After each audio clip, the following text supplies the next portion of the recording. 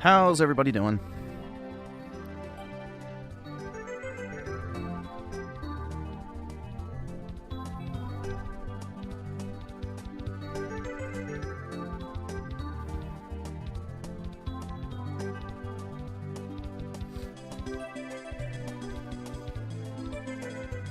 What I have to complain about now? What is that?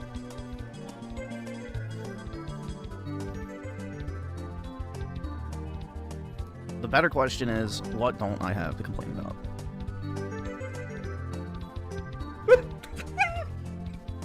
I just can't do it. I can't take this shit no more, man.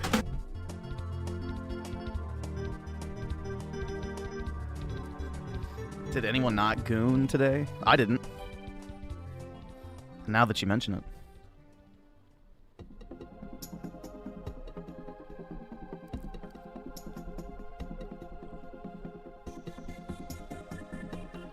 Not yet. Well, technically yesterday is already over, so yeah, maybe today I will.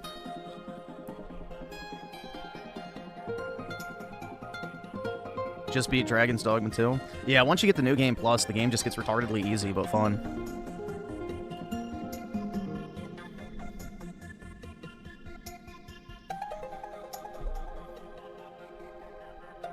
Like, Dragon's Dogma is one of those games that starts off kind of difficult, but then the more you play it, it just gets retardedly easy, which is awesome.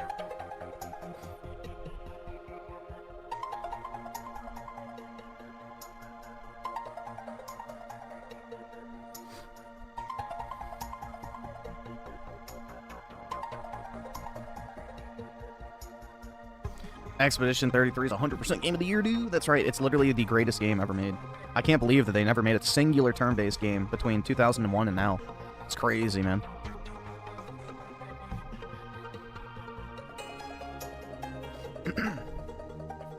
Absolutely crazy.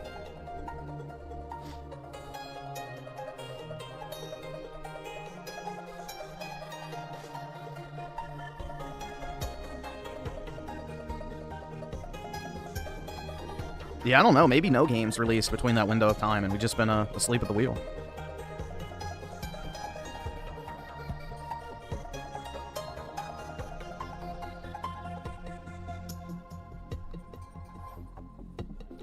I mean, even the other game that they all soy out for, Baldur's Gate, that's a turn-based RPG. So...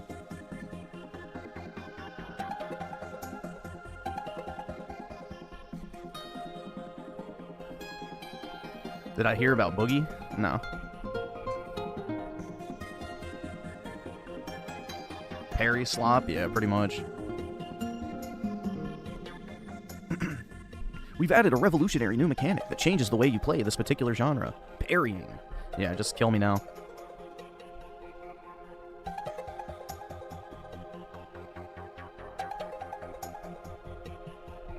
Boogie marrying his child bride. There you go. There's hope for all of us yet, dude.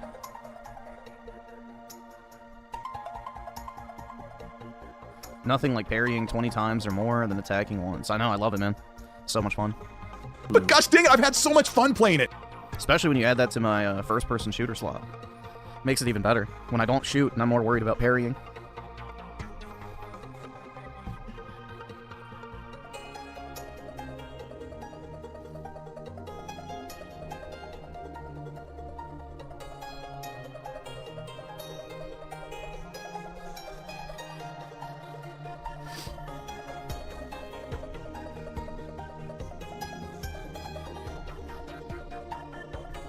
Parry and say the hard R, maybe.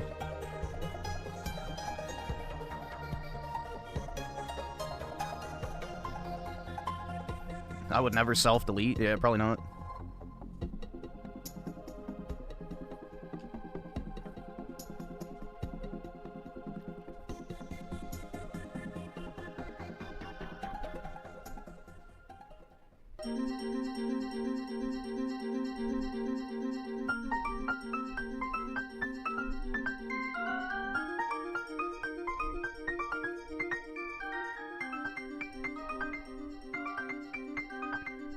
I see all of these and I feel not playing them. What?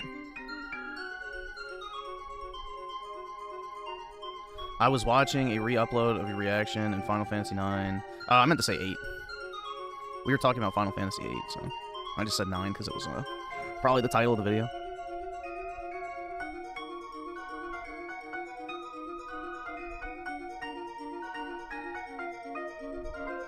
Would I self-delete if there was a 10 out of 10 that walked up to you and asked you out, but your TISM got in the way and you fumbled?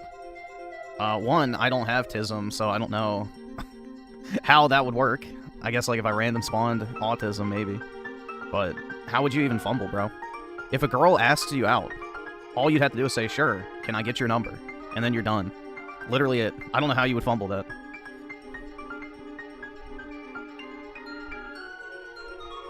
I don't know how you could possibly fumble that.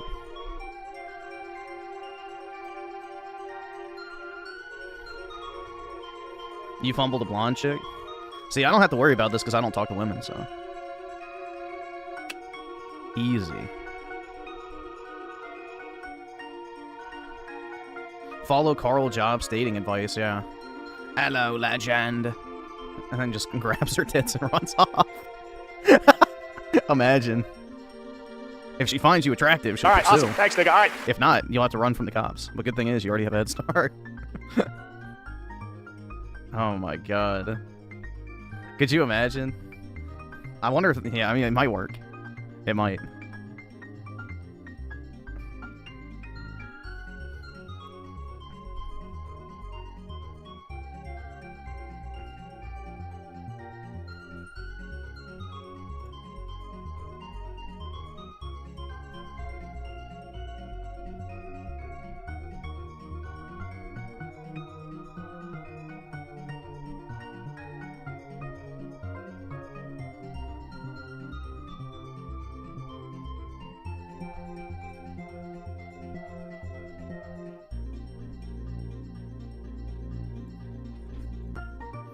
Raging Board with the 5 returned a couple Pro controllers. Nice to get some cash back. Yeah. I returned, I think, 3 of mine. I still have 4. But, yeah. It seems like Nintendo had everything in stock this time, unfortunately. But so it goes. You've never played a real Pokemon game? Just Pokemon Go. Yikes. That's gross. Pokemon Go was fine at first. It got really boring, though. Plus that pesky, you know, gamble of having to walk. You know? The loot box mechanic of having to actually walk around. Shit. It's like I was taking life into my own hands at every opportunity. Daryl's on the 2. I'm going to propose to Mia Khalifa. Wish me luck. Well, good luck, man. Better you than me. Better you than me. Oh, great. You generation with the 3 with the little gay dog. Nice, dude. Wowie zowie.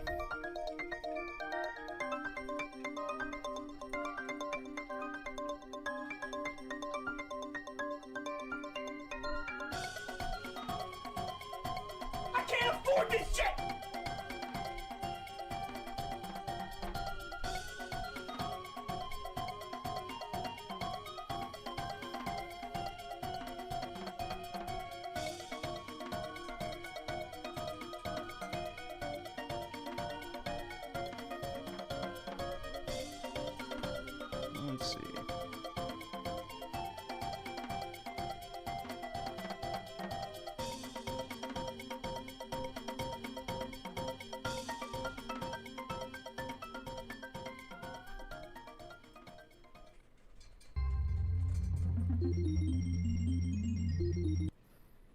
There we go.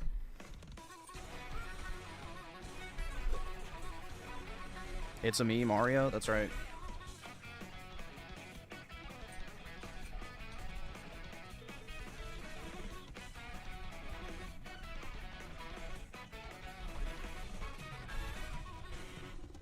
There we go. All my cables are getting fucking tangled. Jeez.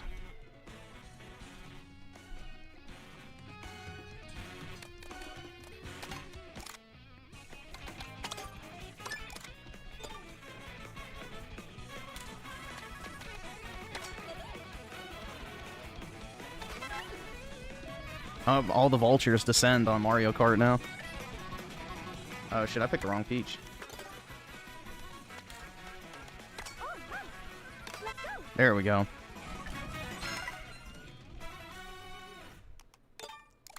On the other 3, the return window expired. That sucks. Alright, let me type in... Griffin needs to put on the brain rot layout with Raymond so we can goon to Peach while getting the daily black pill. Jeez. Brutal, dude.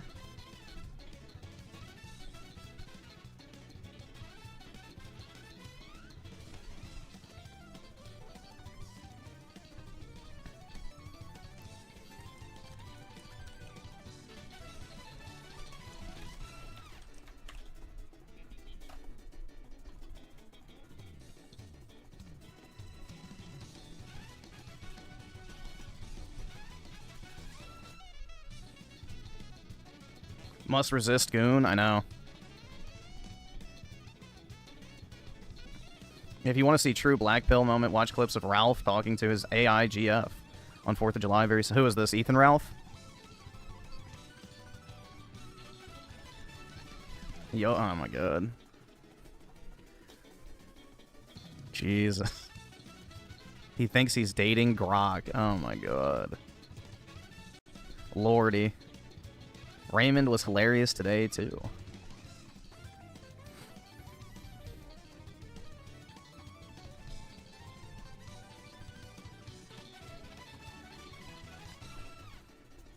Griffin, stop watching Rain. I haven't watched him today. And we didn't watch him yesterday either, so. Alright, well, the code is up, so if you want to join, it's in the chat. He grinds your gears? Why? Because you see yourself in his reflection?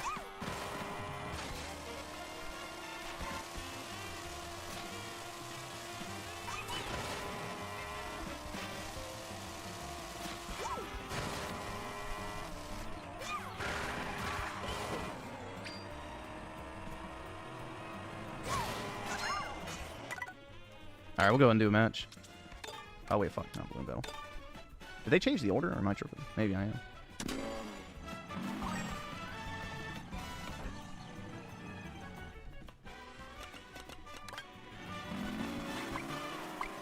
I watched a little bit of his Trvkes today. For like, I would say 35 minutes. They were talking about Dragon Ball for a while, so I kind of lost interest.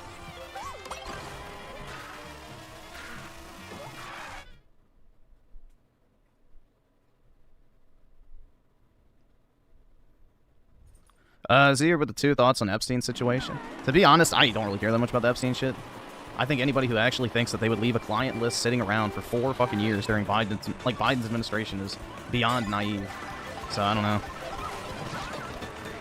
I don't think that shit was ever there for them to even release anyway. You're wrong! You're fucking wrong! Why would the government, if they're using that type of information, make it easily accessible, one? And why would they leave incriminating evidence after they hand over the reins of power? Like, it makes no sense. Alright, awesome. Thanks, nigga. Alright.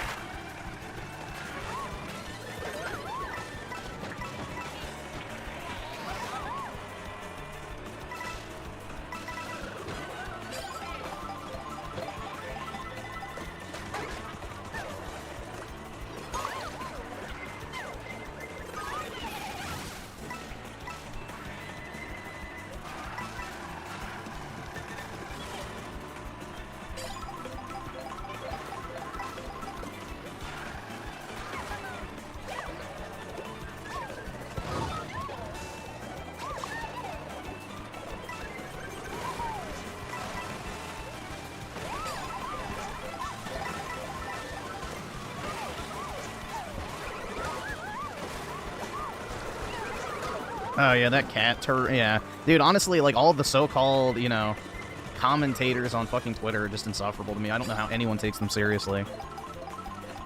I don't know why people place so much importance on what some fucking rando on Twitter has to say. Shit's crazy to me. Like, who the fuck even are these people?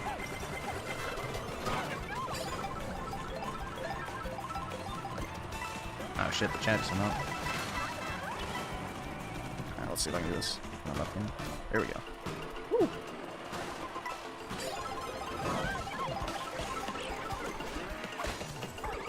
Yeah, my main concern with Trump is getting these fucking people out of the country and then lowering taxes. That's really all I genuinely care about, honestly. Like, I don't know. I'm not one of these people that's like, oh, dude, I'm voting for Trump because of the Epstein file. Like, I don't fucking care. I never thought it existed anyway. I think anyone who actually thinks the fucking CIA would leave around a fucking list of all their compromised people with incriminating evidence is a fucking idiot. Like, do you know anything about intelligence agencies? Like, here's how to arrest all of us. It's like, what? Yeah, no. Sorry. And you really think that made it through 4 years of the Biden administration? Of course it fucking didn't. So...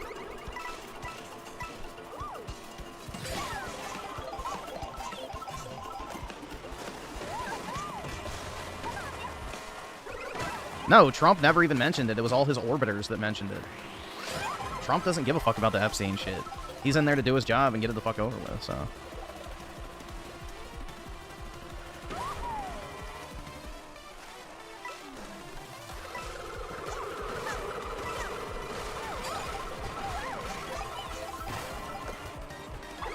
I don't know, I just don't really care about it that deeply, to be honest.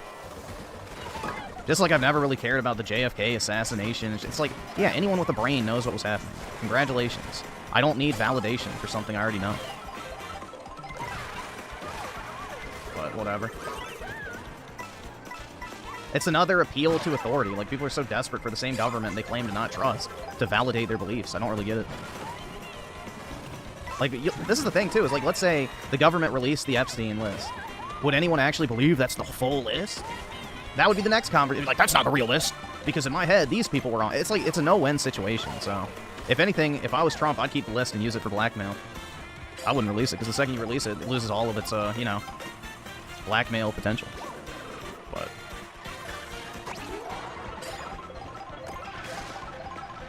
I'd hold on to it.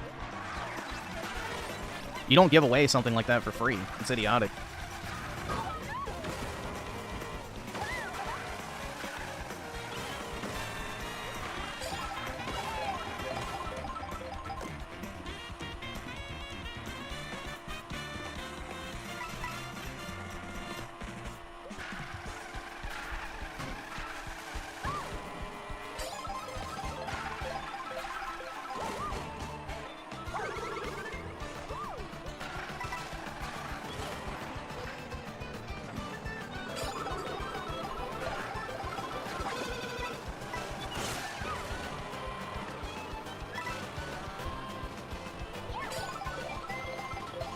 Ichi.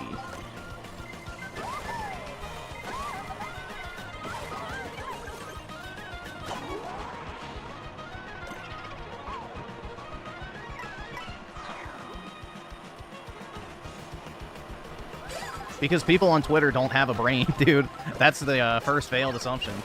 Most people on Twitter are screeching fucking retards. So... they're unemployed people who don't work real jobs and have found a way to make money by just being loud as fuck idiots online. So, it doesn't really attract intellectual powerhouses. Aw, shit. Fuck, last second. Damn.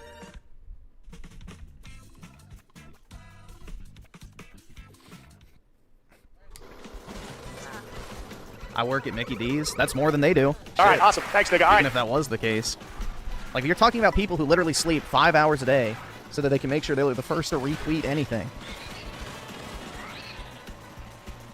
Their entire job is just retweeting shit.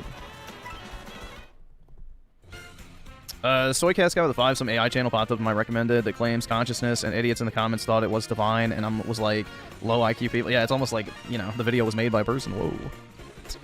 Crazy. Yeah, it's fucking retarded. People are stupid. Genuinely stupid. Democracy was a mistake.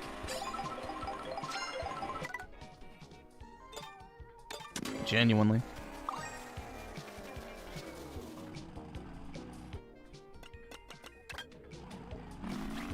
Elijah Petty with the 5. When Mr. Matty turns against Xbox, you know things have turned... Oh, wait, turned sour. First Destin, now him. Xbox might have just lost their last loyal content creator fanboy. Well, Cult is probably still hanging on. So, never abandon hope, man. Also, they'll be back. Just you wait. Would I care if Trump ended up being on the list? Not particularly, if I'm being completely honest. It wouldn't really have any impact on me in particular. As long as he's effective at what he's trying to do, I don't really give a shit, to be completely honest.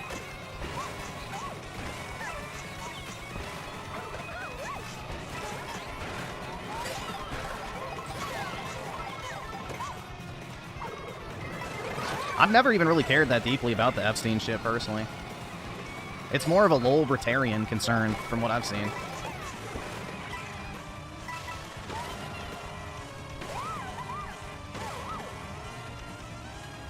I just care about low taxes and getting these fucking illegals out, bro. That's it. That's absolutely fucking it. Everything else, I don't really care, personally.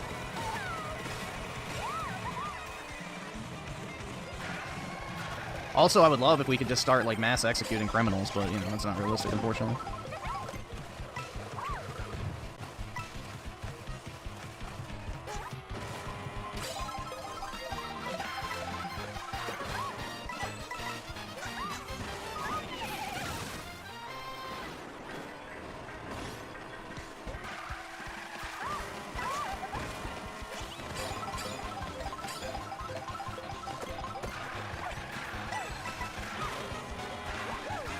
All right, awesome. Thanks, nigga. All right. Yeah, but that being said, I think Trump's clean, to be honest, bro. They tried to go after him for miscalculating shit on his fucking taxes. Like, that's how desperate they were for dirt. Like, if there was some actual, like, you know, confirmable evidence that, you know, he had been raping kids, do you really think that wouldn't have been used in the 3 elections, 2 of which they tried to get him literally arrested? So, I don't know.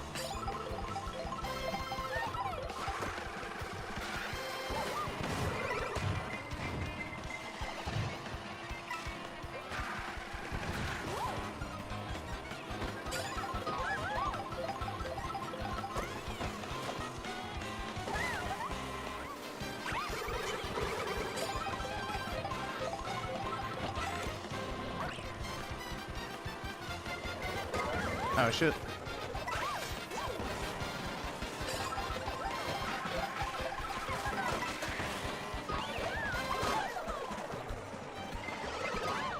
Oh, come on, bro.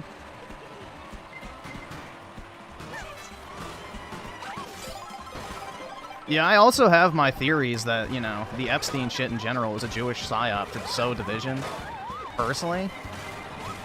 But that's less, I would say, I don't know. That's kind of low on my list of explanations, but it would also explain a lot.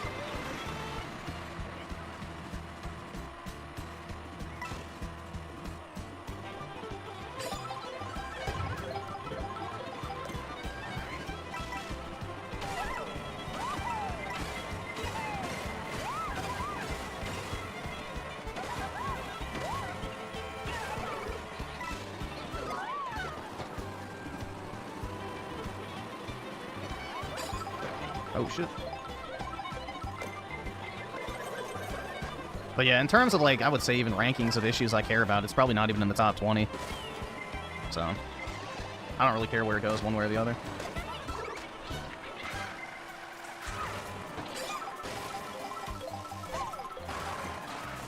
Oh, shit, I almost just fucking ate shit.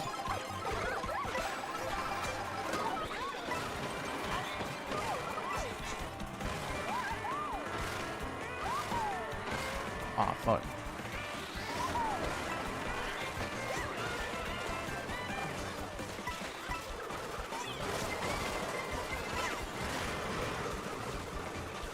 Yeah, I mean, what if the whole Epstein thing was just an opportunity for the Israelis to, like, sow division within the United States? Like, you know, on top of blackmailing people. Well, congratulations, it's working, so, you know. And at the time, like, why the hell did this come out right after, you know, I don't know. Timing's everything, in my opinion. Like, why all of a sudden? They obviously want something. Are you fucking shitting me? Oh my god. Jeez.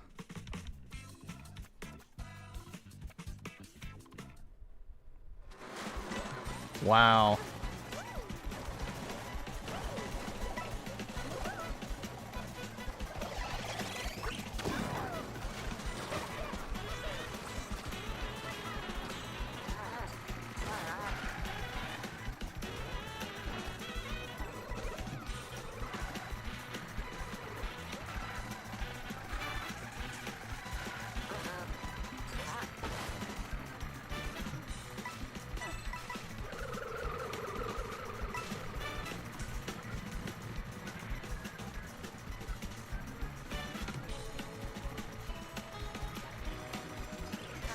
Truly tragic shit, man. Thoughts on Trvkes? I eat nothing but chicken and rice. That's all I've had to eat for like the past multiple months. Other than occasionally mixing it up with like steak, but yeah. It's basically all I've eaten. I don't see an issue with that personally. Chicken and rice is like normal food, so what else are you supposed to eat? Vendetta with the 5, you hear Trump allowed to fire all those government workers. Yep, finally, and taking back U.S. land from the CCP. I'm with Trump, sick of hearing about. Yeah, exactly.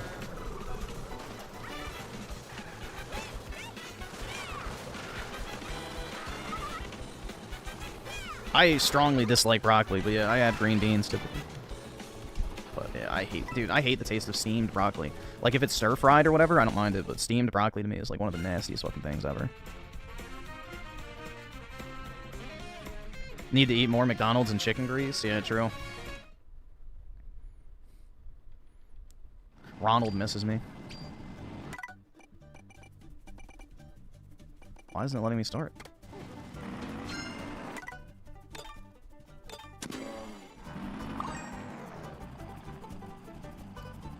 2023 Perfect Dark with a 10. Yep, I just want the list released just so I can see who's going to say it's not real or completely ignored that someone they like was on the island diddling and no one actually cares about those kids. Yeah, and like here's the other thing too. Is like how do you even verify the there's so much messy shit around it because the government can't just put out a list saying like, oh yeah, these are the people implicated with zero evidence, because then that just opens up massive amounts of lawsuits. Like if I'm the government, I can't go and put out a list and say like, oh yeah, these are the people I think raped kids. Like that, you can't do that. Like, I don't know. People are just very unrealistic about it. And I don't think people can accept the fact that maybe there's just not as much to the conspiracy as they thought. That's another possibility, too. So not every conspiracy is correct. And even if it is, there's varying degrees of correctness. So, I don't know.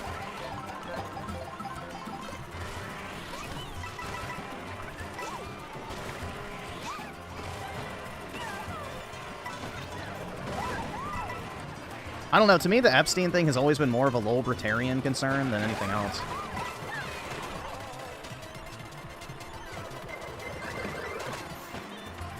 I still think the focus should be is, you know, cleaning up the country, so to speak, by getting the wrong people out. That should be priority number 1 before anything else, because who fucking cares? Like, that's a lasting, real impact that everyone will feel. So, that to me is priority number 1.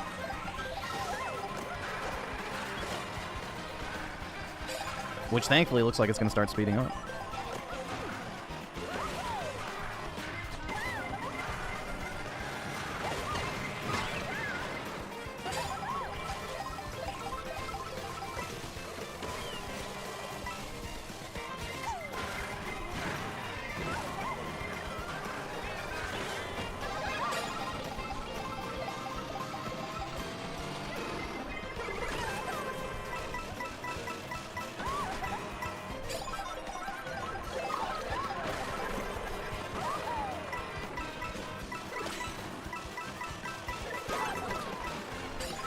Well, that works.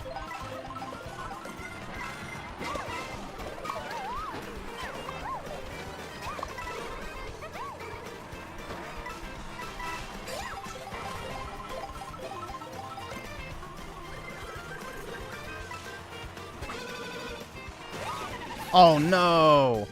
Fuck, dude. Really? Right as I try to do the skip.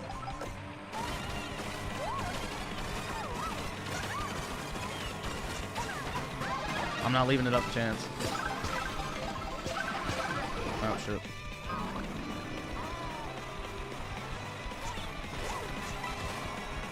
I don't trust the science.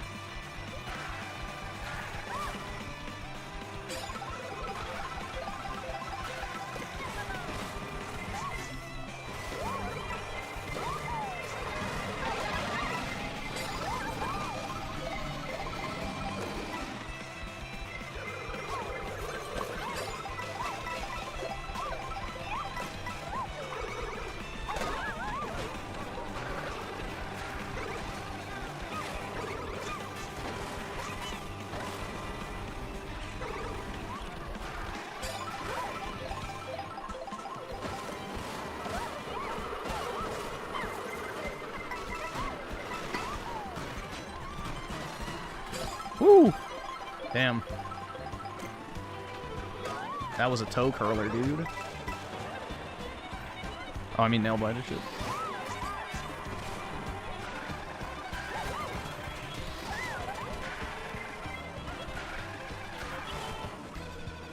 White boys wearing do-rags. Cringe. I don't know. What do you want me to say?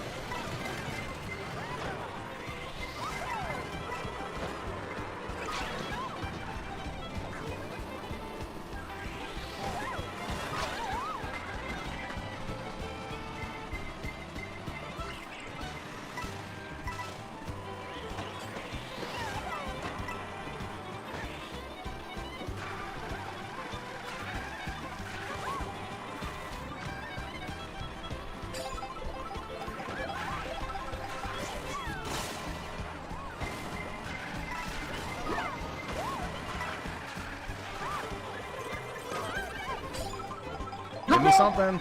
You're fucking bored.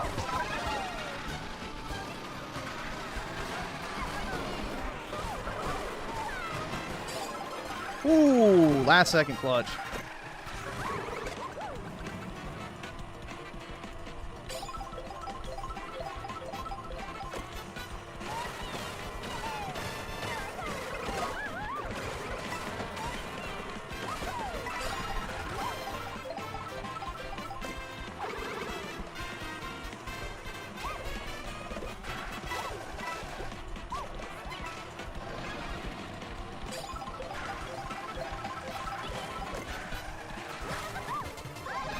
Oh shit.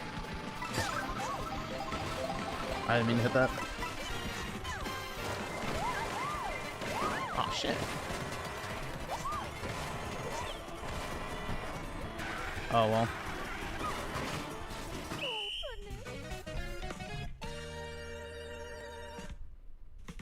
What are black people that act white called? What? Uncle Tom's, Oreos, Race Trader. I don't know. At least by their own peepo. No. The white... No, that's something else.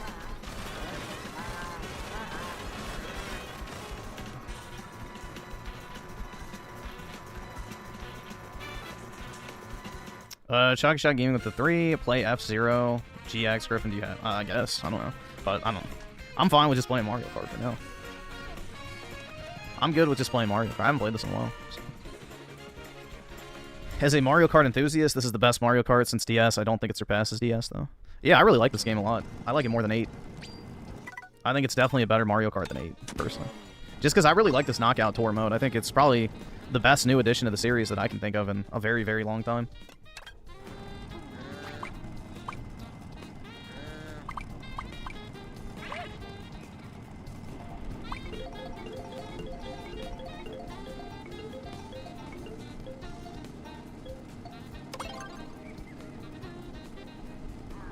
Peach got me bricked up for real. Hell yeah, dude.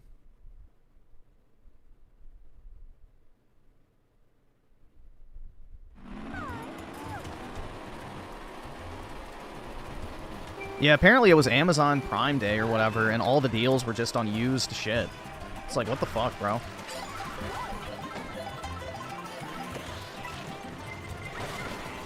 Not that I was gonna even buy anything, but like I just kept looking and seeing like the I guess deals and everything come through, and it's just like, what the fuck even is this? Nobody wants to buy used shit off of Amazon. That's gross.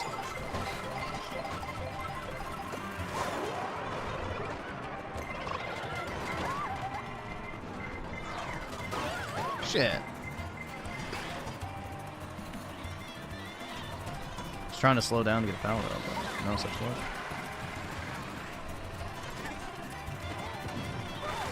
You shut the fuck! Don't you fucking tell me to my face to shut the fuck up!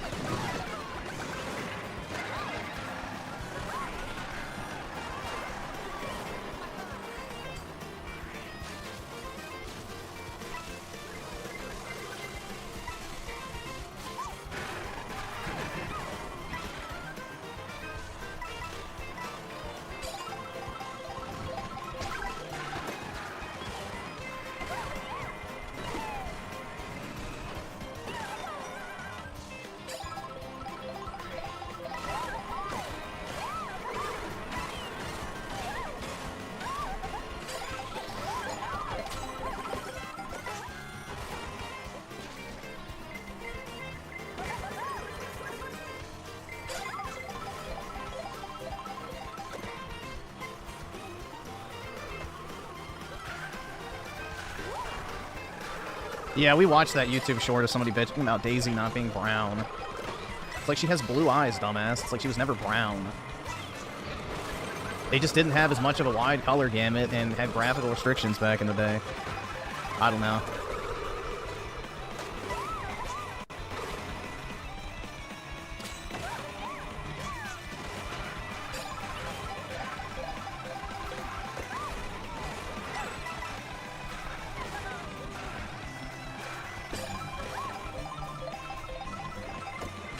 Once again, the philosopher race is pissed off that they can't see themselves in literally everything.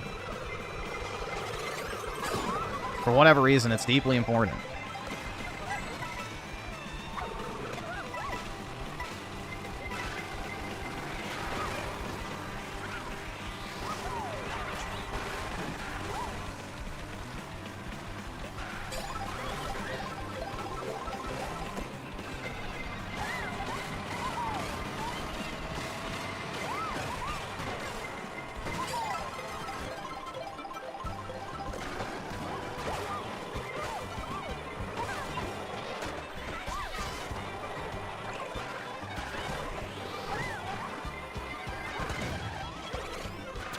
Fuck.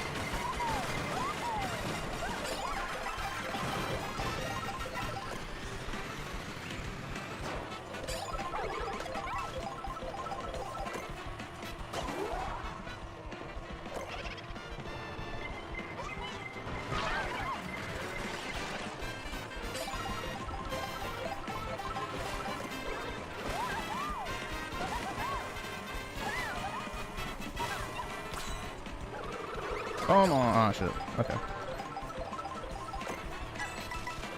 It's not so much that Etsy is eBay for women, it's just eBay for arts and crafts and stuff. Or at least it used to be, now it's just to sell cheap Chinese shit. It used to be a place to sell, like, you know, small business, artisan goods, but now it's just cheap China slop.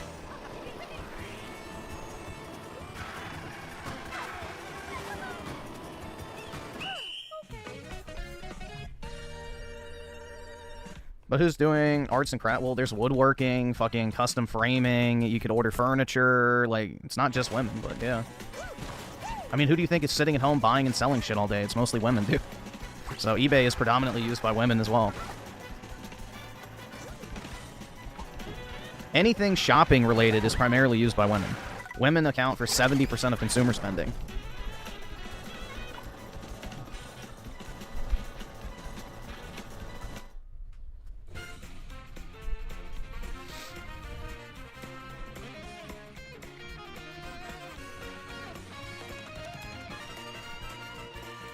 Let's see, 2023 Perfect Dark with a 10. People will say boycott, insert celebrity here, then after a month, 2028 or next virtue signal, all of a sudden their option matters again?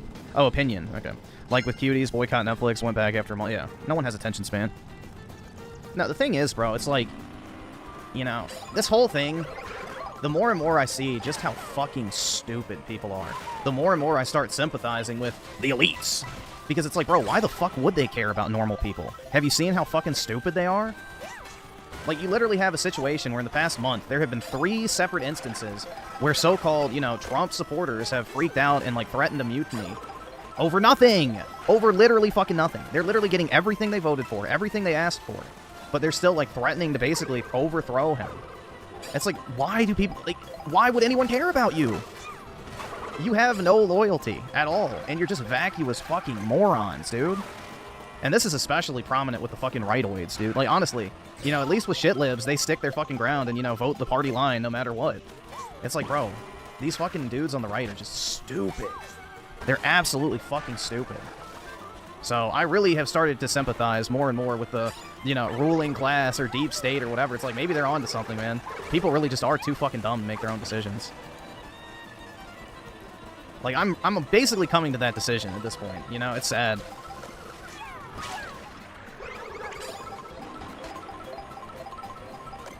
Like, they conflate being a fucking retard with questioning things. It's like, no, you fucking dumbass.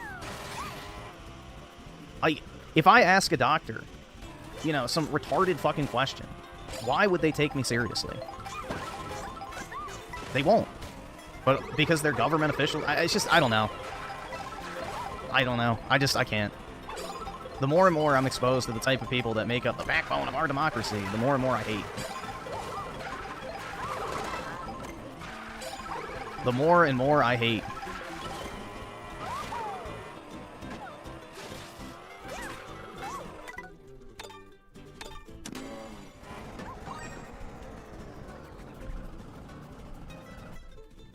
Charlie Kirk supports gay and trans. Yeah. Ugh, dude, it's gross. Absolutely gross.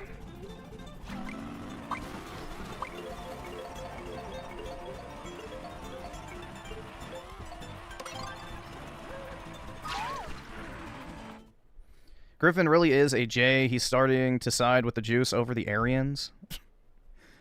My guy. Best case scenario, 57% of the country is Aryan. Best case. I hate to break it to you, but the reality of that ever being a situation is done.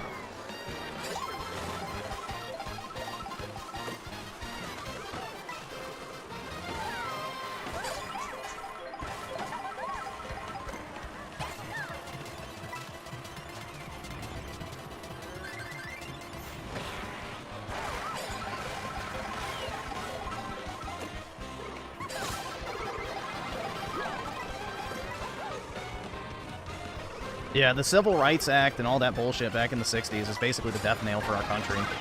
Because up until 1965, only white people were allowed to emigrate to the U.S., pretty much.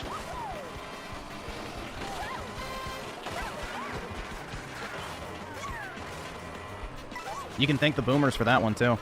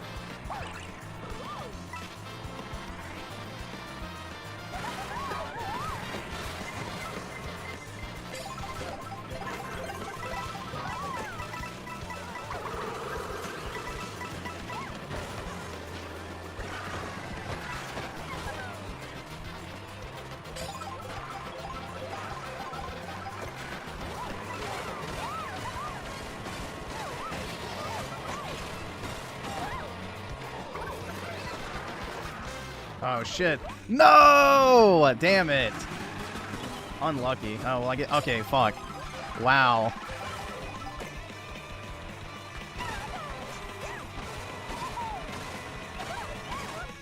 What?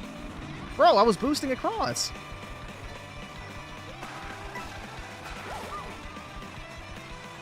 The fuck? I didn't get stuck.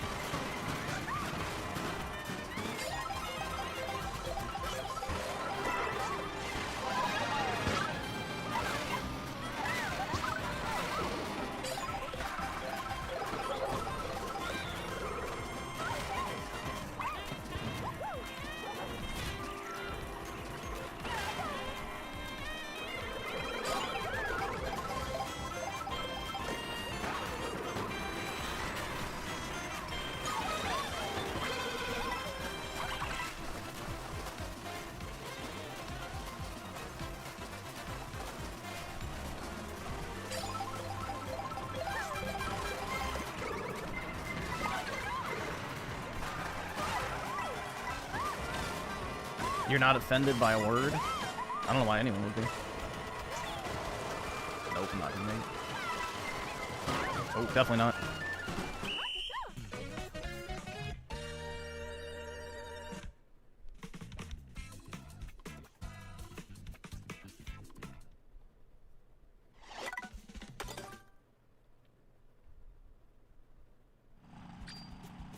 Griffin wants me out of the country. Are you illegal?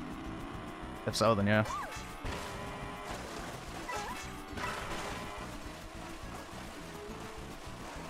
You gotta go.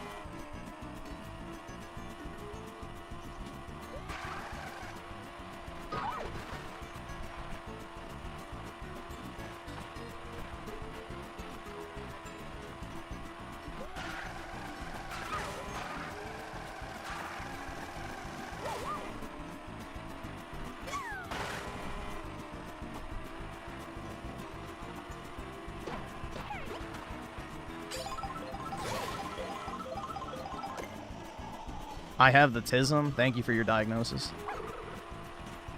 Thank you for your expert diagnosis.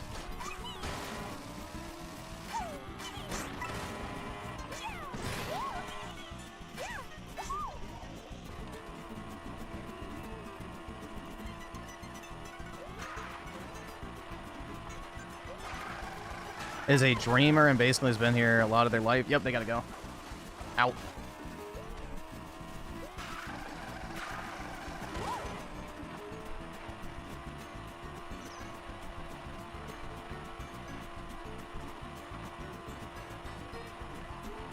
The only solution is to harden your heart and ignore the rule of exceptions.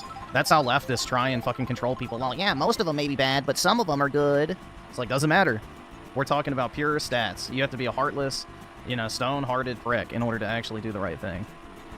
None of this fucking empathy bullshit. That's what got us into this situation in the first place.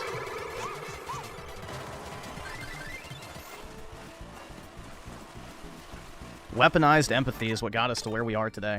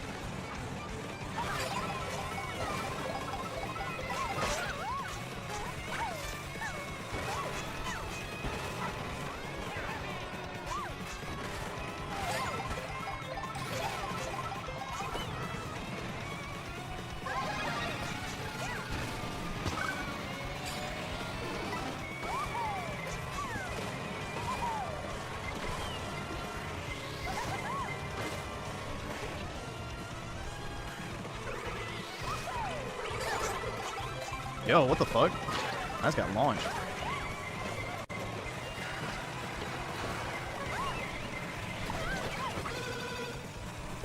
Oh my god, dude. What if the illegals donate? I don't care. A $3 super chat is not worth selling out my country, so... Sorry. I don't care.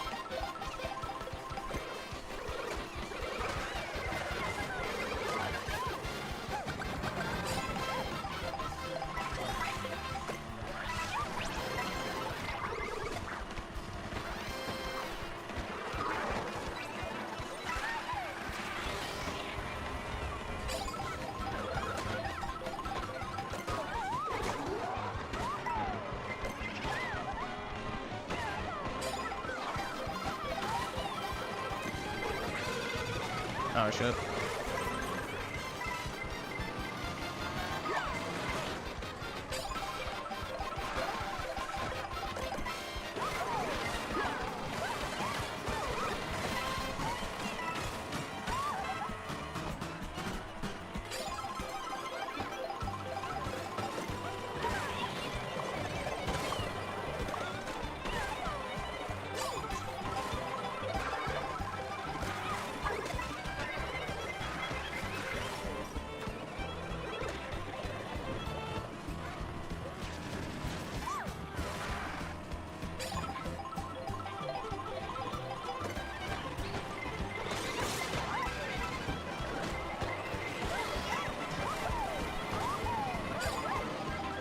There we go.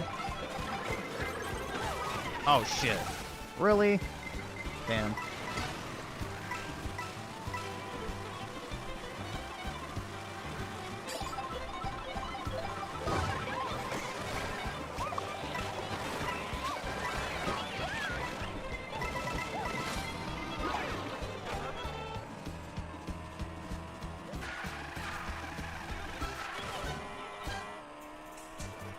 Oh, well, that's over. Yep.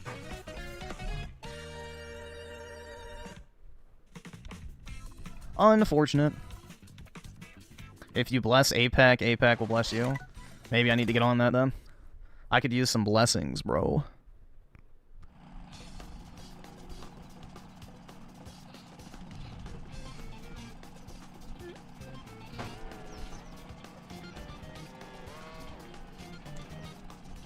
You'd never take the shekels? Well, I guess it depends on what you'd have to do. At the end of the day, man, if you're working a corpo job, you are indirectly taking the shekels, whether you want to admit it or not. So,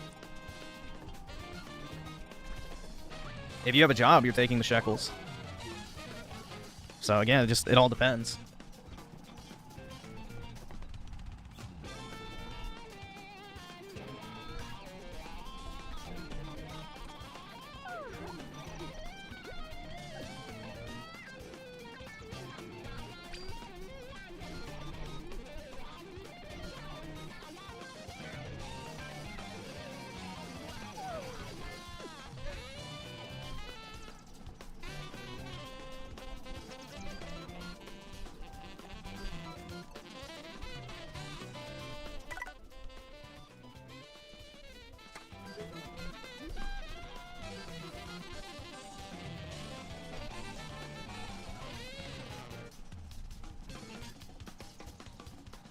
Would you take the shekels to single-handedly start the next generation of Jays by impregnating every Jay woman?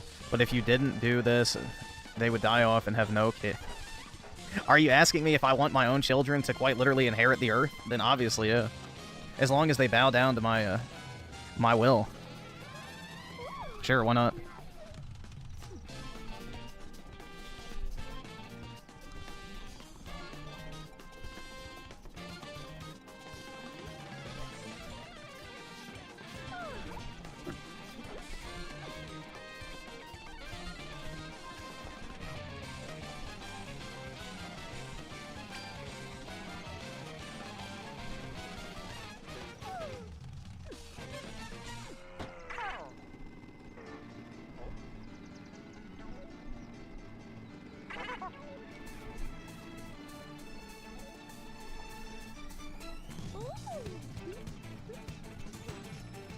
Frit bitched on Twitter because someone stole one of his video thumbnails that makes a video Nintendo bad for their piracy policy. Oh, interesting.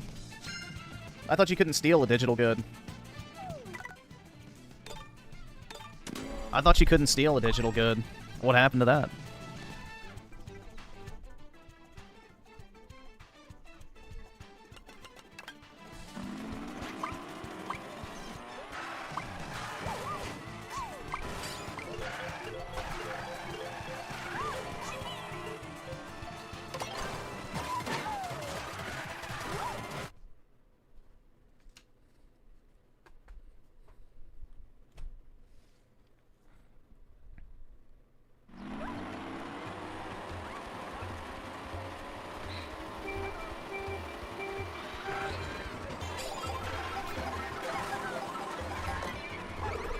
Oh, shit. Well, that was a waste.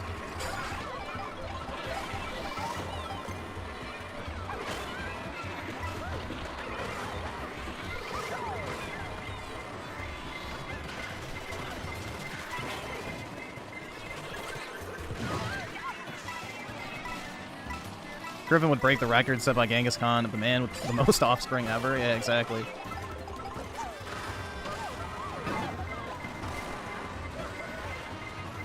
Then I could change their name from the tribe of Abraham to the tribe of Griffin. So yeah, I think that'd be worth it.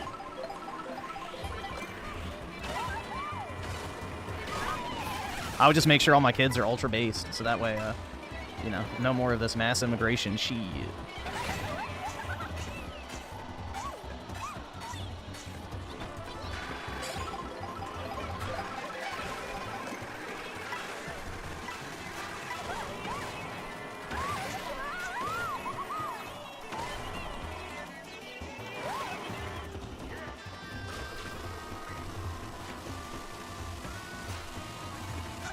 Brit's gooning to Leon? Gross. Maybe Brit was the femcel on Twitter that was posting the pictures of the Neon, or not Neon, Leon mod. Of him with his, nude mod or whatever the fuck. Win the dog collar.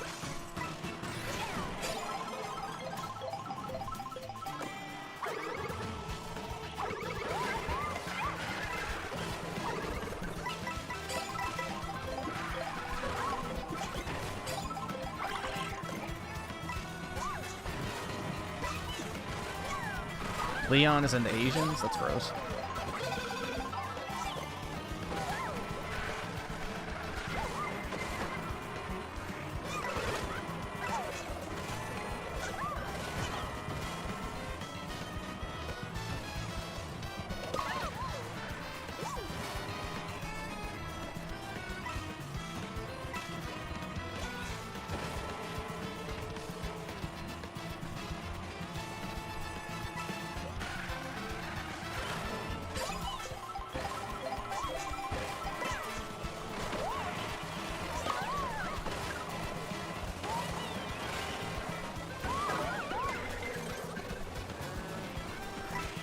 Why does Brit have a rhino picture? Probably because she's feeling horny. I don't know. Be my guess. Oh shit, I didn't get a power up in the final stretch. It's over.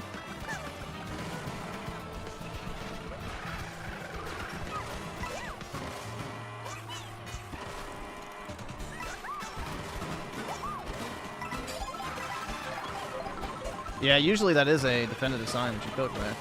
I managed alright.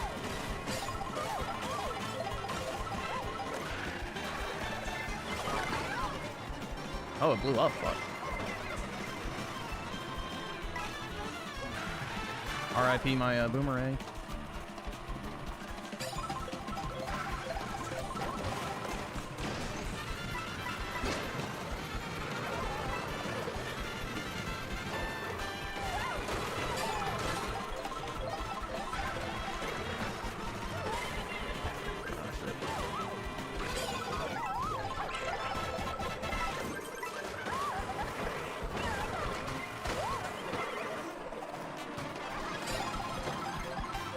Hooray.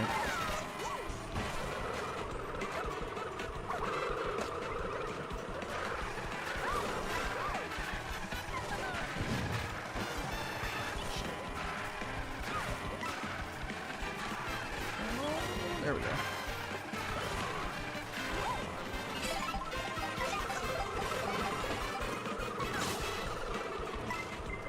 Wow, I got a blue shell in 7th. Oh, I guess 8th is good. Still, I mean, that's kind of high.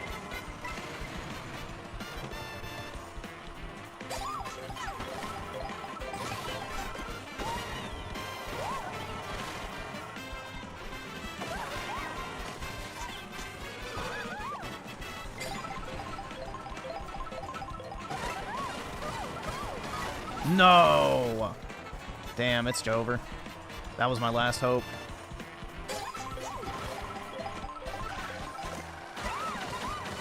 Yeah, that's fine. Yeah, not enough time.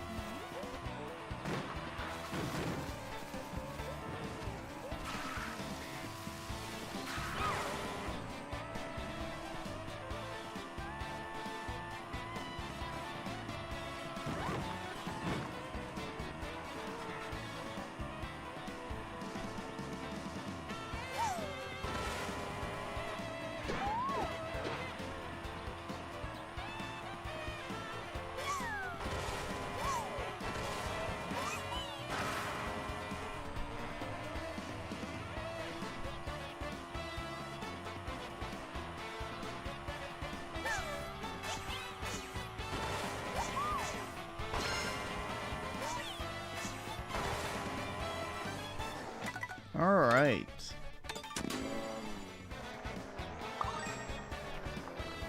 We'll do like a few more races of this, then maybe I'll switch to something else. I don't know, I just wanted to play a little bit of this tonight, since I haven't played for a while.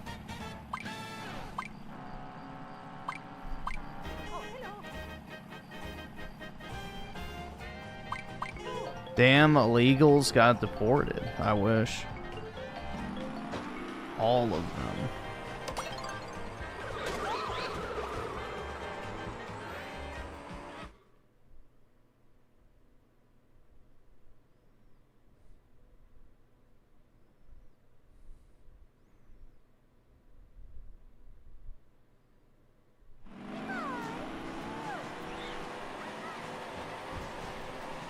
Yeah, I saw the shit with Elon's Grok thing today, where it was calling itself like Mecha Hitler, you know, all sorts of wild shit, and then he spurred the fuck out and took it off, because, you know, it was talking shit about him, too, which is what's funny.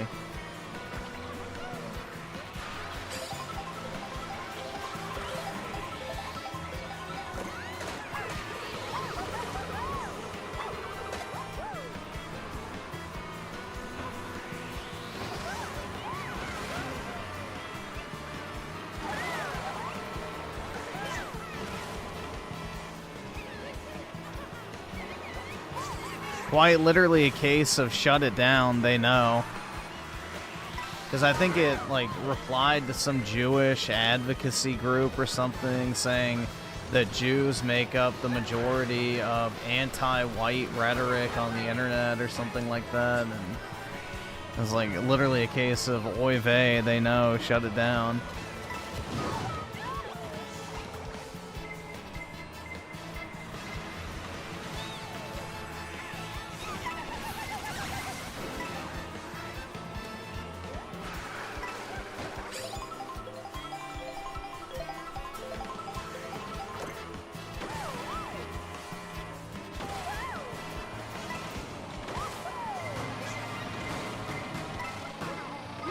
Oh no. Okay. Ooh.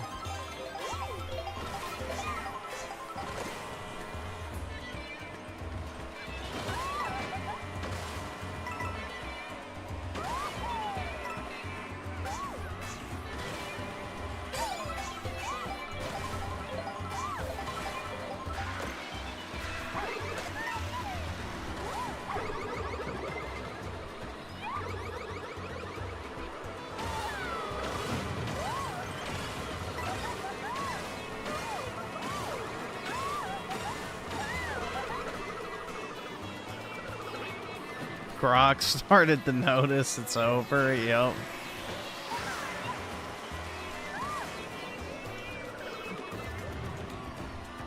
Artificial intelligence is becoming too intelligent, oy vey.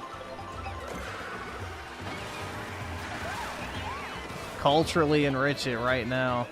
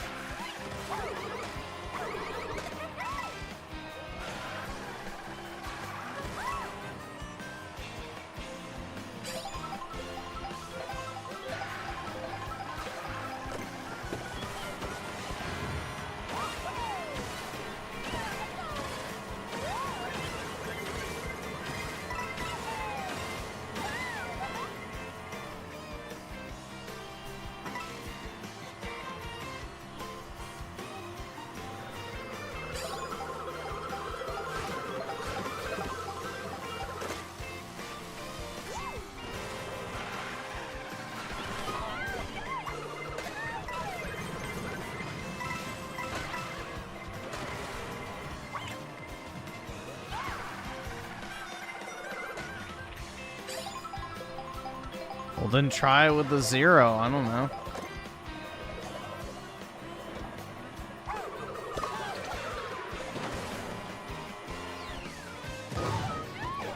I don't even have a real job. I absolutely do, PK. I wish I didn't, but yeah, I do.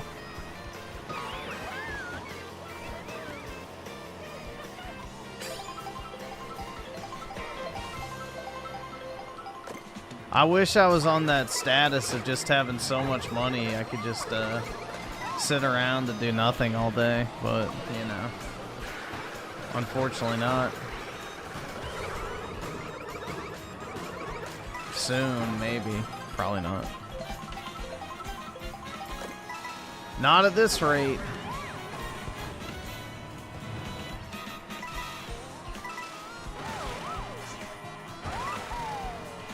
I wish I was you, pretty much, I guess. But not everyone has a mom's basement to live in. All right, awesome. Thanks, nigga. All right.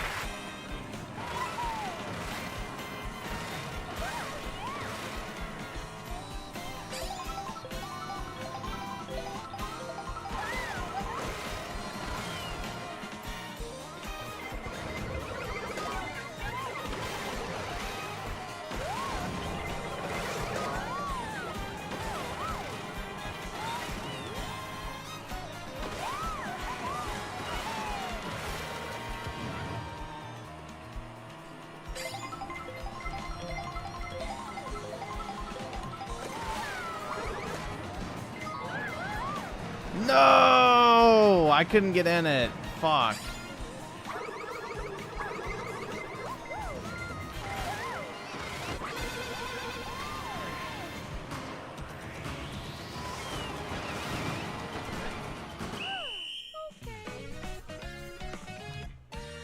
You live better than me? Maybe so. I live in my little goy box, so...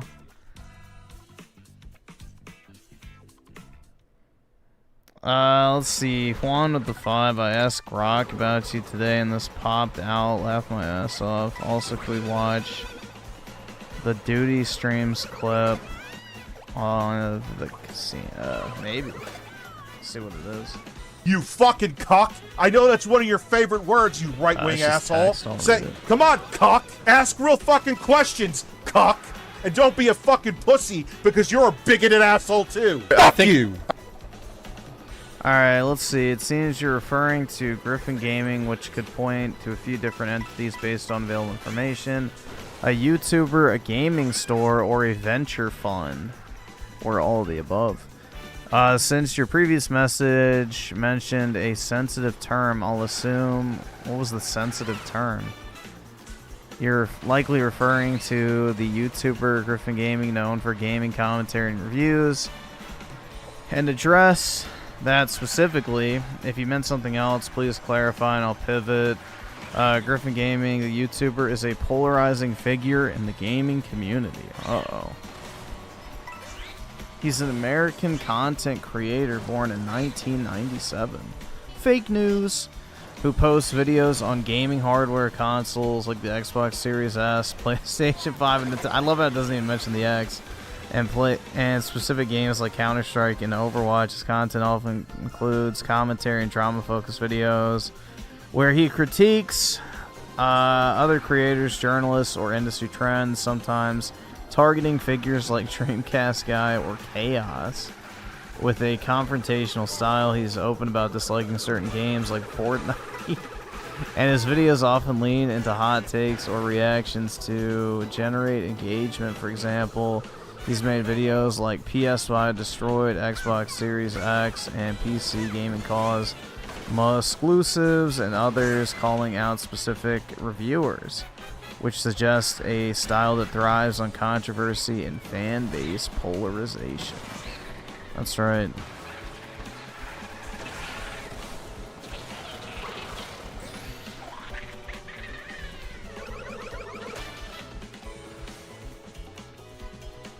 There you go. I do like polarizing people. Filthy fence sitters get fucked. Feels great knowing that I have a house and one of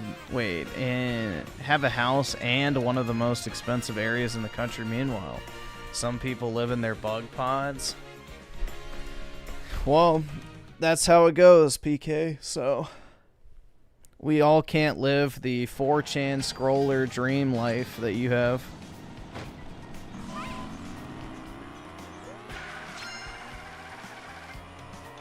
Series S, what a loser, yeah. That shit's crazy to me. It's a $500 console almost now. Like, bro, who is buying that dog shit for $450?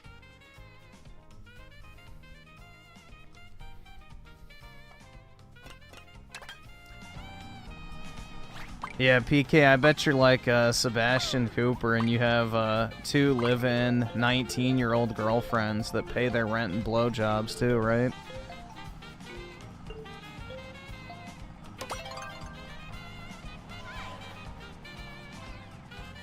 Or maybe you have a free use scenario going on, I don't know. Just anytime, any place.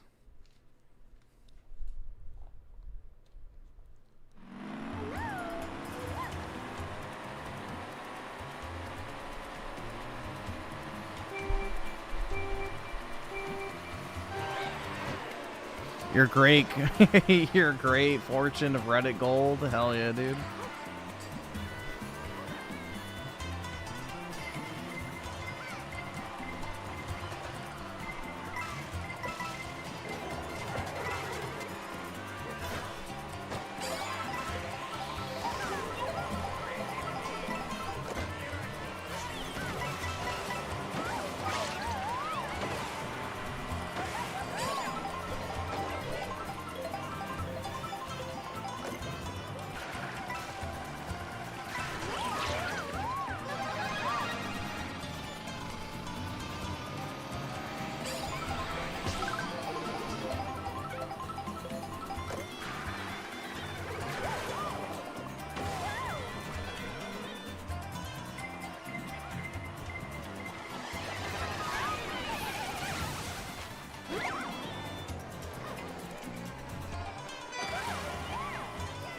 Unfortunately, PK, I can't move to California, man. Sorry. But I appreciate the offer.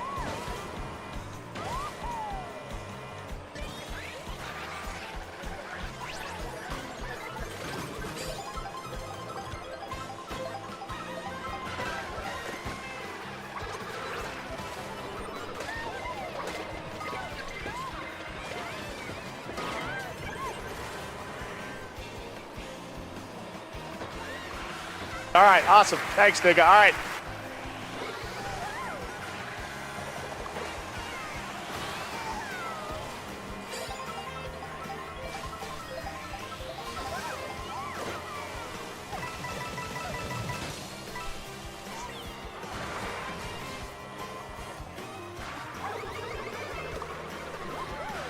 I remember people complained about the rail grinding in this game that basically would remove all requirement for you to actually race. They're like, oh, with the rail grinding system, you won't even have to steer. It just automatically wins the race for you or some bullshit like that.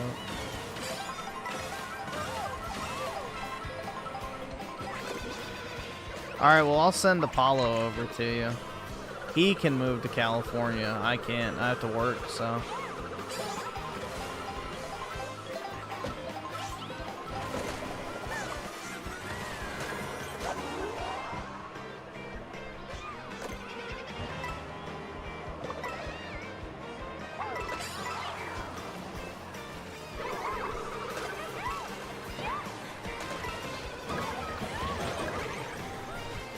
Fuck me.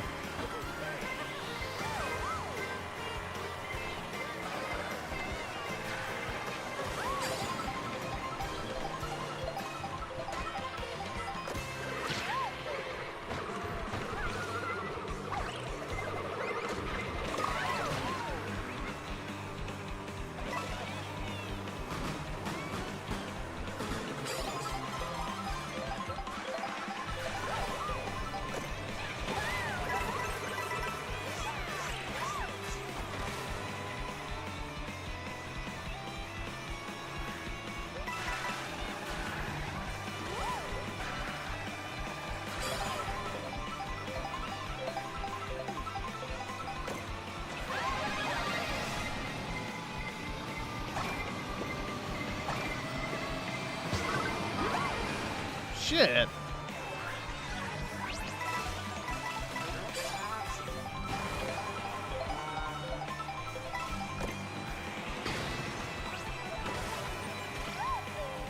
Why did they give the cow butt cheeks?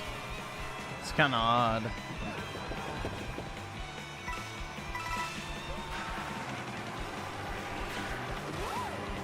A little sus, if you ask me.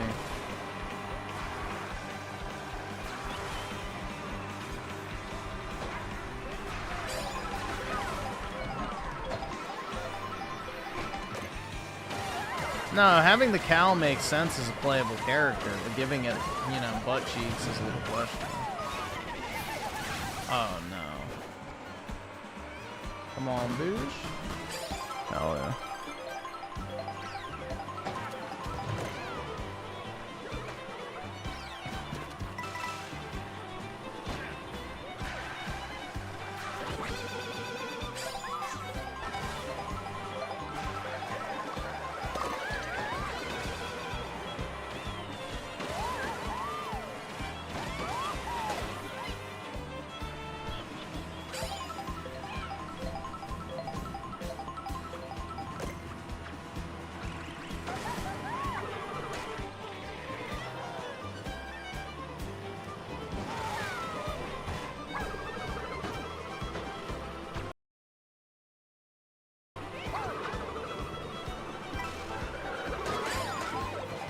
Woo!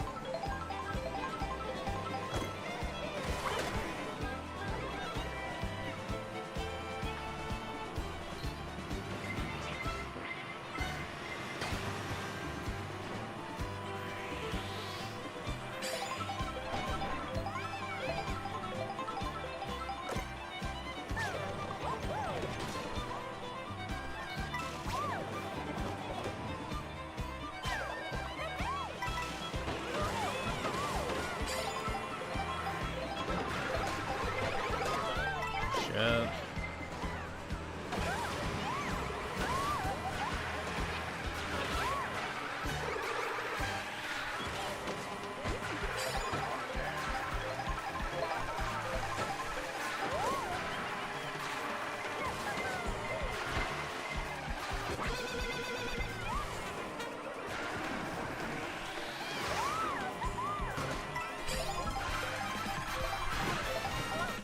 Ah, damn. I really didn't need that assist. But all right.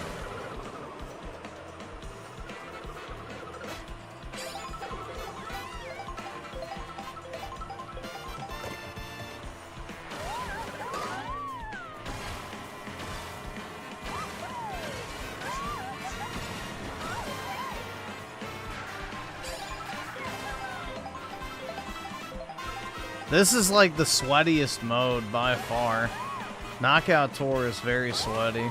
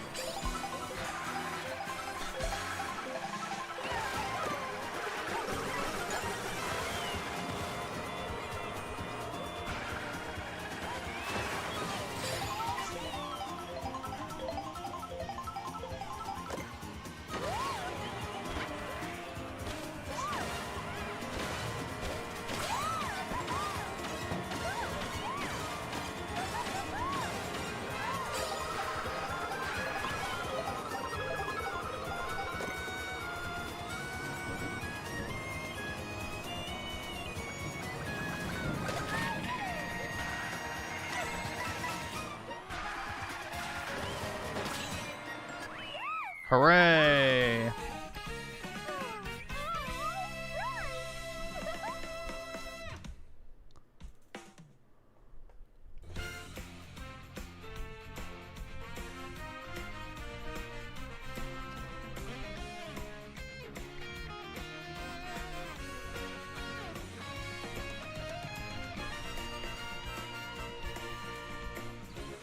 The VODer is community noted. He'll return in a few months. Wait, what? The VODer.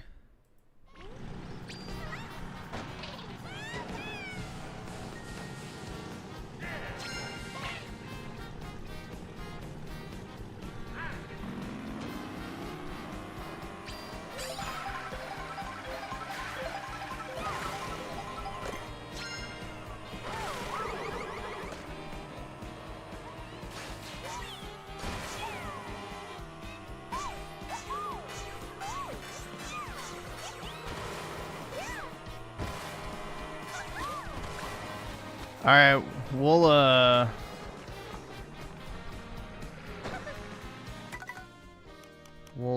do one more race and then figure out what to do from there. What the hell? Okay, why the fuck wouldn't it let me hit A?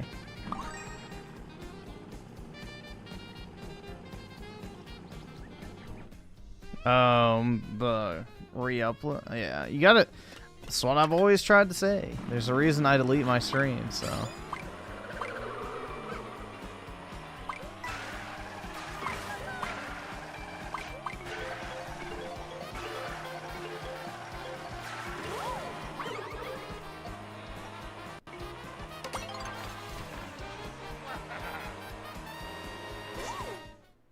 I've had multiple wins, actually.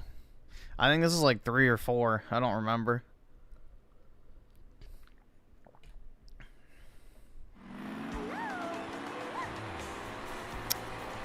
But, yeah. I've won a few. Not many.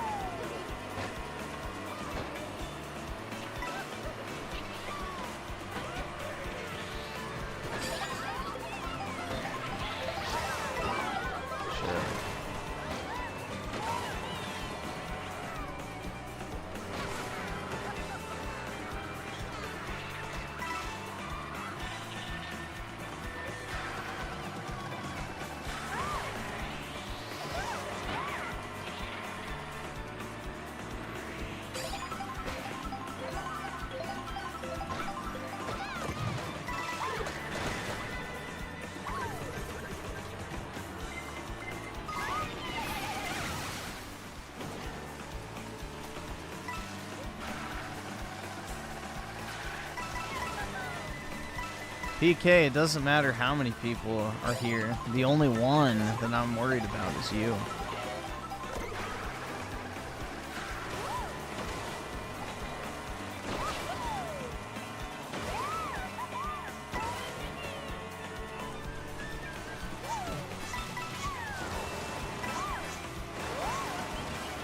First W got...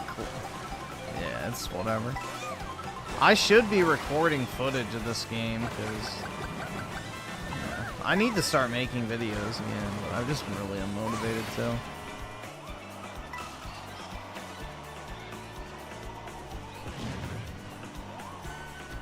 I've been very unmotivated to upload.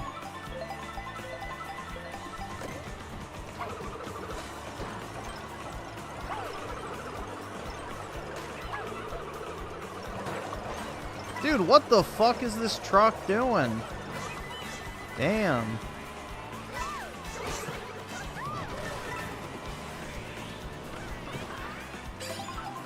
It's like I'm driving behind some GI's mail order bride, dude.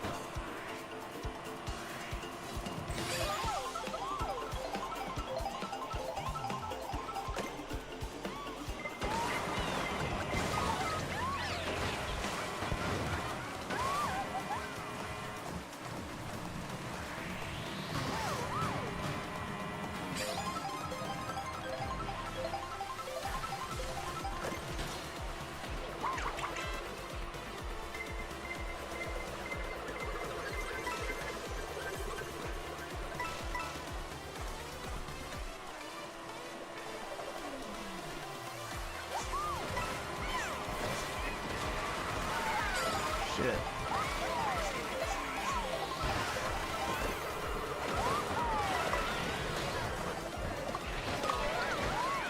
Bro, I didn't get the boost because I was... Oh my god. Bro, what the fuck is this? Damn. Really? I got Jewed so fucking hard.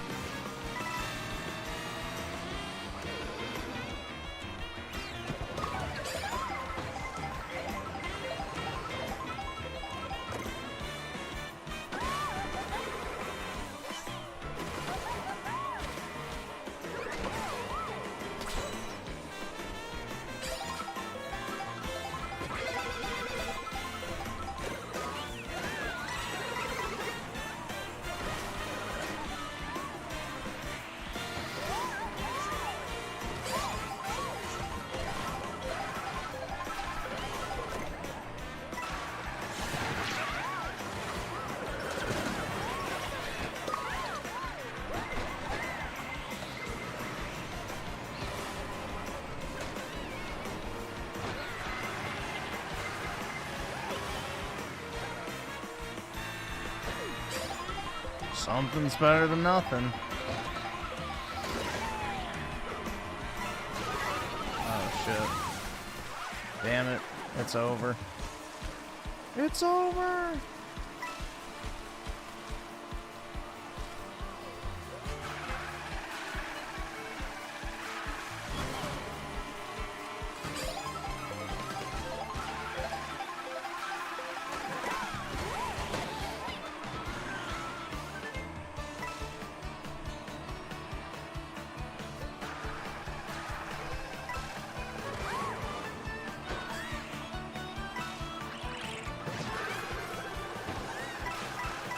Streaming my pizza face. The fuck?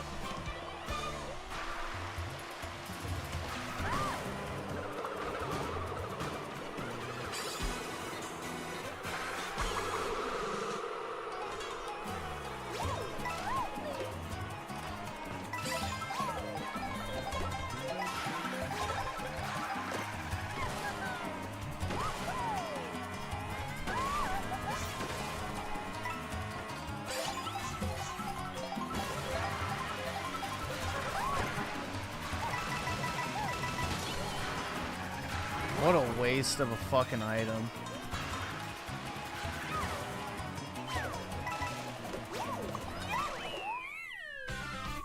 Damn.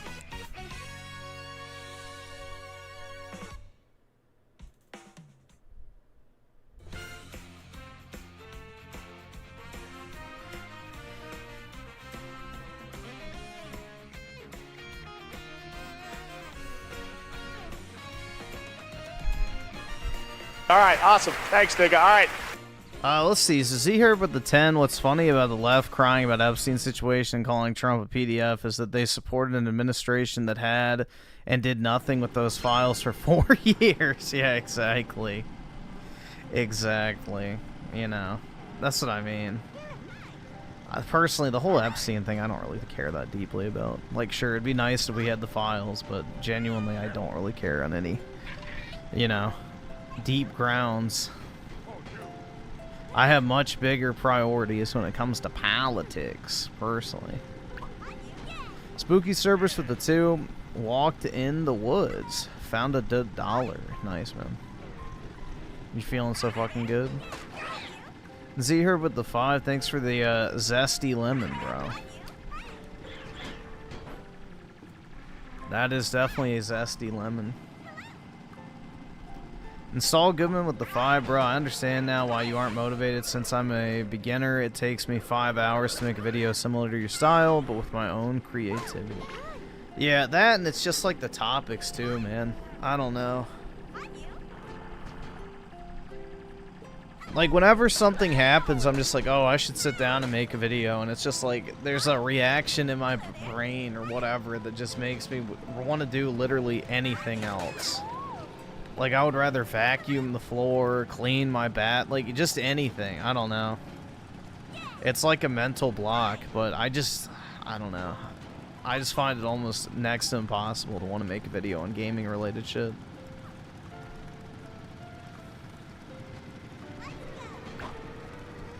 What has happened recently? Well, I mean, like, the Switch 2, obviously. I should have done a video on that.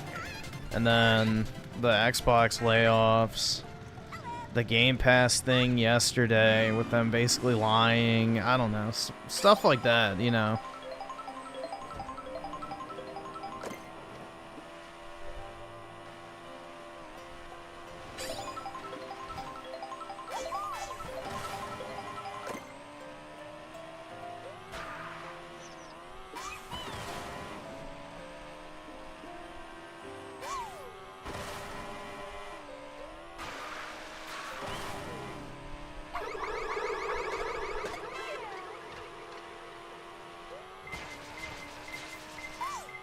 Alright, we'll do one more race and then I'm gonna hop off this.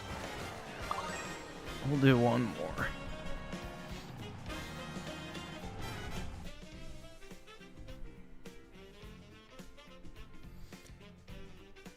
I don't know, I just wish my passion for gaming wasn't completely in the toilet these days, but alas, it is.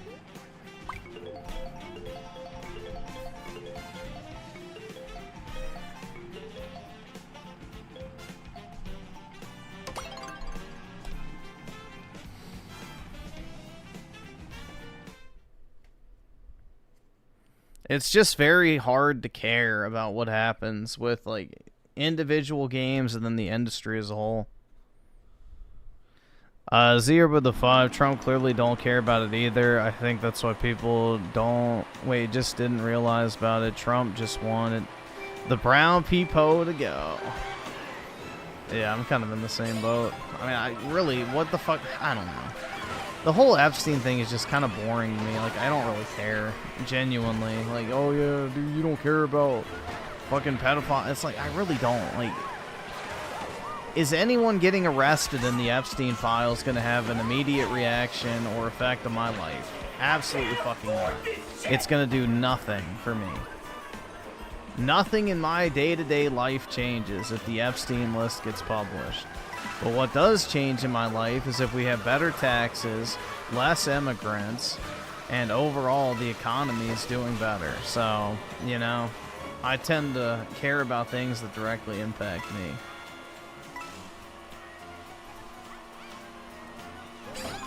So, that's my stance at least. Call it selfish if you will, I don't really care.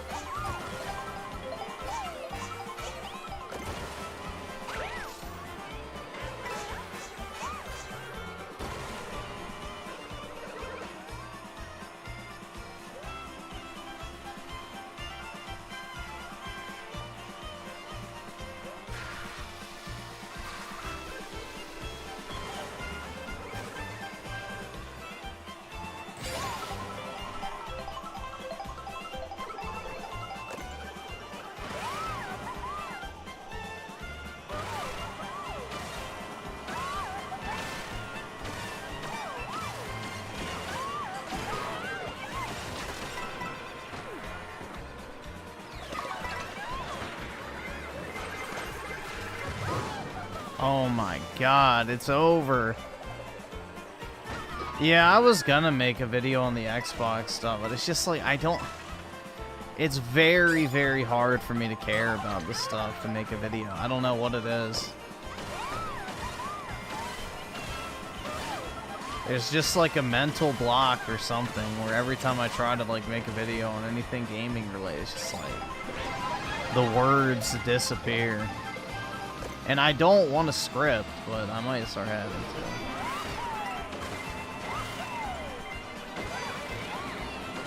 I don't know, it's just the last thing I want to do when I get free time to sit down and talk about gaming shit.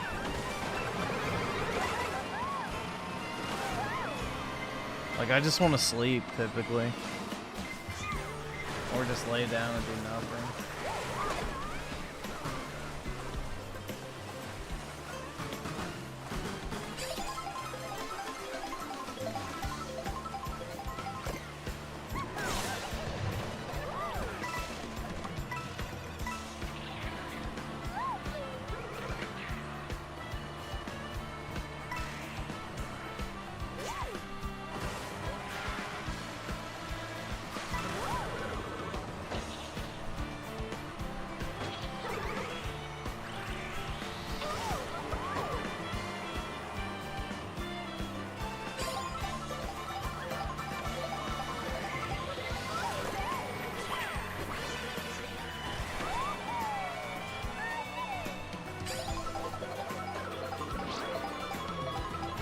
I don't know, it's hard for me to even sit down and like play a game in my free time even.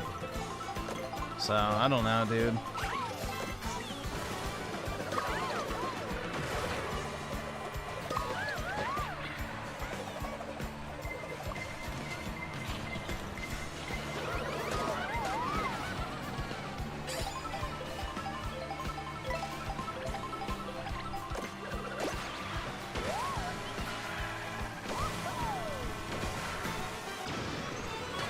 The Switch 2 is like the most gaming I've done as of late.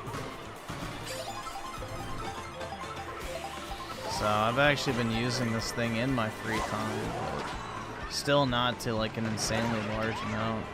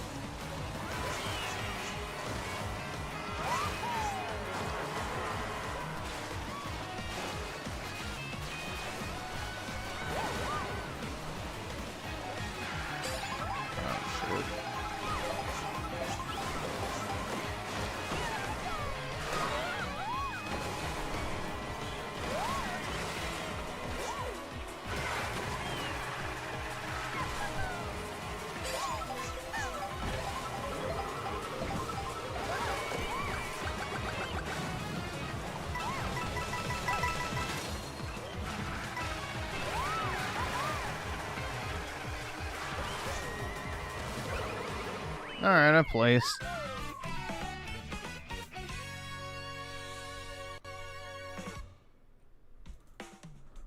Don't do videos on things you don't want to talk about. That's the problem. It doesn't really matter what I want to talk about. It's more so what are people going to watch. So, it's not really a matter of making videos that you want to make. You have to make shit that people actually want to watch. So, and I have a gaming channel, so I have to talk about gaming stuff. Whether I care about it or not is basically the long and short of it.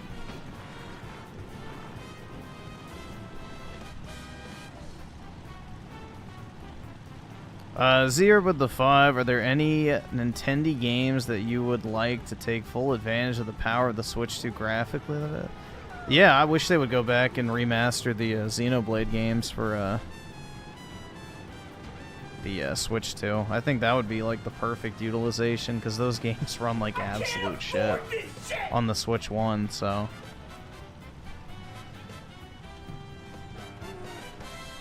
Either subscribe, donate, or get the fuck out. I don't know. Like, the thing is, too, is like, I don't have a genuine desire to be a YouTuber. Like, that's not an ambition I have in life. I don't want to be a full-time content creator. I don't want to be, like, internet famous or anything like that. I don't know. So it's not even like I have that driving me where it's like, oh, dude, I'm gonna make it one day, dude, and be a professional YouTuber. It's like, I don't know. That's not even like a driving motivation for me. It was always my passion, dude. But, you know, for gaming, that's like disappearing. And Mr. Fat with 35 months, appreciate it, man. Video, the history. I don't know if we're gonna watch that. If it's short, maybe. I don't really want to watch like a 3-hour documentary. Let me see. Alright, it's 20 minutes. That's fine. We can watch it.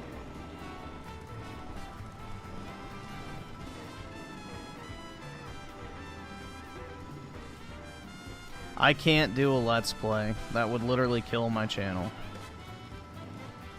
You have to upload similar types of content constantly, or else it kills your fucking recommended whatever. Which I haven't uploaded in so long, it'd probably kill it anyway, but... Unless you have a Let's Play channel, doing a Let's Play on your channel is like channel suicide because nobody will care.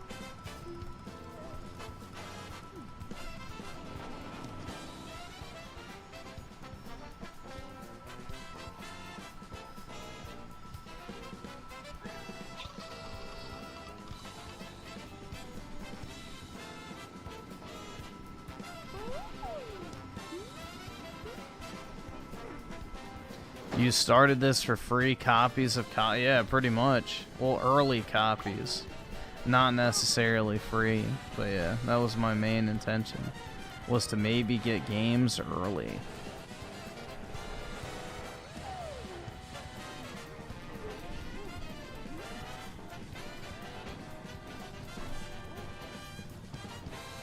Now COD is mid. Yep, I don't even want to play it anymore.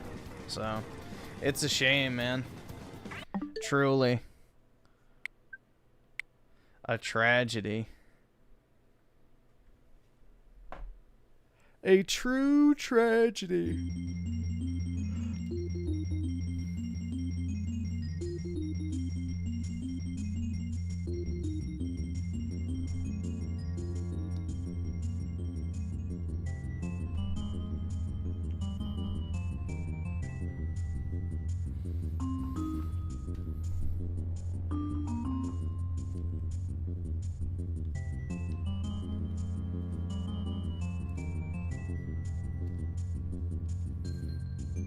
Plus, it's Treyarch year, and they such a... Yeah, well, I mean, it was Treyarch years last year.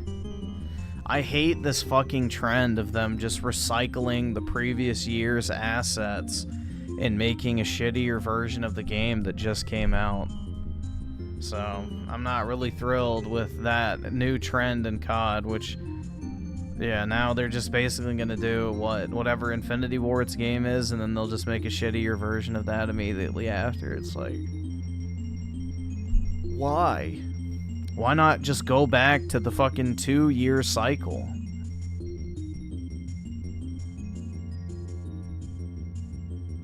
Like, why not just go back to the 2-year cycle of an Infinity Ward game, a Treyarch game, and then have, you know, Sledgehammer work as a support studio?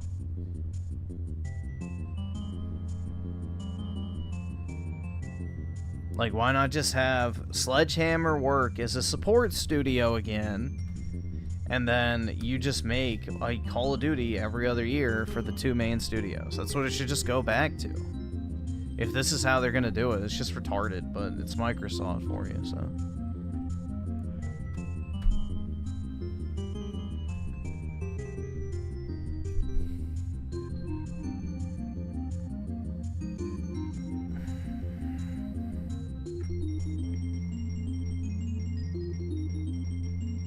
I can't afford this shit! COD needed to die, and good thing Microsoft are experts on turning everything they touch into shit. Yep. They'll mismanage it, so.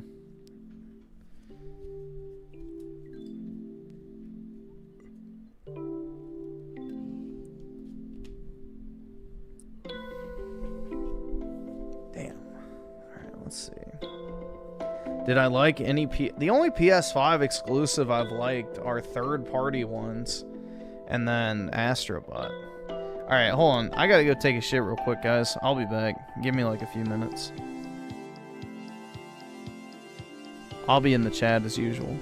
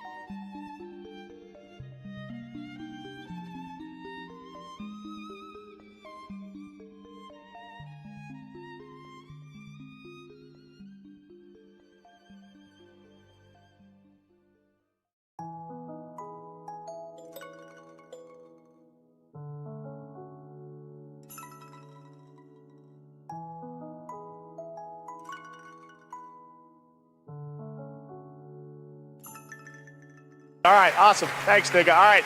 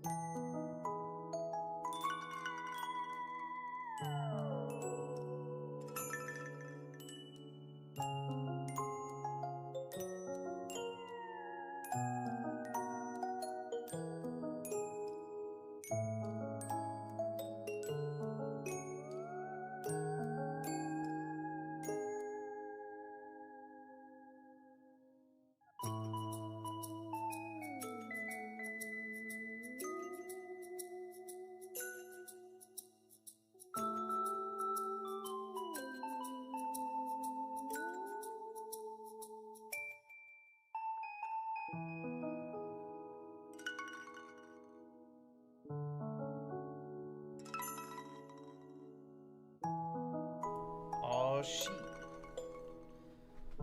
My money's blowing all over the place. Fuck. Second.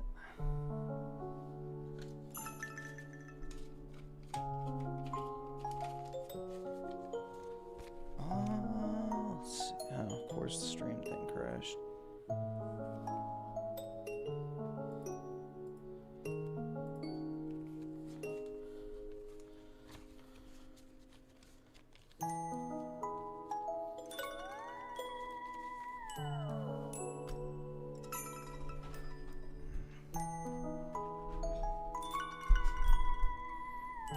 You'll dress like a turkey for some of that money. Oh my god. Yeah, I have a stack of $100 bills that I keep for like backup cash, and I don't know, I just pulled them out to mess with them. But they're all really crisp, so they blow away. Griff, another hot teacher, was arrested for molesting one of her male students. Can you explain this phenomena? I'll just say some guys are born lucky.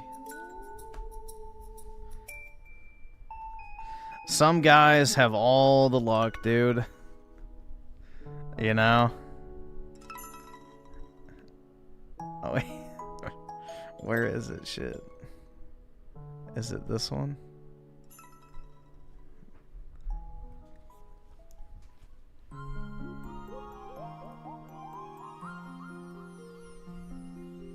Join the local bike group, Ray.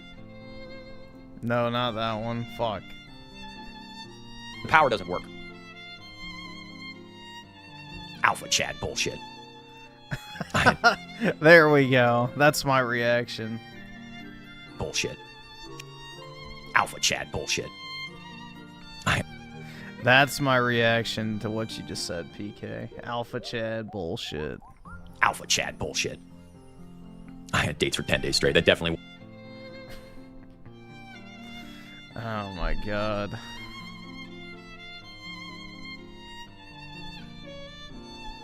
Yeah, I'll die on the controversial hill. I don't really care. Like, I don't think any harm is done if a 16-year-old guy fucks his 22-year-old teacher.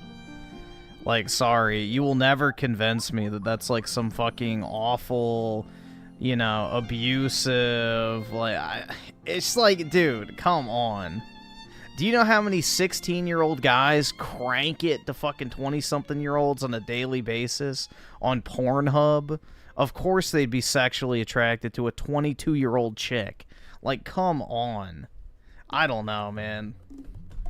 That shit to me is just a joke. Like, oh my god, she's a pedophile. Like, yeah, is it weird? Sure, but that's not pedophilia.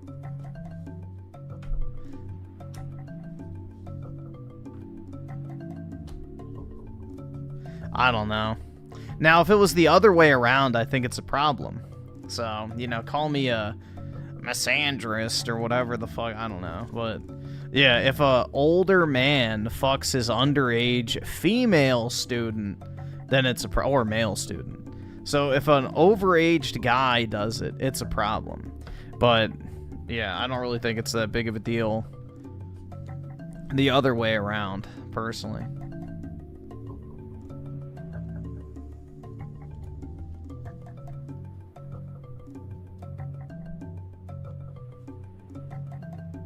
Yeah, if the roles were reversed, then it'd be a problem because men and women aren't the same. Men and women are not the same, and we should not hold each of them to the same standard. There should be differences.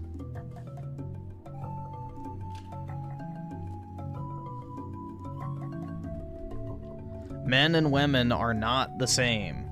Shocking. Wow. Never would have guessed. But yeah.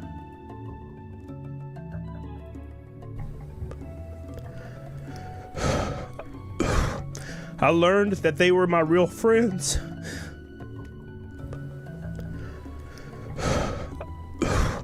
I learned that they were my real friends. Jesus Christ, man.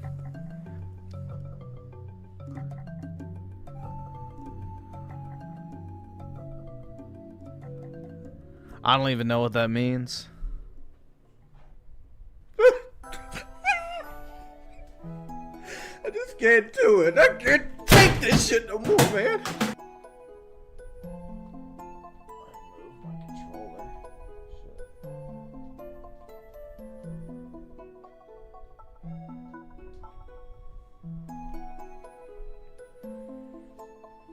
Who the fuck is that gay?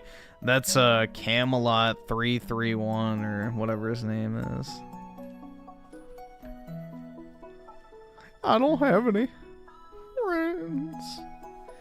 Do you have any friends? Nope, not really. So I have people I like talk to like once in a blue moon, but nah, like a day-to-day friend, absolutely not.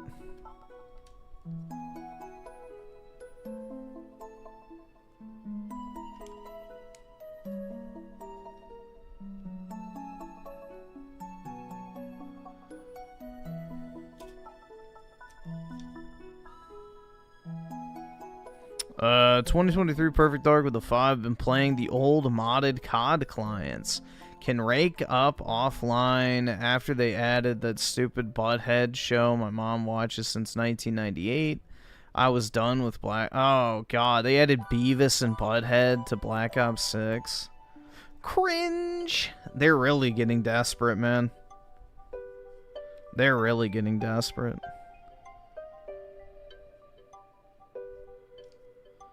Griffin is hermit maxing. Only I go out in public every day, man. I go to the gym. Like, I'll go to the gym in about 3 hours. And I walk my dog, so... I don't know. It's not like I'm afraid to leave my house or anything like that. So, I'm not, like, actually living a hermit lifestyle. It's just what I do for work, and then obviously streaming and stuff requires me to be in my fucking office, you know, most hours of the day.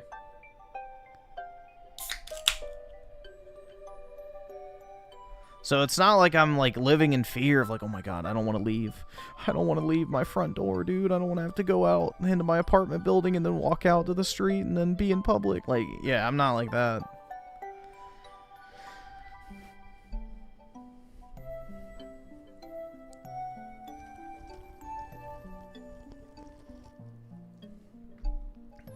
Goy slop crack, yeah.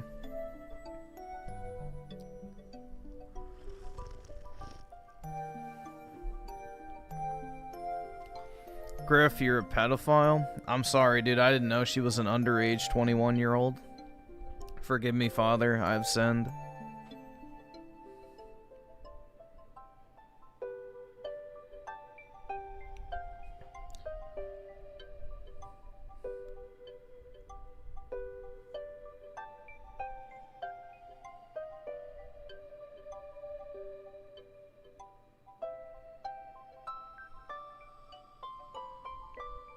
Yeah, but having a dog's not the same thing as having, like, a friend or something, so... having a dog is nice, but... You know, it's not a replacement for people. No matter what the 40-year-old shriveled cat moms will say about it. The fur baby types.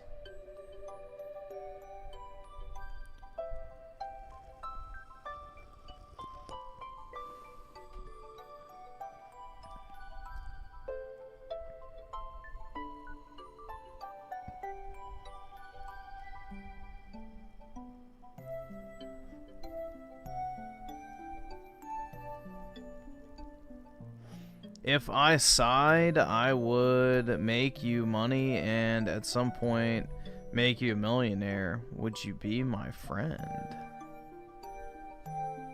Are you saying if you paid me millions of dollars, would I be your friend? I guess, yeah.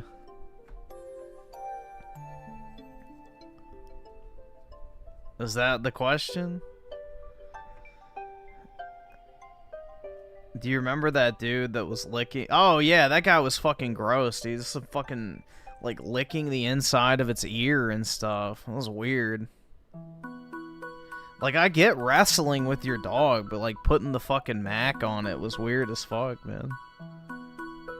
He was, like, physically licking his dog. Like, what the fuck?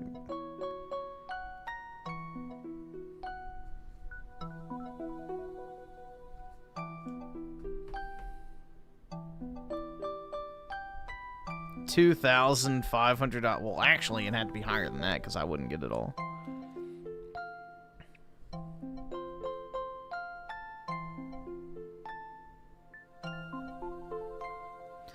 Yeah, I don't understand being attracted to it. Like, I think my dog is cute.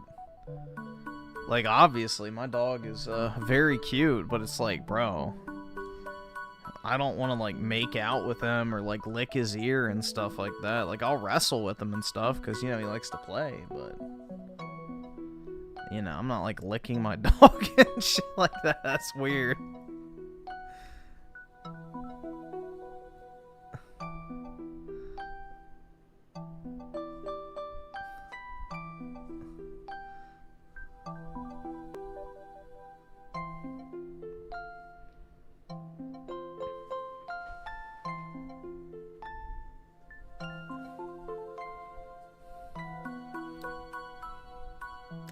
Griff is doom scrolling the Steam library. Dude, yeah. All the games I don't want to play.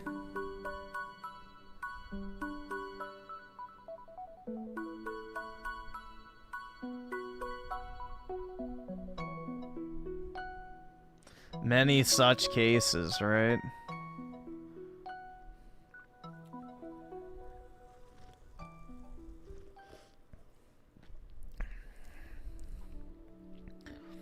Raging Boar with the 20. The Beavis and Butthead event is 3 weeks long. Damn. They actually made an event out of Beavis and Butthead. Bro, does anyone under the age of 30 even care about Beavis and... Like, I didn't care about Beavis and Butthead growing up. That was way past my time. Who the hell are they making this shit for? Like, they're just picking up the Fortnite scraps. Like, oh yeah, well, we can't get Family Guy because, you know, Fortnite already did that, and we can't do South Park because it's too edgy for us, so what's like a safe medium ground? Oh, yeah. Beavis and Butthead. It's like... It's really... It just shows you the millennial mentality running Microsoft nowadays. Nice cock. Perfect. Like, it just shows you a bunch of 40-year-old, out-of-touch millennials are calling the shots over at Microsoft and now Activision. Anyone with a somewhat, you know, decent grasp on popular culture could have told you that that was not a good idea. I don't know. Hold on. I'm taking a break after I finished it. There's no reason for it to be that long. I can complete it in a couple days easily since it's based on XP gain. Yeah, that's 3 weeks of Beavis and Butthead. Like, ugh. It's just very sad, honestly.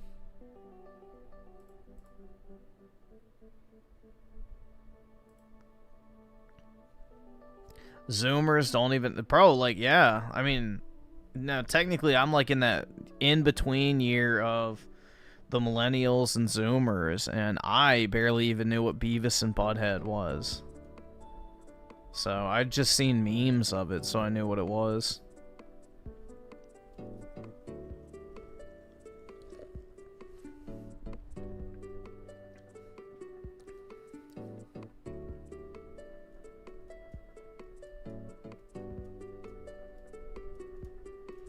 Yeah, dude, I had to stop watching The Boys, though. I think I got to season 3, and I was just like, bro, this sucks. Like, the first season was good, and then it just got fucking bad. And then they just kept leaning more into more, like, oh, Trump bad, Americans are racist, Christians are evil. Like, it's just, okay, yeah, fuck that. Like, the first season already had, like, some inkling of that, but it was still somewhat subtle. But holy fuck, dude, the longer it went on, the more insufferable it got.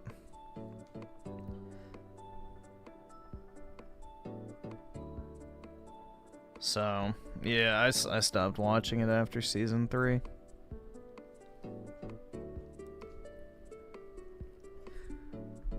It was one of those shows I had to watch while I was doing something else, so I just turned it on while I was working. I have, like, my not favorite, but I guess 5 shows that I just have on in rotation in the background periodically if I need some slop in the background while I'm working. But yeah, for the most part, I ignore, like, modern television series.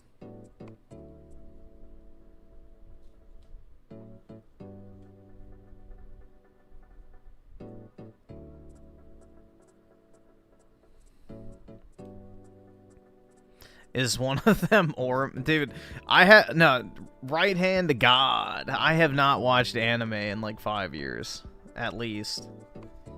So no, even though my my passion for the greatest anime of all time remains, I haven't watched it in forever. I haven't watched anime in fucking forever, man.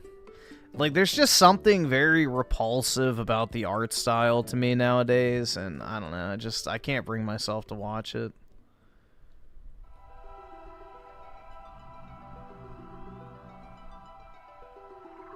I really wish I did like it, because at least it'd be something different to watch, but it's just, I can't do it. I can't.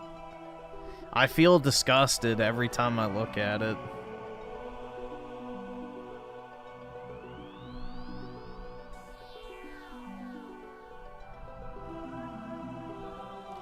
Can you actually stop being a doomer black pill and enjoy stuff like Jesus Christ? Jesus Christ told you to reject the trappings of this world. So, checkmate.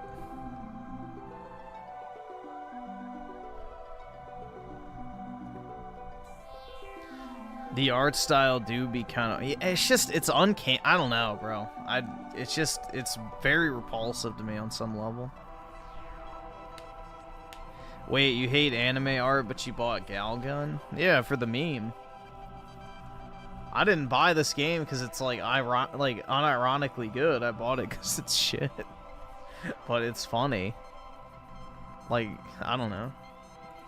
I'm not gonna be like cranking it to Galgun while I play it.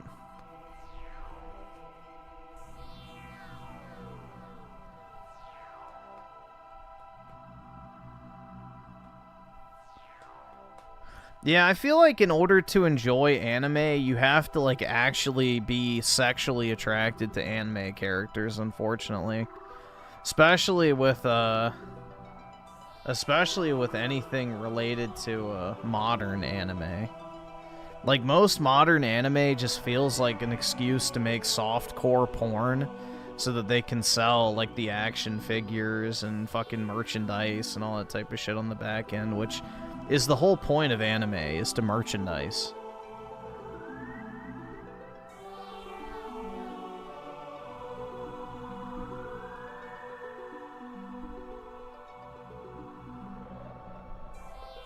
And the Blu-rays that have the uncensored... Yeah, that's true. Raging Boar with a 5, no cap. I'm only a doomer in regards to gaming, not. All right, no, awesome. no. Thanks, nigga. All right. Yeah, I'm definitely a doomer when it comes to gaming, especially Western gaming. Like, there's no saving it, so there's genuinely no saving it. It's done. It needs to die. It needs to crash and burn, and something can rise from the ashes. Hopefully that's better, but yeah, the modern Western gaming industry is fucked. It needs to die. So, yeah, I'm full black pill on the Western gaming shit as well. But, yeah. Not real life stuff.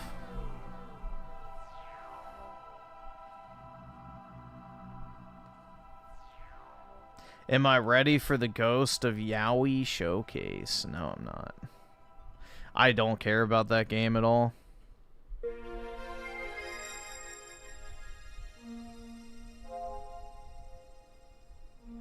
Spooky Cerberus of the 2, let's say you have a problem, whatever he's selling. I can't afford this shit!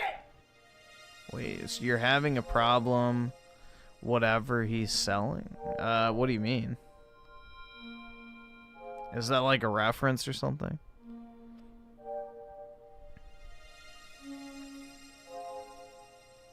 Retro gaming, I don't like old games. I don't. Like, I tried, but I don't know, man. I just like anything that's past the 360, again, it's like too dated for me.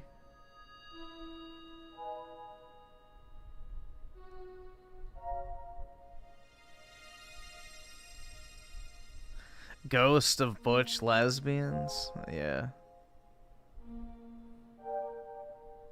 Gnarly.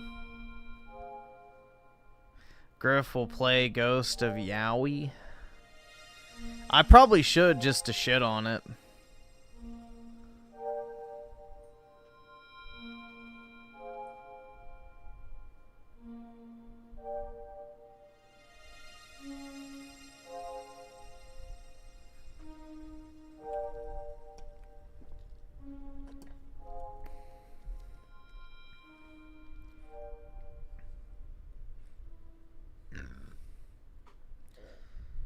Griffin liked anime, but since he hates anything normie, he hates anime now. No, it's not even that, bro.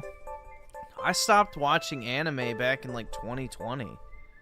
Or maybe even earlier. No, I think it was like 2019. I think it was 2019 I stopped watching anime, which I still liked normie shit back then. So I was still pretty optimistic about gaming and everything back in those days. It's just... literally, I forgot what series it was. I probably could log into my Crunchyroll account and look what the last thing I was watching in progress was. But it's like one day I was watching it, and then the next day I woke up and I tried to start watching it again, and like I just literally could not. Just something in my brain flipped, and I'm like, dude, I do not want to fucking look at this shit. Like, it was really weird. It was like an overnight phenomena of just being repulsed by anime. Let me see. I might have the app. Let's see. Crunchyroll. Oh, I do. Oh shit, what's my password? Fuck. Alright, let me see if I can get in my account. I can tell you what it was I was watching.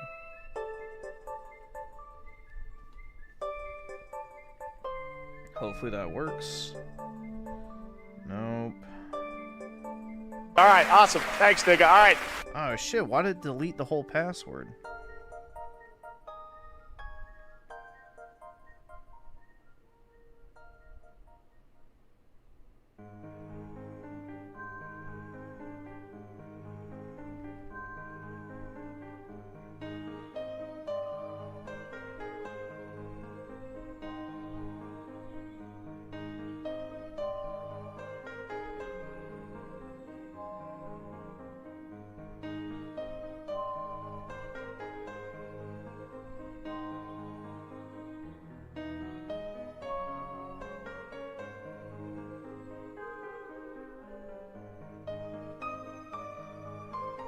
Alright, well, it just said that I signed in, but it's not. I probably have to reset my password.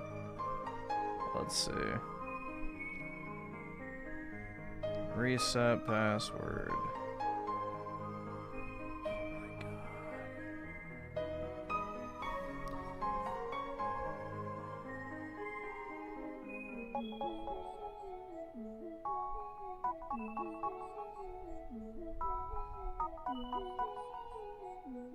Not now.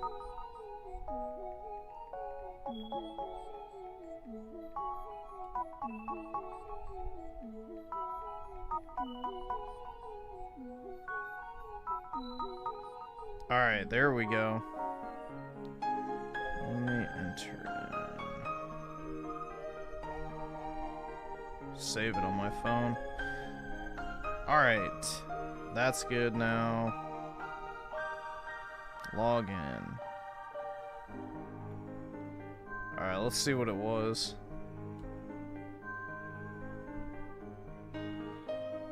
I was watching... Oh, that's what it was. Food Wars. That's what it was.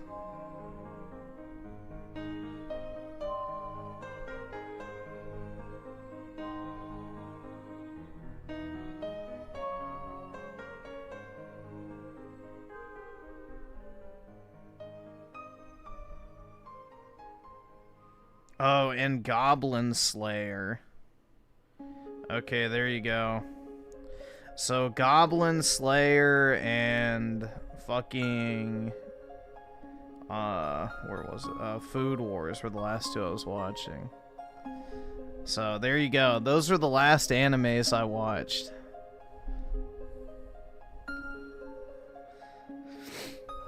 I got 4 episodes into Goblin Slayer and stopped. Yeah, there you go. Griffin is a food. Yeah, unironically, that show was actually kind of interesting. Aside from the fucking, you know, food orgasm shit.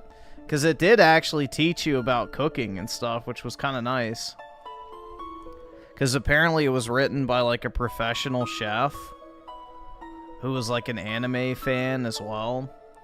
So, like, the actual food and stuff in the show is, like, legit. So you can learn how to cook shit by watching it. But, yeah, after a while I got bored of it. Many such cases, I guess.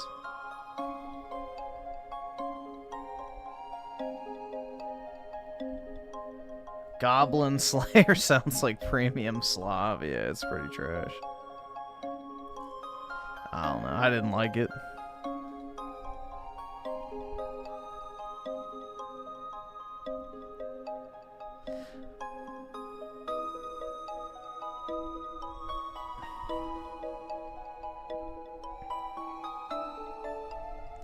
It's a Gooner show. Oh, Goblin Slayer? Yeah. It's just because, you know, the rape scene. That was the only reason anybody cared about it. It was kind of mid after that. Become a food reviewing channel. Mmm, savory. Salty. Robust. Tangy.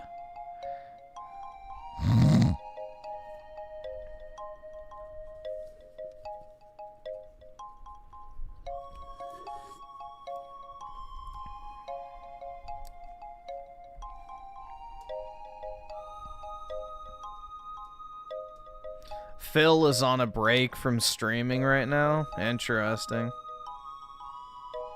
Become a Pokemon card channel. Yeah.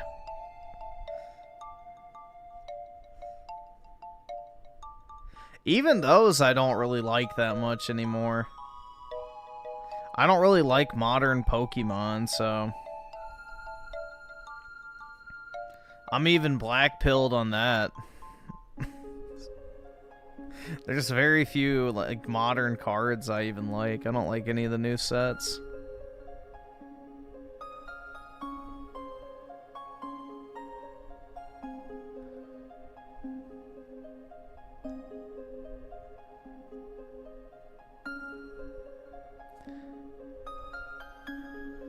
I just have my vintage cards that I like. Which have gotten so oppressively expensive that it's like...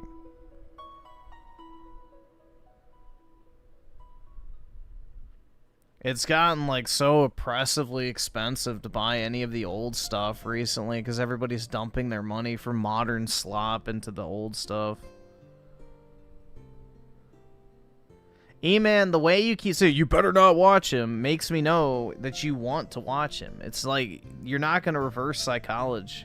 Or, yeah, psychology me into something. Like, it's so obvious. Like, oh, yeah, don't fucking do it. Don't fucking do it. It's like, oh yeah, dude, I wonder what you want me to do. Do people even play the Pokemon? Not really. I mean, most people, if they play Pokemon, they play, like, the digital card game nowadays. But Pokemon, the TCG, has never been popular as a game. It's more popular as just a collectible, because, you know, people like the artwork, which, you know, I agree. I just don't like the new artwork.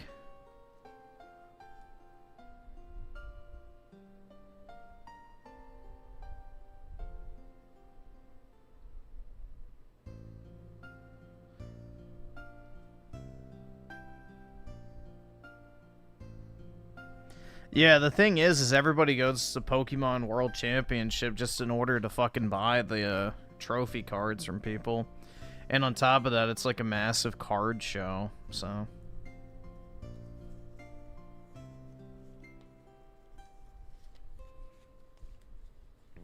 E-Man is just a puppet for the hate mob, yeah.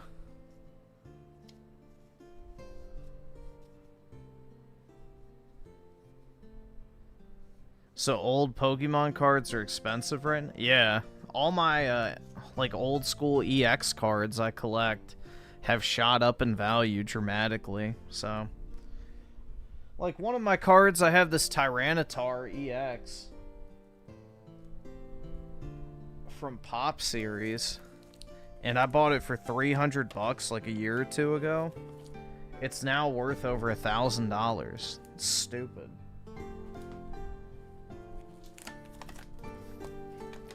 So even if I wanted to buy, like, more of my EX cards and stuff, it's like, do I really want to spend $1,000 on a card I already have a copy of? Because I already have a complete set.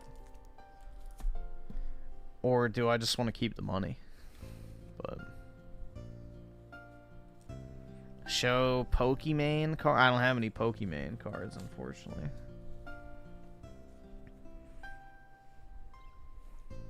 I don't know. I like the old EX cards because that's what I had as a kid, and it's like super nostalgic, and it reminds me of a time where, you know, I genuinely enjoyed something.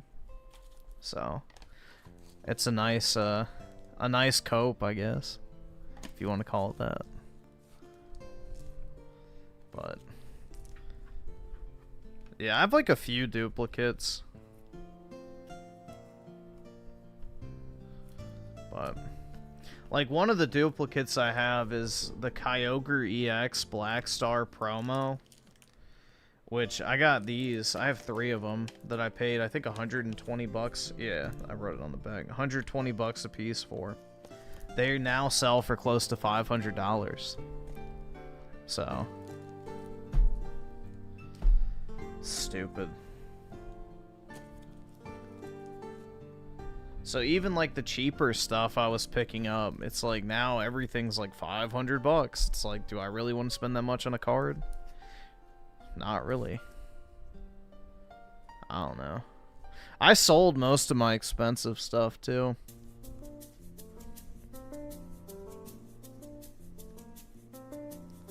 Like that Groudon I had, I sold that.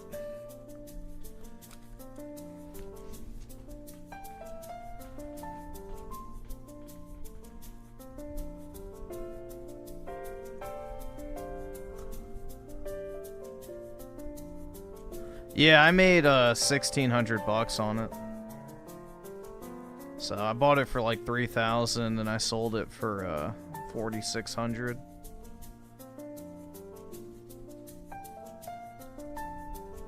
And then my other Groudon I bought for, I think, $1,000, and then I sold that one for $2,500. My most expensive card, like Pokemon wise, is probably my, I think it might be my Charizard EX now. PSA 9. I think those are like $3 grand at this point. It's something ridiculous.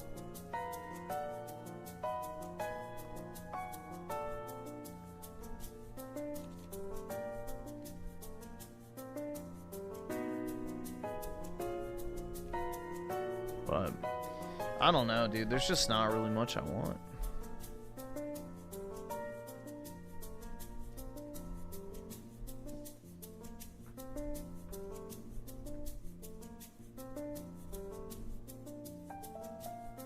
Nah, I wouldn't try for a 10. It's an old cert, so it's not worth regrading. PSA's gotten so strict on their grading nowadays that it's like impossible to get 10s on anything vintage.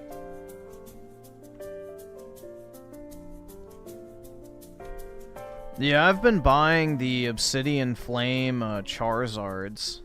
The, whatever, Secret Art Rares, or whatever the fuck they're called now. Or Special Illustration. I don't fucking know what the titles are. But, yeah, basically the Crystal Charizard from Obsidian Flames. I have like 30 of those now. I've just been buying them for 50 bucks.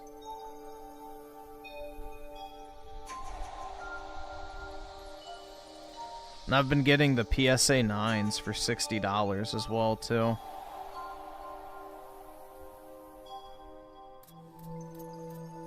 It's like a $300 box, and the chase card is literally $50. So, it makes no sense not to buy them.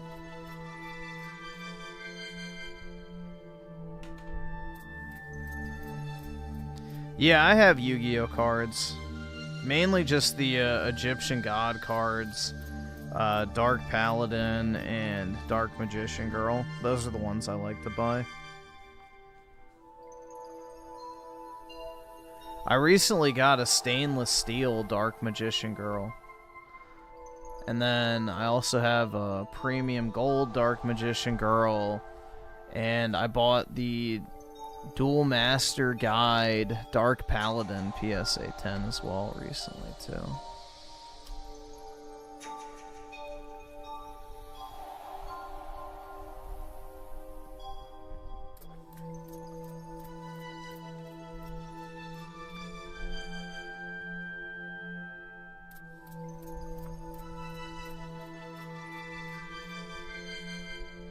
Yeah, Yu-Gi-Oh! Is way too complicated now. It sucks, man. It used to be really fun. It used to be really fun, man.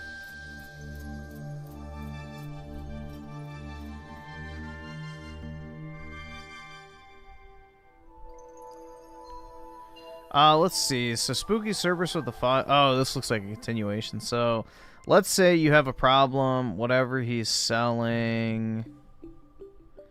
I ain't buying. Also, is buying a shirt $80 a steal from 523 original price? Sorry, I forgot to simplify. It just depends on if you like the shirt, I guess. But yeah, if you can get a, what is that, like almost 80% discount? Yeah, I'd say so, or a little over 80%. As long as you like it, yeah, that's a good price.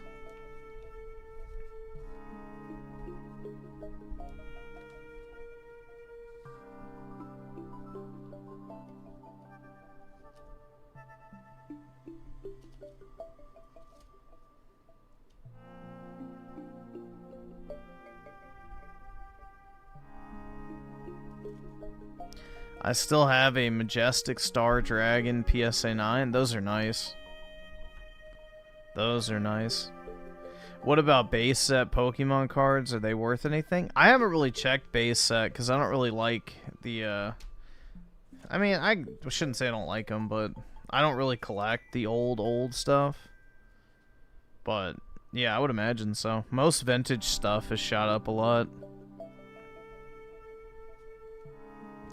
Most vintage stuff has shot up a lot in price because people are rolling their money out of the modern stuff and into the actual rare and valuable cards. So I think Charizard hit an all-time high recently, but I might be mistaken on that.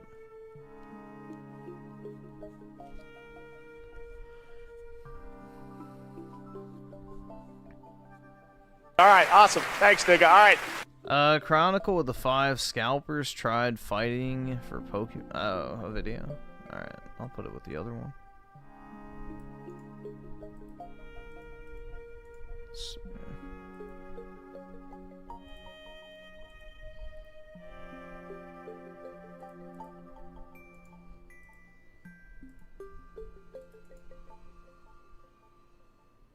What is this shit?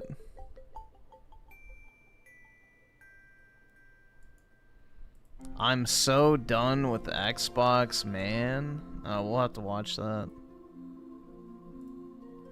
Let's see.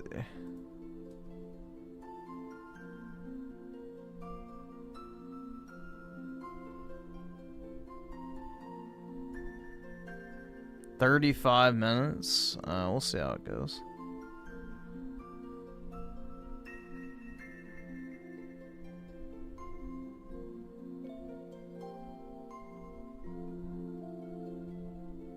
Is Dreamcast guy done with Xbox? I would imagine so. He says he's been done for forever, but who knows?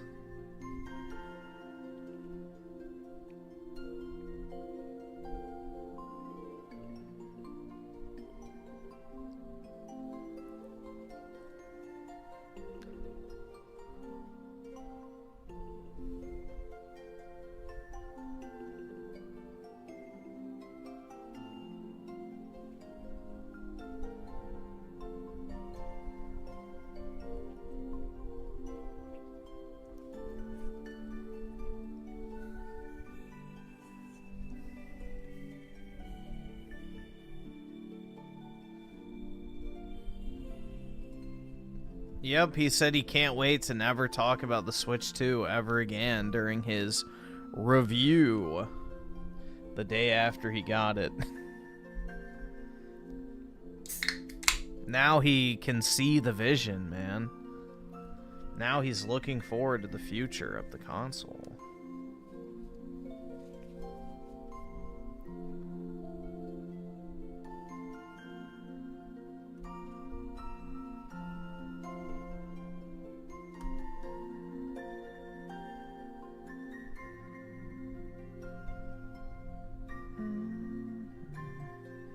Am I playing Final Fantasy IX on Switch 2? I have not played it, no.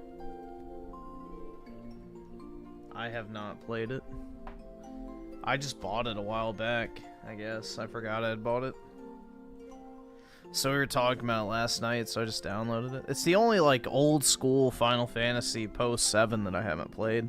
Aside from 12, too. Like, I haven't played, you know, 9, but I've played 7, 8, 10. If that makes sense. So, 9 was the only one I kind of skipped. Because I didn't like the monkey tail. It bothered me as a kid. And then also, I don't know, I just never got into it. The monkey tail kind of bothered me.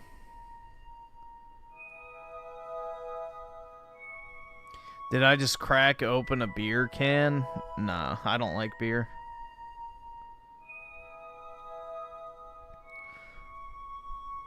And even if I did, I haven't been drinking at all, so... Unfortunately.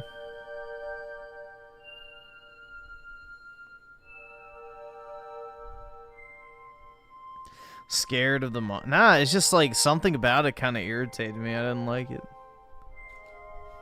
I didn't like the monkey tail.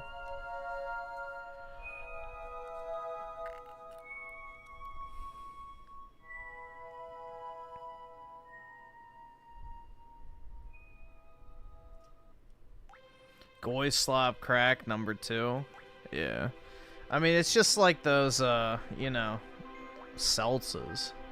The LaCroix, whatever they're called. So... I'm not, like, rich drinking my, pot seltzers. A White Claw. Nah, I don't like White Claws either, because they got malt liquor in them, so... I don't like the taste of malt liquor.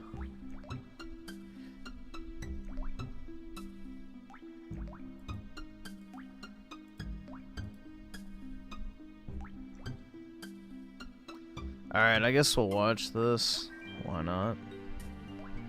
Have I tried dark lager? No. I don't like the taste of, like, any grain-based alcohol, really.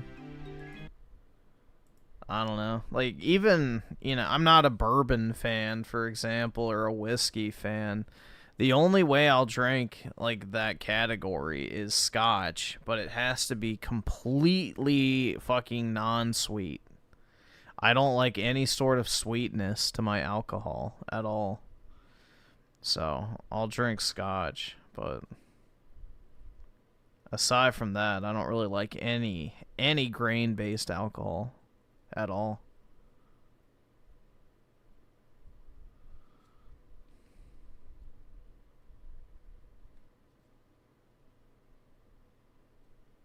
The fruity drinks? Nope. I don't like anything mixed either. I don't even like sweet wine, which I love wine, but unless it's dry, I don't want to drink it. I don't like anything sweet.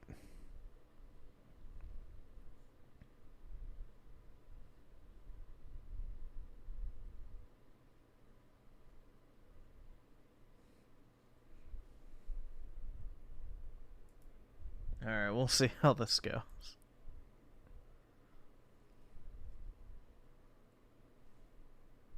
Is it gonna play?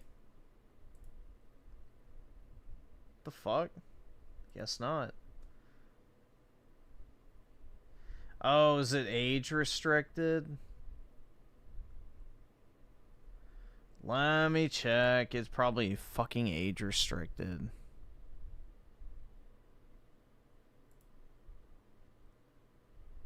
The following content may contain suicide or self-harmed. Dude, I don't fucking care. How fucking gay is modern society that we have to have a warning against suicide? Oh no. More people should kill themselves. The world would be a better place.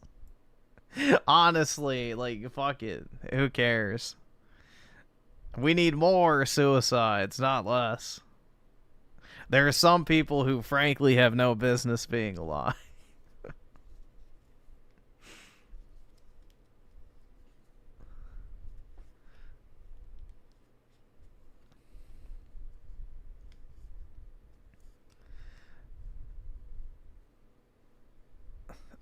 You know you're wrong about Final Fantasy IX. It's not level scaling.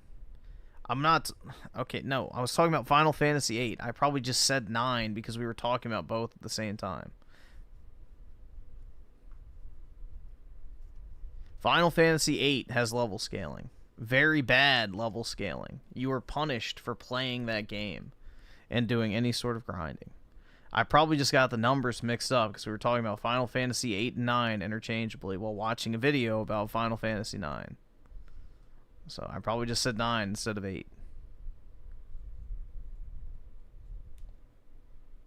I've never played 9 to any significant degree, so I have no idea how the level up works.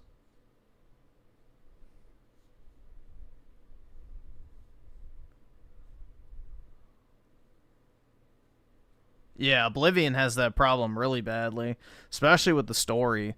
Like, anybody that tells you to wait to play the story in Oblivion is setting you up for failure. Like, everyone knows if you've played Oblivion, rush through the story first and then do all the side content after.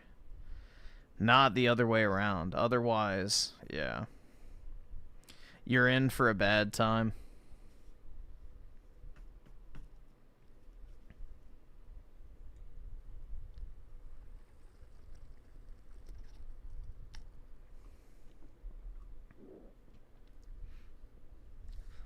Skyrim, the level scaling's not really that big a deal. I don't really know if it even has it, to be honest, other than the dragons. I never really felt it, but... You heard that swallow?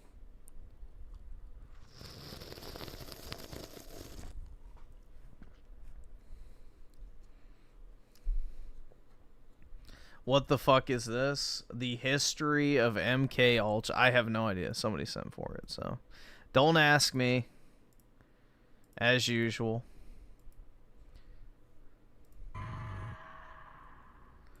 Gucci, dude. CIA director Oh, it's too quiet. Alan Dulles gave a speech about the dangers of communism and the war of the mind. The federal government was haunted by the fear of communism and believed it spread rapidly at this time because the Soviets mastered the art of mind control, sandwiched between the aftermath of World War II and the beginnings of that Jewish magic, baby. It's probably true to a certain degree. I mean, look at modern media. the Cold War. Intelligence agencies believed foreign brainwashing could indoctrinate the American people. As a result, a classified project was created. So let's sell our entire media complex to them instead.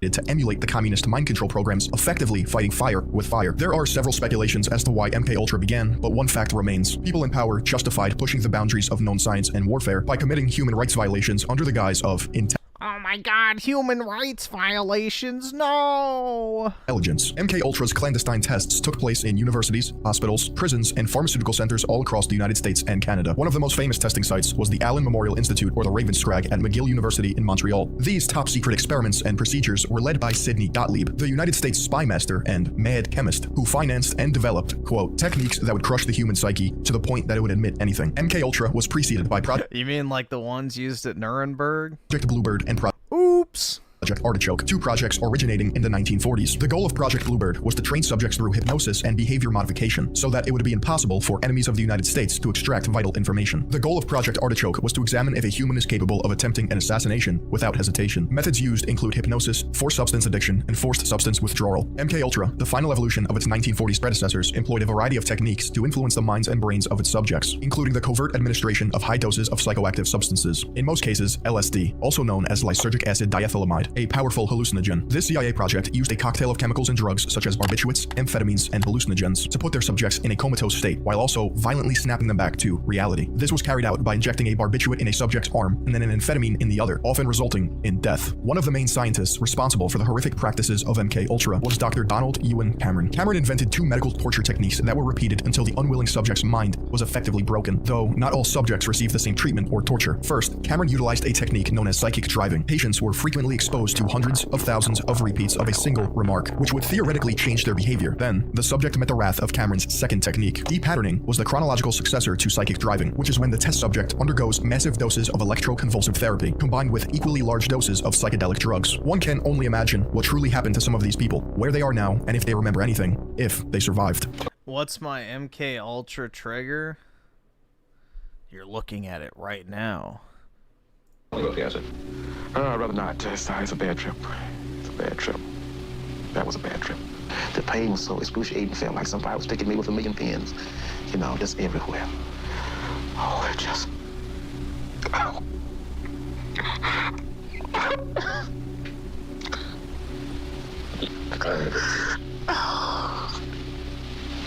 What's up, man? With any classified project, intelligence agencies That was acting.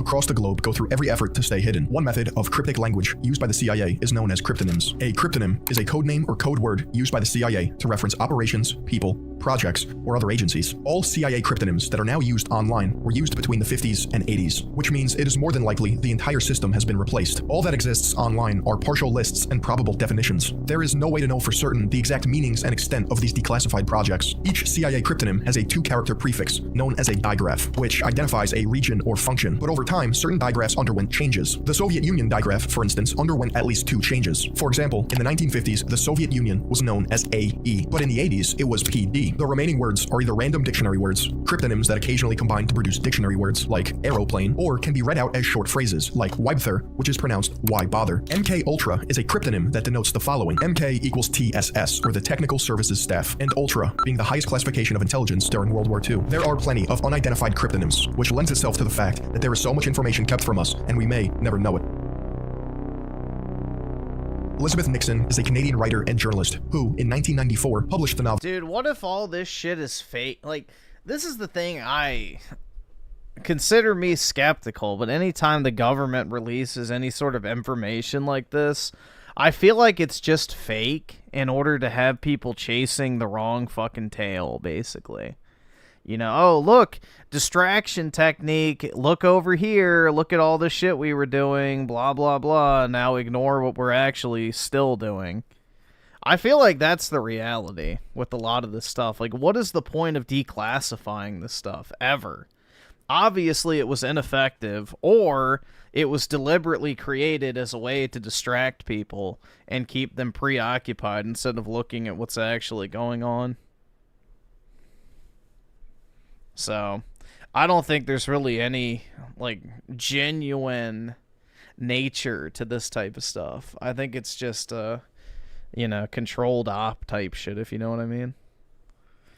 Novel, The Monkey Puzzle, an account of CIA brainwashing trials in Montreal during the 1950s and 60s. The height of MKUltra. She explains that her mother was under the care of none other than Ewan Cameron. By this time, Cameron was head of the American Psychiatric Association. He had been a friend of Alan Dulles, who, if you remember, is the man responsible for the genesis of MKUltra. In fact, they shared a long history together, dating back to the Nuremberg trials. In 1977, I knew. Wait, hold on. What did I say earlier?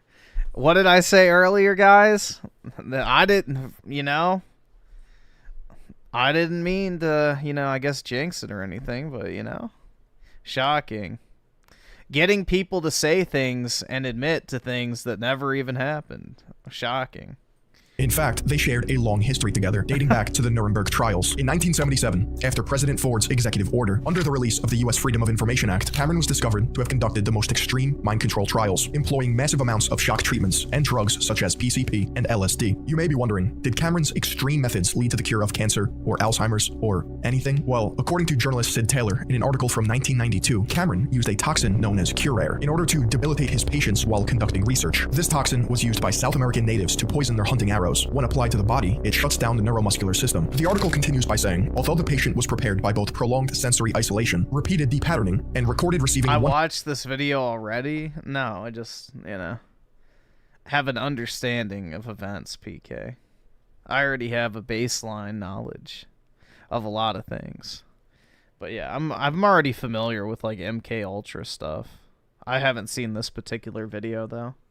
101 days of psychic driving, no favorable results were obtained. So as you can guess, this was around the time Dr. Cameron fashioned his own invasive forms of therapy, explained before as depatterning and psychic driving. Much of this information has only been disclosed relatively recently, since the CIA has admitted to funding human behavior control research at 150 institutions, including 44 universities and a variety of hospitals, prisons, and drug rehab clinics. Remember, these are just the ones declassified. In 1953, while attending a CIA retreat, a scientist working for the agency drank a cocktail that had been spiked with LSD. His name was Frank Olson. A few days later, on November 28, 1953, Olson allegedly committed suicide by falling from the window of a New York City hotel room. 41 years after his death, in 1994, Frank Olson's family decided to have a second autopsy performed. A forensics team discovered injuries on the body that were most likely caused before the fall. Following lengthy legal proceedings, Olson's family was awarded... Wait, how the fuck did they perform an autopsy 40 years later and found injuries? Maybe broken bones? But even then, if he jumped out of the window, that doesn't make any sense. A $750,000 settlement and a personal apology from President Gerald Ford and the then CIA Director William Colby. And the person named for administering the LSD to Frank Olson was none other than Sidney Gottlieb, by this time known as the Black Sorcerer and Dirty Trickster. The Black Sorcerer. Ask yourself, if there He was a black mage, dude. Zero truth to the conspiracy surrounding Olson's death, why would the sitting president and CIA director give a personal apology? Why would the United States court rule to award Olson's family with what would almost be $9 million in today's money? One of the side effects of being a mad scientist like Sidney Gottlieb is being bald. Which is why today's video is sponsored by Keeps. Keeps is an online subscription service that helps men keep their hair. They offer clinically proven treatments that help combat the symptoms. What if I don't want my hair?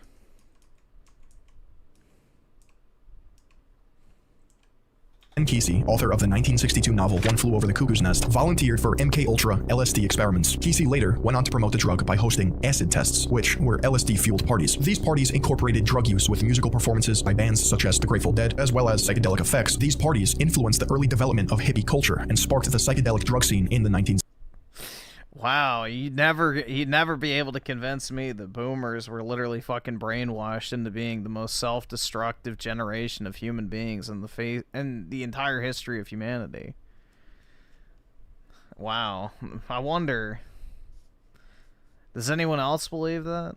1960s. The dichotomy of Frank Olson and Ken Kesey is, on one hand, you have a guy who could have been murdered by the CIA because of that by utilizing mind-altering drugs and the manipulation of the media, a certain class of people were able to mind-fuck an entire generation of Americans, which just so happened to be the largest generation. Shocking. I never would have guessed that could ever happen. Because of his involvement with their psychoactive drug testing, while another guy involved in similar testing went on to spark hippie culture. It wasn't just a good time for the hippies, though. Operation Midnight Climax was an MK Ultra project in which government hired prostitutes enticed unsuspecting men to CIA safe houses across San Francisco, California, and New York City. The CIA would administer LSD through drinks or aerosols to the men and then observe their behavior while crushing a couple of cold ones behind the two-way mirror. It is noted that the program had little oversight and leadership. The agents involved admitted to a loose, party-like atmosphere where they themselves engaged with the prostitutes and used drugs. George White, a CIA agent working under Operation Midnight Climax, wrote to Sidney Gottlieb in 1971, stating, "Of course, I was a very minor missionary, actually a heretic, but I toiled wholeheartedly in the vineyards because it was fun, fun, fun. Where else could a red-blooded American boy lie, kill, and cheat? Steal, deceive, rape, and pillage, with a sanction and blessing of the All-Highest." It would be sooner than later that the truth would be revealed, and the intelligence communities would be made to answer for their illegal and inhumane enterprise. You see, in 1972, the Watergate scandal triggered paranoia amongst Washington and the already weary American people. This led to newly appointed CIA Director Richard Helms ordering all MK Ultra files destroyed, coupled with anecdotal stories such as U.S. Army servicemen spying on civilians spread, eventually culminating in a New York Times article by Seymour Hersh in 1974. Seymour Hersh was already a well-known investigator, as he gained worldwide recognition for covering the Watergate scandal by exposing the My Lai massacre, for which he was awarded the Pulitzer Prize for international reporting. Many elected officials, journalists, whistleblowers, and investigators like Seymour Hersh were following. How does that LSD taste? I have no idea, bro. I've never so much as even smoked weed, much less tried fucking LSD. A rat's trail that eventually led them to an entire den. Hersh's New York Times article claimed the CIA had violated its charter. I would imagine it's tasteless, but I have no idea. Spying on anti-war activists. His story is credited as a major factor in the establishment of the Church Committee, which was created to investigate illegal federal intelligence operations. However, it ended up taking the combined might of the Church Committee, Pike Committee, and Rockefeller Commission to find the truth of MK Ultra, after discovering documents that failed to be. The Rockefeller Commission. Oy vey, shut it down. Destroyed in Helms's purge. These three forces would pressure not only the CIA, but the NSA, FBI, and IRS to answer for any wrongdoing or illegal activity. Thus, in 1976... Ah, yes, the Rockefellers holding the United States accountable. That's ironic. 3 years after MK Ultra was halted, Executive Order 11905 was drafted and signed by President Gerald Ford after the Church Committee and Pike Committee revealed classified information concerning the United States. This executive order would be an effort to outlaw, restructure, and reform much of the intelligence. Are the Rockefellers Jewish? No, they're not. At least I don't think so. Fuck. I don't think he was. Let me check. I forgot. I'm not really, John Rockefeller.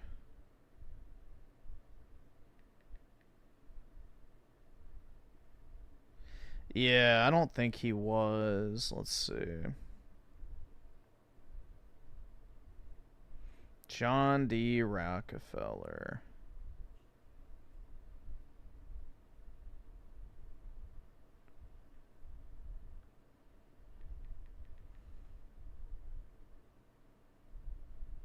Baptist. Yeah, that's what I thought. I didn't think he was Jewish, but he's one of those, so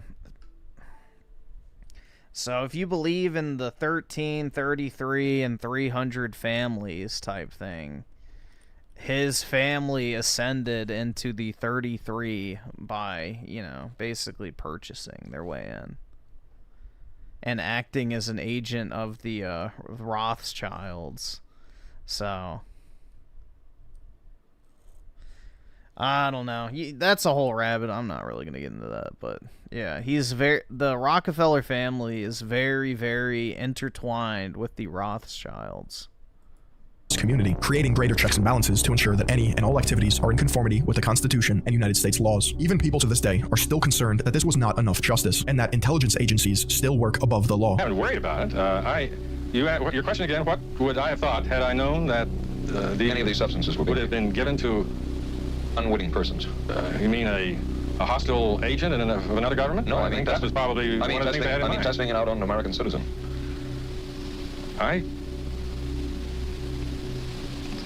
Dude, those glasses should be a crime against humanity. Holy fuck, that looks terrible. I guess I must seem very, very cold-blooded about this, but I don't recall ever having been very much preoccupied with that issue. The National Security Agency's capability at any time could be turned around on the American people, and no American would have any privacy left. Such is the capability to monitor everything. Telephone conversations, telegrams, it doesn't matter. There would be no place to hide. If a dictator ever took over, the NSA could enable it to impose total tyranny, and there would be no way to fight back. Please don't threaten me with a good time. Just let me be that dictator. Oh my god. Damn. Imagine the possibilities. Church, founder of the Church Committee. Today, MKUltra methods and stories have been glorified in pop culture. For example, the show Stranger Things is based off of the Montauk Project, which may not be true, but shares great similarities with MKUltra. Themes of mind control, manipulation, and tall men in suits coming to take you away. Another reference is The Truman Show, where, spoiler alert, Jim Carrey as Truman Burbank lives in a fake world constantly being manipulated, recorded, and probably drugged. On social media, conspiracy theorists believe prominent celebrities and figures such as Lady Gaga and Bill Clinton are speculated to have been affected by MKUltra hypnosis. Though this is from TikTok, so before your eyes melt through your sockets, we'll move on to an astronaut named Heidi Marie Stefansson Piper, who fainted during a press conference, supposedly being hypnotized before she could reveal secrets on UFOs. Though these references to MKUltra are enjoyable, they are loosely based in reality. A more modern and popular rumor that surrounds MKUltra is whether or not cult leader Charles Manson was a byproduct of CIA psychoactive substance testing. I mean, you take one look at the guy and you know he's mentally boiled. There was also Ted Kaczynski, known as the Unabomber, who allegedly took part Uncle Ted in a Harvard LSD study overseen by the CIA and professor at Harvard University, Henry A. Murray. Ted took part in intense mock interrogations designed to assess limits of psychological breaking points. From 1978 to 1995, the Unabomber would later go on to create increasingly sophisticated bombs and mail them out to people, resulting in 3 people being killed and 23 others injured. It begs the question, was this violence a result of the manipulation and arguable torture Ted endured? There is no way of knowing if the CIA has stopped all illegal domestic activity against civilians. MKUltra may have evolved or rebranded itself, hidden deep within the CIA web, where no one would dare enter. One can speculate that CIA counterintelligence strategies have become more desperate and covert, adding to the fear that there may be some project out there worse than MKUltra. After all, science and technology have only advanced since there's definitely something worse out there, because if they'll admit to this shit, then this is not even the tip of the spear. Like, that's the thing, is you're looking at the tip of an iceberg when you should be looking at an entirely different iceberg. So, yeah, if you know about it, it's not actually relevant anymore. They've already moved on to something else. So, you're chasing a phantom that's no longer relevant. They've already moved on. The 1950s. If contemporary projects similar to MKUltra were to get greenlit, they would, without a doubt, be more effective and efficient.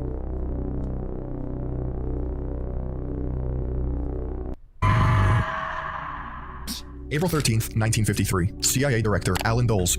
Edgy, dude. Oh my god, it's so scary.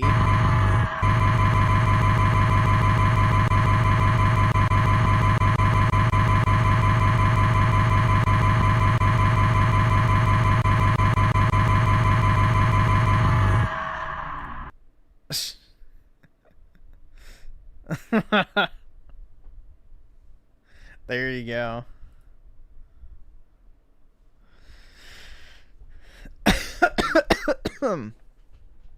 Ooh.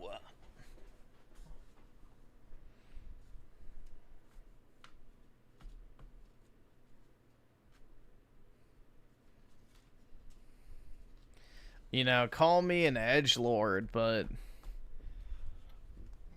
unfortunately, reality a lot of times is just very, very boring. You know?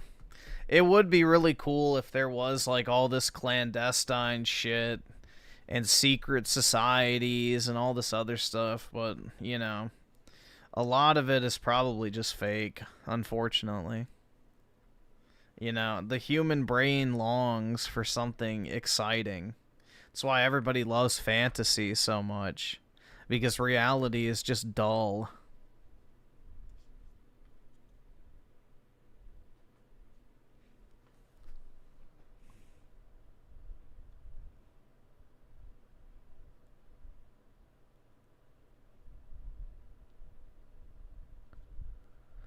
Yeah, I've seen Eyes Wide Shut.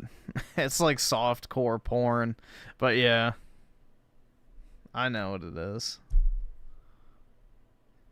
The chicks in that movie have nice racks, dude. Hell yeah. The ideal female form, for sure. Tall and skinny.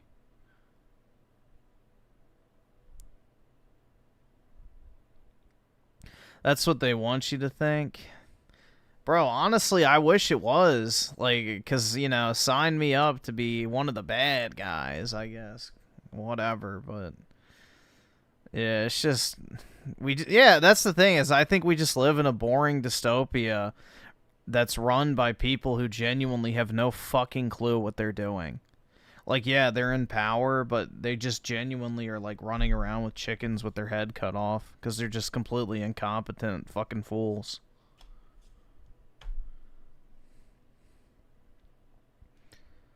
I think we have a true competency crisis. Genuinely. All the wrong people are in, you know, positions of power.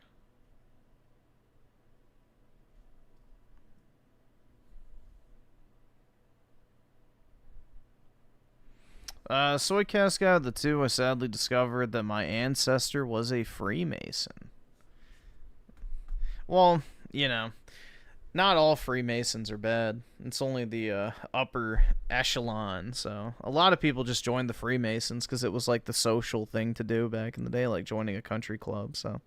Unless he was like the Grand Wizard or whatever the hell their ranking structure is, I don't know if I'd be too concerned.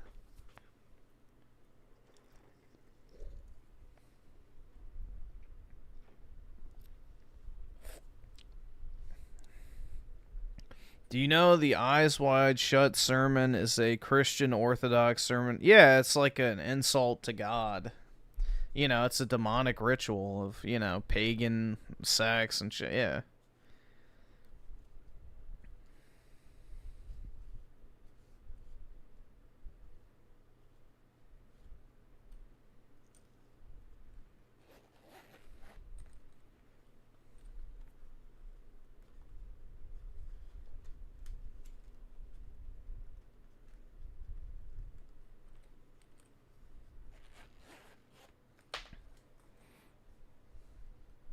But yeah, I really do wish the world was more interesting than it actually is, because, you know, most daily life is incredibly mundane and boring, and the world as a whole is just incredibly dysfunctional. It's kind of disheartening, man.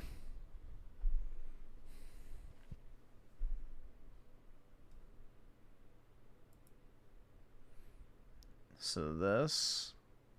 Oh, wait, let me check. What video was it? Camel Joe. Okay, this one. Alright, we'll see how this goes. If this is, like, just them vlogging, then I don't know. We'll skip around. Someone's fighting? Damn. See, you're like ruining it for everybody, bro. It's never that deep. Okay, cool. Move. I was already here before you. What are you gonna do? We're not rich. What? Why am I in the hood? Maybe I live here. I don't deserve to get Pokemon cards. More money, pay scalper price. I can't pay. I'm poor. You make. Bro, do you hear this? Please, you're scaring me. We keep reaching the bag. Yeah. Serious Canal today in this video. Y'all always see me buttery, happy, go lucky. Nah. Today is serious. What you see is Pokemon Elite Trainer Card boxes. These boxes can go from 120, 200 to 600. Brought their own bin to fill it with collectibles. There are fights. Nothing. He just skirted off. Like you said, the same ones? That's totally fine. You guys just parked on the same one? And an hour and a half, you guys come back. You've been chill. I appreciate it. So we're just gonna move over here. We're doing everything. Yo, Terry! Yes! Terry! We got him! We got Terry back. Cat W's. You want some food? We gotta cook. He's snitching, bro. He's snitching? I don't know what he's trying to do, but Larry said we're good. We good? You good? Oh, yeah. Yeah, I thought you were snitching. That guy's mad at us? He's mad at us. I think he's mad because our chairs are still there. Oh, there's no reason why he'll be mad, though. All of you guys? You guys are good, man. Thank you. You guys. Bro, see, you're like ruining it for everybody, bro. It's never that deep. No, bro. Come on. Bro, shut up, bro. We're not nobody scalpers. You know what, bro? I'm gonna sit right next to you. Come on, sit right here. You my friend. No, get out of my seat, because y'all being dead, bro. Okay, cool. You know what? Let's go right here. Nope, don't touch me. No, don't touch me. I was here before you. Actually, move, because I was right in front of you. Move, I was already here before you. 3 hours ago. Look at that fat, ugly bitch. They're gonna rip all the boxes. They're not scalping. We're not scalping, bro. That's our same problem. I don't know why you Okay, can you apologize for throwing my property? I'm sorry. Thank you. Bro, listen though. Y'all went to the car because y'all was scared that the cops kicked y'all out. This is our spot. Someone's fighting? Damn. We're gonna take it over. We're gonna take it over. I don't care what they did out there. You're rich people want to come to Panorama. We're not rich. What? That has nothing to do with it. Why are you in here? What? Why am I in the hood? Maybe I live here. You sound so crazy right now. Because I'm rich. What makes me think I'm rich? Fat Mexican bitch. Yeah, fat Mexican slam pig. Exactly. You realize how rude you've been this whole time? You moved our property. I've never seen, bro. We had good ass vibe. You, bro. I'm a worthless piece of shit. Okay, thank you. Appreciate it. We're gonna call the police. Okay. What are they gonna do? The shower cab squad. Y'all made the situation, bro. We were chilling. What makes you think I'm rich? I'm here. We're both in a house. Okay, what argument? You saying because I have maybe a little bit more money than you, I don't deserve to get Pokemon cards? More money pays proper price.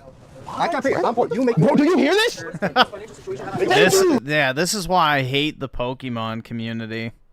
I genuinely fucking hate the Pokemon community. Like, it's just a bunch of poor people LARPing as wealthy, and they get remotely pissed off when you have any sort of money. It's pathetic. It doesn't matter. We just said, why does it matter? You're not on the same level. Sad reality is most men would smash given a chance. Yeah, I would not. Absolutely fucking not, but you're right. Most guys probably would. Why does it matter then? Because you brought it up. We're on the same level. So now you moving the goalposts. I really want to understand. I really want to understand y'all. So because I may have more money than you, I don't deserve to have fun and get Pokemon cards. What you think? You're ruining it for everyone else? No, you should get out of here. I'm for real. You can enjoy the hobby. I'm not saying that. Like, we're all here to enjoy the hobby, play Pokemon cards, right? What I'm saying is, first of all, you have a camera. I can't intimidate people. So is that a rule? No, that's not what you said before. Don't try to add stuff. That's not what you said. Let's be honest. You did not say that before. I didn't say that before. Okay. I'm saying, like, that's intimidating. I'm scared right now.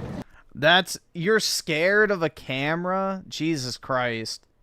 You know? They're not sending their best. Deport every single one of them, even the legal ones. It's gotta happen, man. What the fuck?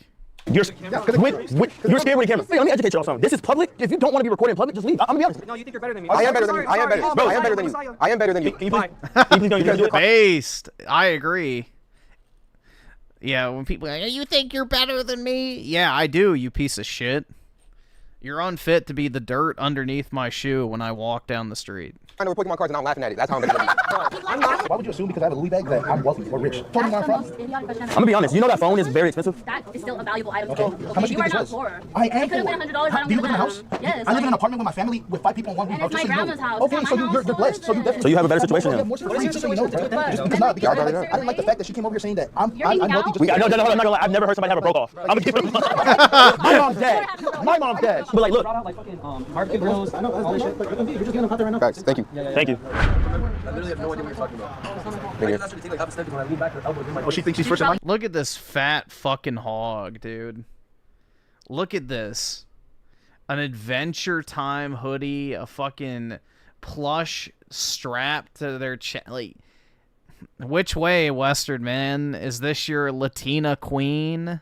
Get out of line then, huh? You just in it? Okay, all right. Appreciate it.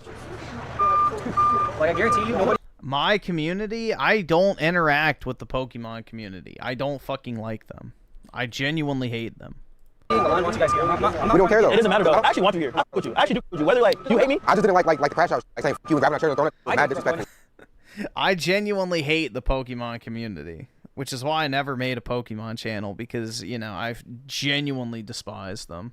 I think y'all grabbing and throwing it. Yeah, that shit was mad disrespectful. That's great. That's exactly what I wanted to come to. Wait, I do got one question though. Do you know her? Yeah, she's my girlfriend. Yeah. Like, a broke-off is the best way to describe the Pokemon community. Like, they're all just constantly crying, I'm so poor. I'm so poor. Look at this new card I bought. And then they'll cry poverty immediately. It's infuriating. I don't like the Pokemon community at all. I try not to interact with them. We're 2 people. You're like 17. W couple. Don't be positive. Why are you still being negative? I do kind of understand why you got a little bit aggressive. I see why you got aggressive. It's your girl. You know, we feel like you're attacking her. I would be showing out too, bro. I'm not gonna lie. You did. He's a keeper. He's a keeper. He could do way better. We're looking at a good camera, man. Thank you, bro. I'm not gonna lie. W Connor, bro. Almost 24 hours a day. This makes it even worse because I was planning on just going in the tent, but now that I know like they're master prestige, like they got this, bro. I gotta level up a little bit. You can't sometimes, right? Second, third time. So how was your first time? Not this. Way back, bro. Like 2021. That was super chill. Damn. That's how it was.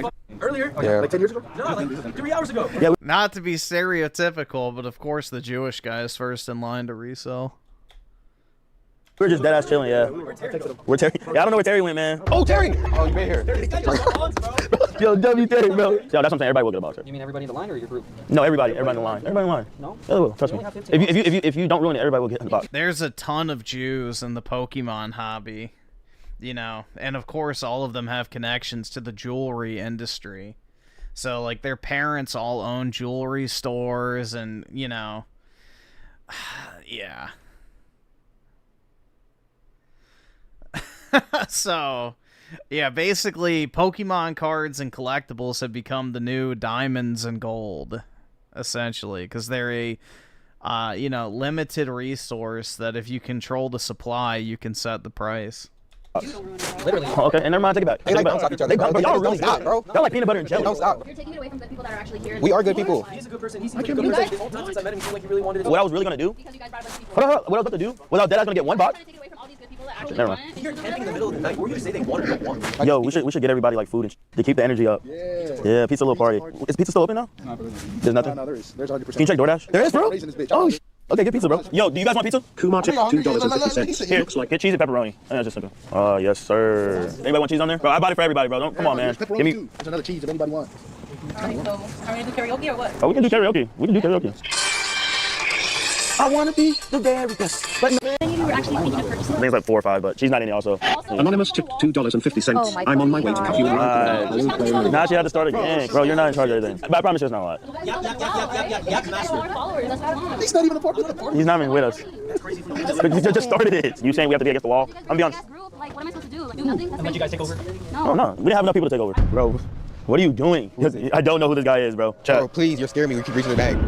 What is going on? Are you taking to school? Yeah, I'm just gonna buy the thing. Bro, you're not. I'm gonna be honest. You're not buying nothing, bro. So can you explain to us what the fit is? Opium. Hold up, bro. I can't show my face because I'm chopped, like Gotham. What grade are you in? I don't even know because I didn't go for like half the year. I was busy like playing Fortnite and like watching you. Oh hell, bro, I'm ruining the generation. You want pizza? Because I'm fat. No, because it's gonna go to waste. I'm not calling you fat. I actually like fat people. My ex was fat. That's why you're talking about girls. Wait, what? Wait, you Wait, you just called her. Bro, she's like shaped, bro. She's not fat. She's well-rounded, bro. He's having a wake-up call, I guess. He's realizing his fucking fat, ugly, slam pig girlfriend's not worthwhile. Yo, he's clip farming, bro. He's clip farming now. Oh, really? What part? He's smiling? Houston? He's smiling now. Yeah! What do you think about coming out? 4 hours. What the? Okay, bro. Do you got school? What do you guys want, like a 7-Eleven or something? Actually, McDonald's. What? Frappe. But you do something, you just kill me. You just did it on camera. Yes! Yes! Get in the cam, bro. W fucking mans with the frappe. You want one? Not for my position in line. No. Do you want one? Can you get her a straw? Can we actually get your name, bro? Gummy, they call me Gummy. They call you Gummy. Can we see the face? I'm tall, bro. Like, Hype him up when you text it off, guys. Hype him up. Like, oh, you're normal. You're normal. how cute. Oh, I don't know about cute. I don't know about cute, bro. I can't call another man cute. So how long have you guys been rolling with Canal? How long have you guys been rolling with Canal? I've been knowing him like 5 years. Yeah, we go back. You know him for 5 years? Yeah, bro, I know him for like 7. Tell him to bring me back. Stone King Jimmy. Bro, Terry, where do you keep going, bro? We gotta ask about his spawn point. Something about your spawn point is hot, bro. I don't think so. I don't think these guys are gonna be in line. No, we in line, bro. We in line, trust. We've been here, bro. I'm not gonna do that. Yeah, y'all don't got that. So you're not gonna stand better than. You're gonna buy him, but not cut him. Just so you know. Okay, Omar, you can stand better since he's cutting with his guy. Come here. He's gonna get in front of her. Because he's cutting in front of him and he's not. I just woke up. I'm not gonna argue, bro. They're opening it up. Let's go. We made it, bro. This is some peak unemployed activity, man. Let's go! We made it. And we only have buyers in it. Oh, they scammed us. They scammed us. Wow. Let's see what you got. Yes, sir! Let's go. Let's go. They tried to stop us, but they couldn't. You would genuinely make more money stocking fucking shelves at Walmart overnight. Shit's crazy, man. It looks like there's at least 10. At least more. Are you guys gonna buy 2 or are you guys gonna buy 1? The amount of volume you have to buy in order for this to be worthwhile is just insane. Let other people get them. Because y'all talking about other people getting them. We're gonna take it over. We're gonna take it over. We're gonna take it over. You're taking it away from the people that are actually here. Trust me. If you don't ruin it, everybody will get the box. Literally. So if y'all come out with 2, y'all are being hypocrites. Is that not scalpers? We gonna see you again, bro. We gonna see you again. I'll be back. We've been just harassed all night by these streamers. They've been recording us. Right? Yeah. I was taught, like, it was so annoying when I came in. Like, yeah. Chat, they do the word harass every day, bro. And look, I just think it's really, like, dull to be saying this stuff. Like, you're fighting for it. It's not pretty boring. Yeah. No, yeah, bro. Keep that same energy next time, bro. I bought you everything. You was drinking all that stuff, being buddy. But hey, when you get in here, your energy changes, bro. At the end of the day, y'all started it. We were being chill. But you have a good day, though. It's all love, bro. It's never that deep. It's just cards. I know. I'm just saying, like. I'm not gonna I'll help you out, but I just can't. That's cool. Bro, just leave it, bro. She just said stop talking. Just leave it. See how you shut down? No, it's because I'm just listening to her. She said just leave it. Chat. They both got 2. Chat. I thought they said everybody was gonna eat. You're taking it away from the people that are actually here. Please. 11? 3. Yeah.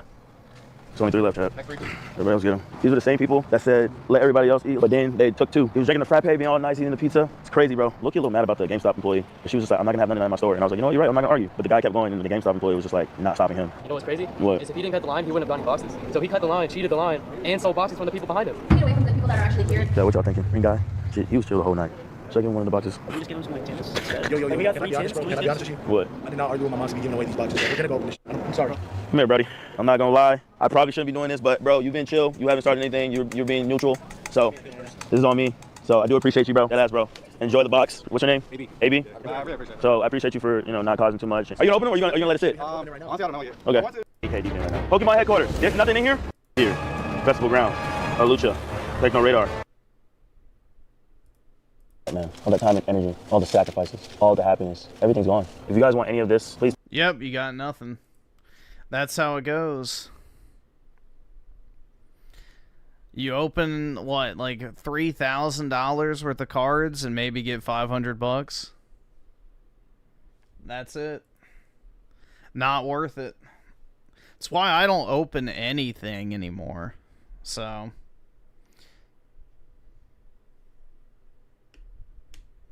it's literally just quite... like, you're better off just going to a fucking casino at that point, because it's just gambling. So, just go to the casino. You don't even have to wait in line.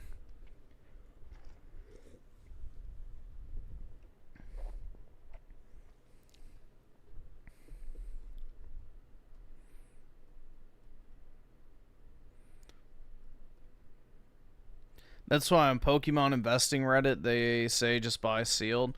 Yeah, sealed or slabs. I mean, I've done well with slabs, but yeah, sealed is the best way to go. Like, my Costco bundles I bought, I have 97 of them. Or no, 94 of them. I bought them for $33 a piece. They're worth $400 each in the span of, I think, 3 years. So, in 3 years, they have, like, 12x'd. So, pretty good, man. Pretty good. So, I think it was like $4,000 total to buy them all when I did. Maybe like closer to 3 something. I don't exactly remember with tax and everything. But yeah, now it's worth, close to $36,000 for all of them.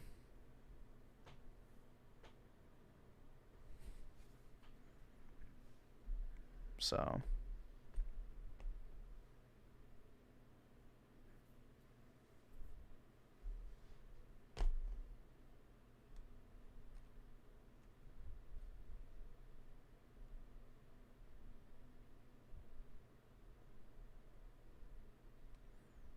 when am I gonna sell? I don't know. I don't really have a need for the money, is the thing, so just let it sit there and see if they keep going up.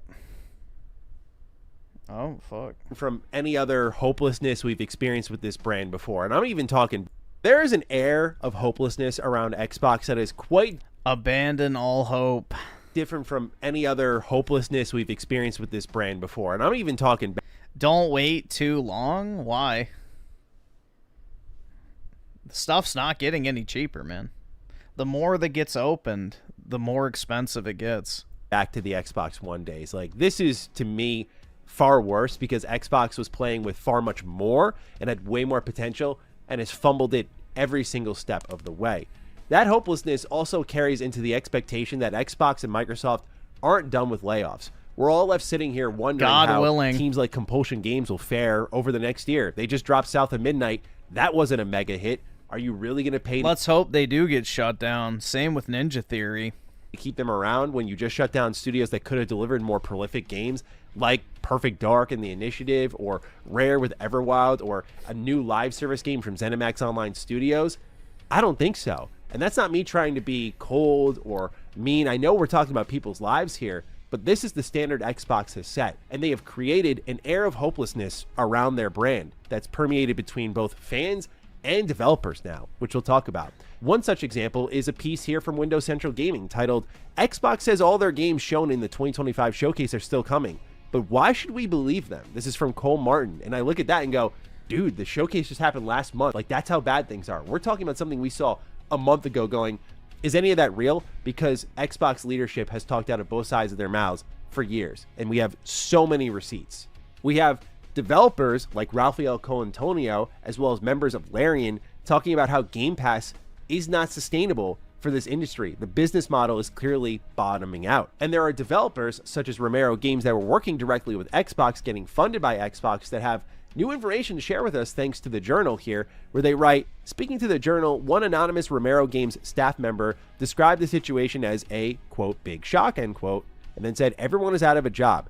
The next one, though, is the real kicker. They say, quote, we had meetings with the publisher, aka Xbox, the day before this happened. There was no mention of it, end quote. Now, fortunately... Jesus, man. Imagine you have a meeting with Xbox the day before, like, oh yeah, you guys are doing a great job, keep it up, and then the next day, fuck all y'all, you're fired. Wowie zowie. It seems like they are still trying to find ways to fund the project, they say here in this next quote, but for now, they are sadly completely closed and the studio is closed. So in a day and age where finding funding, take it from me as someone who is pitching their game right now, is tough. Yeah, like, I wish them the best of luck. It's really tough out there. These companies, I can just say, are crunching you hard and want absolute guarantees with as little investment as possible. Tony Esquire with a 5. Wait, so the chubby blue-haired chick took 2 boxes. These libs are quick to hate on Trump and are clear and present dangers to society. Yeah, exactly. That fat bitch isn't even worth 2 boxes of Pokemon cards, if you ask me. Haul her fucking torta ass back over the border where she belongs. That's right! That's right! Thou shalt not suffer, a fat bitch. And I'm an indie dev. Our budget's not crazy at all. So yeah, best of... Oh god, and he's an indie dev, guys. Good luck to Romero Games, but look at that. You met with them the day before, and you didn't have the guts to tell them what was going on. Shame on you. Seriously. Like, shame on you. All day. The defense I've seen being run for Xbox leadership right now is that, well, they're just... As Phil Spencer has an amazing cock, and I can't wait to suck on it again. That's the defense that's being run. These Xbox shills are just fucking clowns, bro. Taking marching orders from Satya Nadella and Amy Hood. They don't really have a say in it all. And first off, spare me that, because we're really trying to act like Phil Spencer, Sarah Bond, and Matt Booty aren't shot callers of any kind in their own division. I get No, it's not that. It's the fact that their inability to deliver is the reason why Microsoft has to step in. Microsoft is stepping in the way that they are right now because fucking Phil, Sarah, and Matt Booty have failed at every opportunity with all the resources they could ever possibly hope to have at their disposal. They couldn't fucking execute. So now the real leaders have to step in and clean up their fucking mess. That's the reality. There's a level of, like, they have to fall in line, their shareholders, they have to oblige. I get all of that. No, they failed. It is a miracle that they still have their fucking jobs.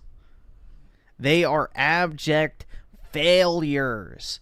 No other company in this industry has more resources, opportunities, developers, studios, IPs, and fucking money than Microsoft does and has given to the Xbox division. And they have nothing to show for it. Absolutely fuck all to show for it. That is the reality.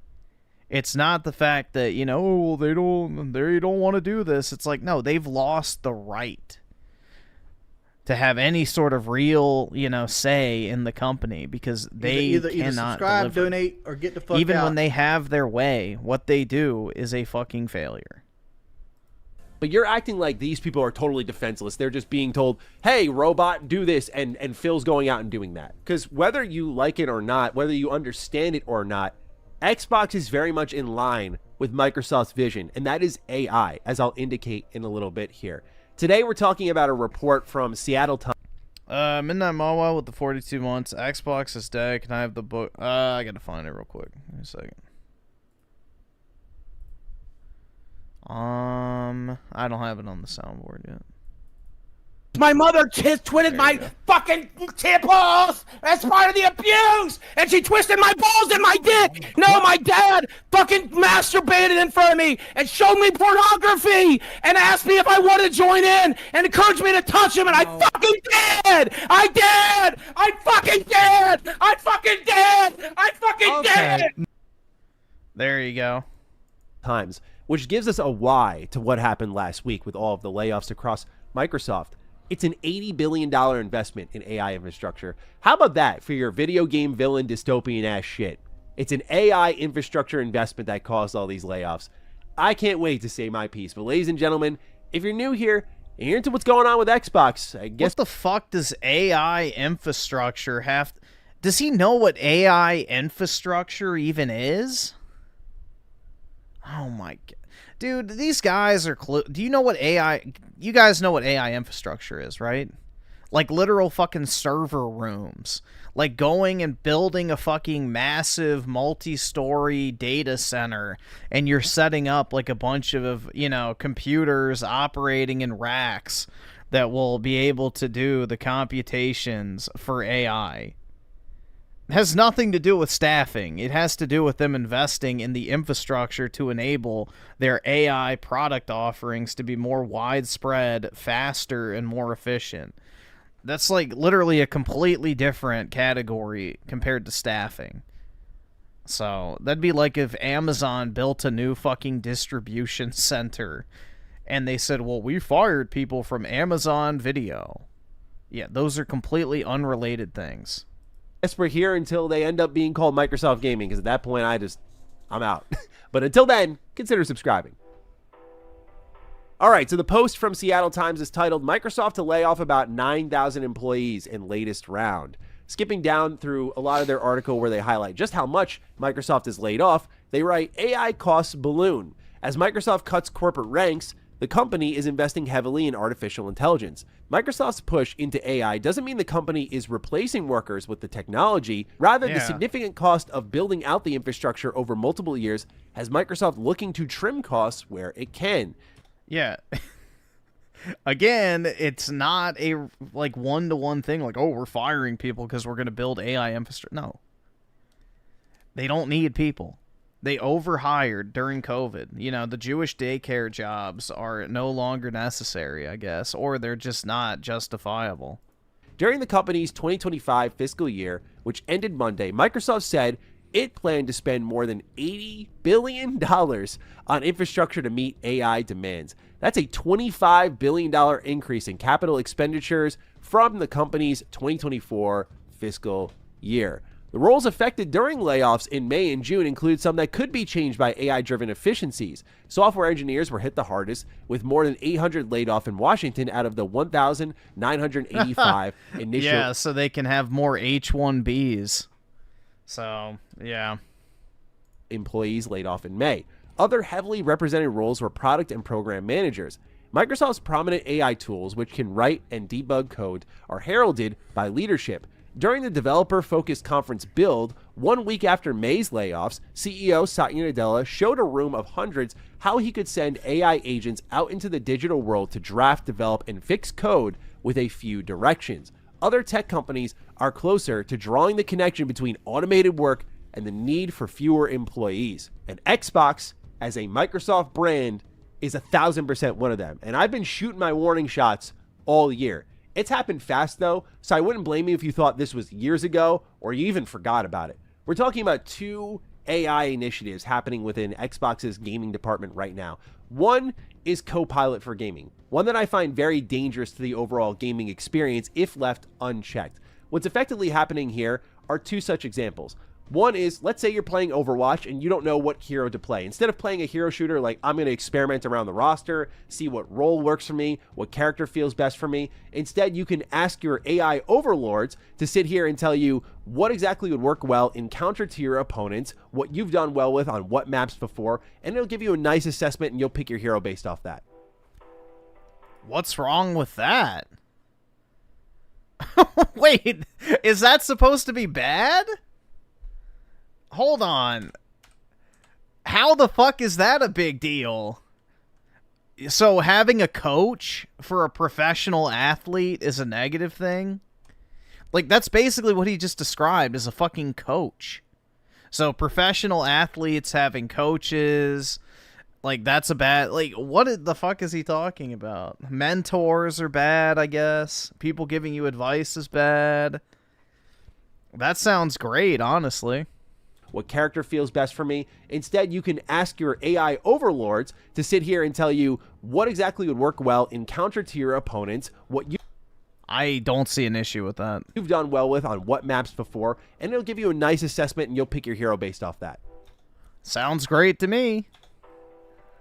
Well, look, I know it's been a lot of negative news lately, and if you're struggling to continuously hear that negative news, I've got a couple of prompts for you that you could throw into ChatGPT or Copilot, and that's thanks to Matt Turnbull of Xbox Game Studios. I don't know why he deleted this LinkedIn post, but some of this I found so helpful. Oh, yeah, I saw this. I could tell ChatGPT, act as a career coach. I've been laid off from a role in the video game industry. Help me build a 30-day plan to regroup, research new roles, and start applying without burning out. Yeah, man, I fucking love that. Oh, hey, wait, resume help. Here's my current resume. Give me 3 tailored versions, one for AAA, one for platform and publishing roles, and one for startup/small studio leadership roles. Fuck yeah, dude, I'm feeling great already. Here's another one for you.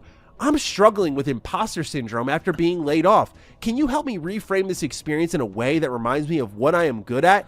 Oh, I just feel... Please, artificial intelligence, give me some semblance of a personal identity. I beg you. So much better watching words float up on... Oh my god, yeah, that is funny as fuck, man. Screen that are scraped off the internet. That's like telling a guy, oh, you're lonely, just date ChatGPT or some shit like that. You know, just get an AI girlfriend, dude. Me what I am good at. Man, fuck being laid off. Who gives a shit anymore? This is great. And, you know, I was thinking, since Matt had suggestions for everyone after going through such like life-changing events, just, hey, go put in these prompts. These will help out a lot. Since his head is so far up the ass of ChatGPT, I thought to myself, I would make a suggestion. Dude, see a fucking therapist if you're emotional. Oh, God. That's almost just as bad, if not worse. Guys, do not see a therapist. Do not fucking see a therapist. 95% of therapists are leftists.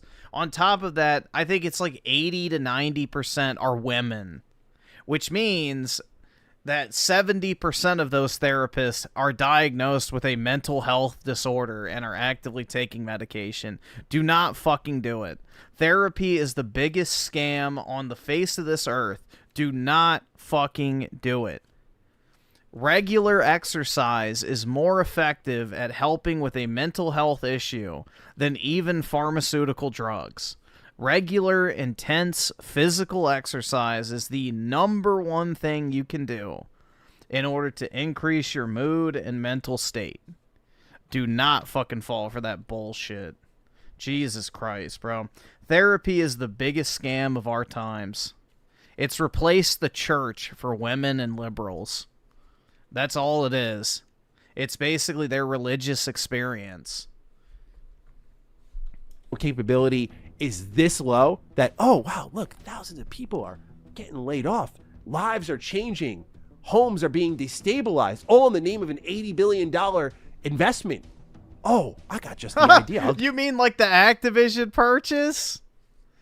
Oh, man. Keep that same energy. Wait a second. An $80 billion investment is a bad thing? I'm pretty sure this was one of the guys who was excited about the ABK deal. We all knew that people were going to get fired after that went through. So what's the difference? I guess we have fatigue now. Give them prompts. Dude, if that is all you are capable of, you need to go talk to someone. I'm sorry. That is my advice to you. Go speak to someone. Go at least reflect with a loved one and figure out how to actually console people when they're struggling. Now, look, I know I sound doom and gloom with AI. I'll get into why I think it can be a positive in the tool department and why other developers even think as much. But when it comes to what Xbox is doing here, to me, that dampens the experience the player can have. Granted, they did say in their Copilot for Gaming presentation that this is a switch that can be turned off, and I think that's great and all, but the idea was also that Xbox said this would be like a hands-off sort of thing. They're not going to force it into all of their studios. And if you think after an $80 billion investment in AI infrastructure and trying to be the lead AI... Griffin, weren't you all supporting the deal, saying it changed the landscape at the time? Yeah, and I made a shit ton of money off the deal. Bro, just on principle, the deal should have gone through. If the shareholders of a company vote and they want to sell the company to another company for a set price, then that is the prerogative of the owners of that company. Like, imagine if you bought a house and the value of the house increased significantly from when you bought it, and then some, like, government agency steps in and says, no, you're not allowed to sell it. Like, that's fucked up, man. So, yeah, just based purely on principle, the deal should have been able to go through. Now, you could argue about whether or not it was a good thing that Microsoft's fucking grubby mitts got their hands on Activision, given their, you know, terrible track record in the gaming industry. But just purely based off of principle, the deal should have been allowed to go through. But yeah, I made a ton of money off that deal, so I'm happy. Company on the planet, right? Like, this is the same rush to the internet that Google won out in, right? This is what Microsoft's trying to win out in. Can we win the AI race? Can we be the Google of the AI race? Can we do that? If we can, the amount of money, power, dominance that comes with that is insurmountable, right? So obviously they want to put all their chips on the table to win this next gold rush. That includes their gaming division absolutely investing heavily in building out and testing their AI tools. Now, also the other thing Copilot for Gaming does, a cool quality of life enhancement, is like, hey, you've been playing Age of Empires 4 for a while, you stopped playing it, you went to a couple other games, you come back to it, you can ask Copilot for Gaming, like, where did I leave off last? What was happening last? And it'll give you a summary of that. That stuff is great. That stuff is cool. I think that stuff is useful for the player, especially when there's so much content coming out. What I have... Wait, so there's a problem with it coaching you in a multiplayer game, but it's perfectly fine in a single-player game? I have more thoughts on, though, and the one that you should really be keeping your eyes on, and the one that Xbox did try to say, like, oh, we're going to propose the option to our first-party studios. I think that's going to be a mandate. Yeah, that's the thing, is I remember even back in the day, like, I was saying that, you know, given their track record with Halo Infinite, I don't exactly trust them. And I remember, too, I was like, don't Halo my Call of Duty. So, even during the deal, I was skeptical of how well they would manage Activision, but... just purely based on, you know, principles of the free market, you should be allowed to sell your company to another company, especially in a non-critical industry like fucking video games. Like, video games are a luxury entertainment product. The government has no fucking business regulating who can or cannot sell their fucking game studio. That is the most retarded overreach of government authority ever. Very soon, especially, again, you can't believe what you read or hear from anyone within it. How did I make money on the deal? Well, during the whole Activision sexual assault drama, their stock dropped to like $50 a share. And I remember I told everybody, oh, you should buy this because it dropped, not based off of, you know, financial performance, but based off of fucking gay drama that never ended up going anywhere. Well, it just so happened that shortly after that did occur, Microsoft announced that, hey, we're going to be purchasing Activision for $90 a share. So my $55 stocks of Activision all of a sudden became worth like 80-something because of the news breaking that you would be able to sell them for like $90-something a share. So, yeah.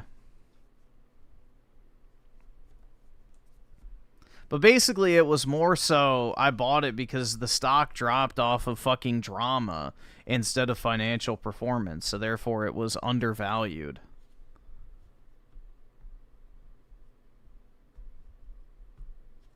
But yeah, I remember that. Like, I specifically told people it'd be a good buy. Not financial advice, of course. An Xbox, but here they talk about Muse, a generative AI model for gameplay. Look, there's no denying that every job imaginable is going to have AI involved in one way or another. That is inevitable, and I do think there's a level of, like, fighting against it is kind of just digging your heels in the sand. And it's not all awful, evil villain type shit. Like I mentioned earlier, I think the whole save recap, where did I leave off last time, is great usage of AI that enhances your gaming experience, lets you kind of flow from experience to experience and catch up whenever you need to. Where I really get my backup about AI is when it goes from tool to replacement. The games industry, and this does not really need to be stated unless you're a Microsoft executive, flourishes off of creative energy. That needs to be valued more than anything. Xbox, as I've indicated many times with the amount of talent they've let go from, say, Bethesda and a Shinji Mikami, a Harvey Smith, Pete Hines, and the list goes on, John Johannes, like, they lost so much incredible talent. Clearly, they don't know what the value of having good creative talent is, creative visionaries is. And I'm not saying necessarily that Xbox is taking Harvey Smith out of the Microsoft is not a creative company. That's the issue. Picture so they can put... They didn't even create their claim to fame. Bill Gates got it from the government. Muse in his spot, but this is not a brand that is innocent within the whole Microsoft AI investment phase. This is a company that is in the same year, right? This is all happening in 2025. Copilot for gaming, in beta, here's Muse. Our developers are using it across our entire first party. Like, they announced Muse alongside Ninja Theory, which was supposed to be one of their more like prolific prestige piece studios that's making these hardcore single player experiences, and like they're the advocates for Microsoft is like Disney. Well, Disney used to be creative, but modern Disney, yes, they're just slop merchants. They buy up a bunch of shit that people love, milk it for all they can, slowly killing the franchise, or rapidly killing it in certain cases. And they just try and profit as much as they can as they essentially burn it to the ground. AI content in video games. Again, I'm all for it as a tool, removing the grindy, crunchy parts of development. But as Microsoft tries to slim its workforce and replace it with AI in tech-focused jobs, I mean, that's a lot of what game development is. Technology, right? And so when you start to see the potential of that being trimmed down and you lose creative individuals just to slim down the budget some more, gaming as a whole will no doubt suffer. Their games already suck, so it's not going to suffer that much more. Most of Microsoft's games already feel like they're generated by AI. So... I mean, what can you... I mean, look at fucking Starfield, bro. Every single one of those planets, except for maybe like 5 or 6, feels like literal AI-generated garbage. So, are we really that far off anyway? Say, at this point, you have fans who have lost hope. Developers who are working with you have clearly lost hope. I mean... So, do I have this right? A few days ago, Griffin said YouTubers should put their money where their mouth is and make their own games. Now he's laughing at Matty for making a game. Well, he's making an indie game, so...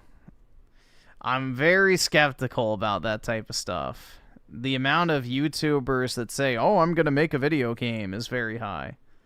But we'll see. He said he's looking for funding, so it doesn't even sound like he's making the game currently. It's probably just a proof of concept type thing. But yeah, I'm very skeptical about YouTubers making shit. I mean, in my personal experience, I can only speak for myself. For those who don't know... Especially when they call themselves devs. That part's even more sketchy to me. Like, does this guy have, like, an actual game development background? Does anyone know? Does he have, like, an actual game development background? Because he called himself a dev. So, I don't know. Again, call me skeptical. I don't get inside information almost ever, and that's fine. I don't operate off of it. I like to just be a fan of gaming and not know what's coming. I think it gives the most authentic reaction you can get nowadays when it comes to like everyone being in the know. So I prefer to not be in the know. But my God, the amount of employees across Xbox, Activision, ZeniMax Online Studios, the initiative that reached out to me anonymously and was like, I'm here to vent. I'm here to pop off. I'm here to share stuff. That has never happened to me before, okay? But when you combine that with public-facing figures in gaming, turning their back on Game Pass, talking openly and critically about Xbox leadership and Microsoft shareholders and Microsoft leadership, like, everyone has turned their back on the Xbox brand. There is no, wait, let's turn the page on this all. I can understand last year after the multi-platform pivot, and then unfortunately right after that, it's like, boom, now we have a bunch of studio closures. people just want to move on from all that mess. Let's turn the page. Let's see what this new, slimmed down, more efficient Xbox has up its sleeve. And you see they make a lot of money. Console sales are still going down, though. Recommit to console production, though. Okay, looks like this is going to be the new Xbox. And then they step on a rake, as they always do. But when the rake is an $80 billion investment in AI infrastructure, I understand the sympathy that Xbox leadership might be a victim of the process, but please stop acting like they are not shot callers in any of this. They are not complete victims in any of this, especially when their own initiative has greenlit 2 massive AI gaming tools for development, one of which is no doubt going to be mandated for their own developers. Again, people need to stop treating Xbox, after the whole ABK acquisition, like they're not the little toy on the side that, oh, they can kind of get away with like tucking Muse away and be like, yeah, Satya, we'll use it. Griff is a foodie? Not really. I eat the same slop meal every day. Rice, chicken, and like, you know, some sort of vegetable. So. Right. Now it's going to be like, hey, we're trying to advance with AI and test these systems. We want to be the leader in AI. Like, how are things going? Are your teams using it? Like, we want to use them for research, basically. It's insane. It's again, it's so dystopian.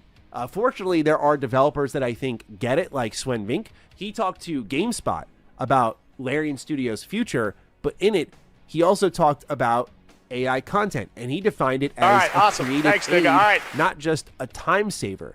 The quote he used was, "I think that it's an age-old truth. If you give a developer 2 years, they'll take 3. So the same thing will be the case here with what you're going to give them in terms of ability to do stuff. If they have the ability to do things faster, they'll just do more, which is actually what you want. Also, that's why I think it will improve the state of the art in the terms of games that we're going to see. You're going to see more and more things, but they will be used in creative ways that we haven't even imagined yet," end quote. This is the problem, is that a lot of people think AI is designed to streamline, but in a creative field, it's just going to enable people to think about things differently and just reach new heights. It's going to be useful for indie developers to kind of creep up to, is that AA? Is that AAA? Or small teams producing things that are unbelievable for their scale. I think the future of game development, in my experience, is remote studios or teams that are not in the West. And those teams are going to be using things like AI to kind of help get themselves closer. Yeah, Western gaming is dead. There's no point in trying to save it. Just fire all of them now. To that mark of quality. Cancel GTA 6. Close down EA, Take-Two, Microslop, Sony's studios, all of them. Get rid of everything. Ubislop, all of it. Close it down. Embracer Group. We don't need them anymore. People can't tell the difference of if it's a small team or not.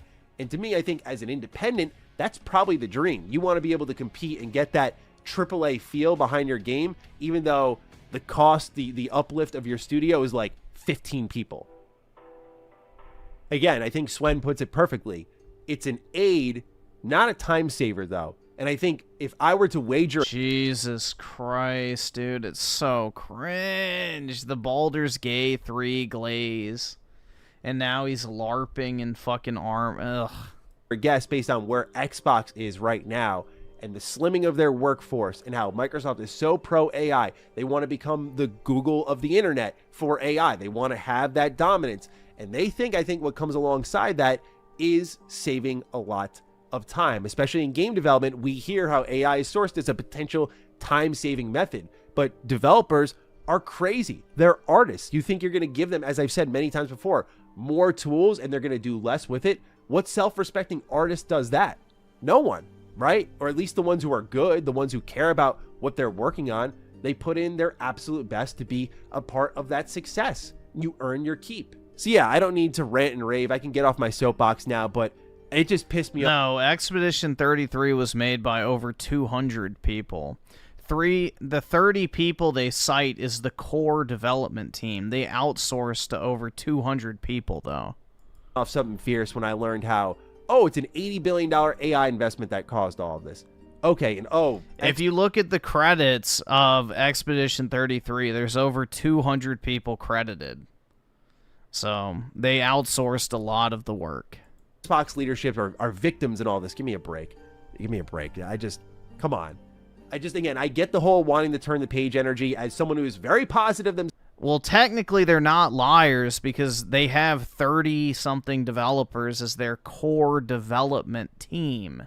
So the people that they have on permanent payroll is 30. Now, they outsourced a lot of the development. That's the thing. It's like Ubisoft. If you look at the credits for Assassin's Creed Shadows, there's like 10,000 Indians credited. So all these Western studios just outsource all the shit to, like, you know, Indian support devs and stuff like that. So, yeah. The days of my heckin' wholesome small dev team, unfortunately, are pretty much dead. Most of the shit gets outsourced to third worlders for pennies on the dollar. Themselves, glass half full. Yes, I totally hear you, but this has got to be like foot on the throat energy, because right now there has to be accountability. If it's not going to be internally with, you know, certain executives actually being held accountable, it has to come from the fans. It has to come from us and being like, we can't trust anything you say. We can't take you seriously. And I don't think that's a good way to have. No, that's not what happened. What you need to do is stop buying their stuff. Stop interacting with Xbox games. Stop buying Xbox products. Stop paying for Xbox Game Pass on any platform. Just stop interacting with anything they put out. Don't play their games. Don't buy their services. Don't buy their controllers. Nothing. Completely shut them out from your existence. That's the only way you'll send a message. Bitching about it on social media does nothing. Have a brand operating if everyone just kind of shrugs off anything their leaders say. Like, yeah, maybe that happens, but I don't believe you. It's not even being antagonistic. It's not even trying to be cold. It's like, this is the reality. You guys change your minds every couple of months. So why should I believe anything you have to say? And until there's change, I don't think I'll feel any differently. We'll see you in due time, ladies and gentlemen. Let me know your thoughts down below on this investment by Microsoft, and I'll catch you in the next one. Stay sexy, stay active. I love you all. Peace.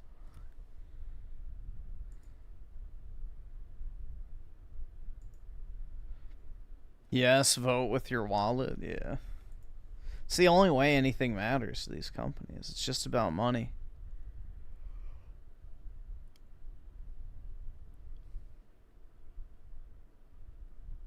It's just about money.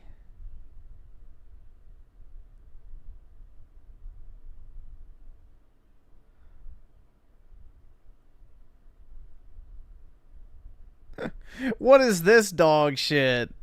Xbox Game Pass is profitable, but devs don't believe the line. Oh, God. He's back in full force to fucking bend over for Daddy Phil, bro.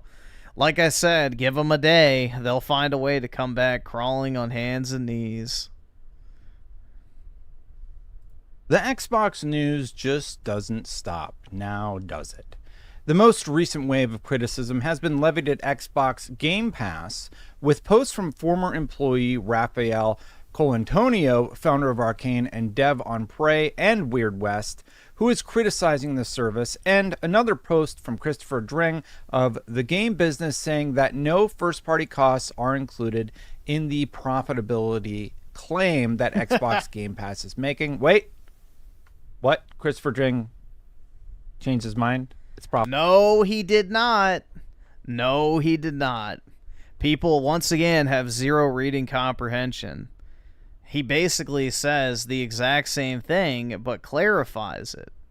So, once again, the sub-room temperature IQ takes from the console fanboy crowd is always right on time. Profitable now? Got it. Anyway. Oh, is he not even going to read it? So this is the part. Changed his mind. It's profitable now. This is the part you need to read. Regardless to all that, sources have reached out to tell me that even when you include lost revenue associated with first-party games, not just unit sales, but microtransactions, Game Pass is still profitable. That's great. But this is the... hold on, what was the other part? Where is it? Alright, it's not part of the thread, I guess. He doesn't have the full thread. There's one quote in here where it's like, oh, well, they can't count first-party expenses because it doesn't take into account the revenue that they could make with microtransactions. Like, basically, it's an excuse to not include it in the price, which is retarded as fuck. But yeah, this is part of a bigger thread. I guess it's not there. Just trying to see.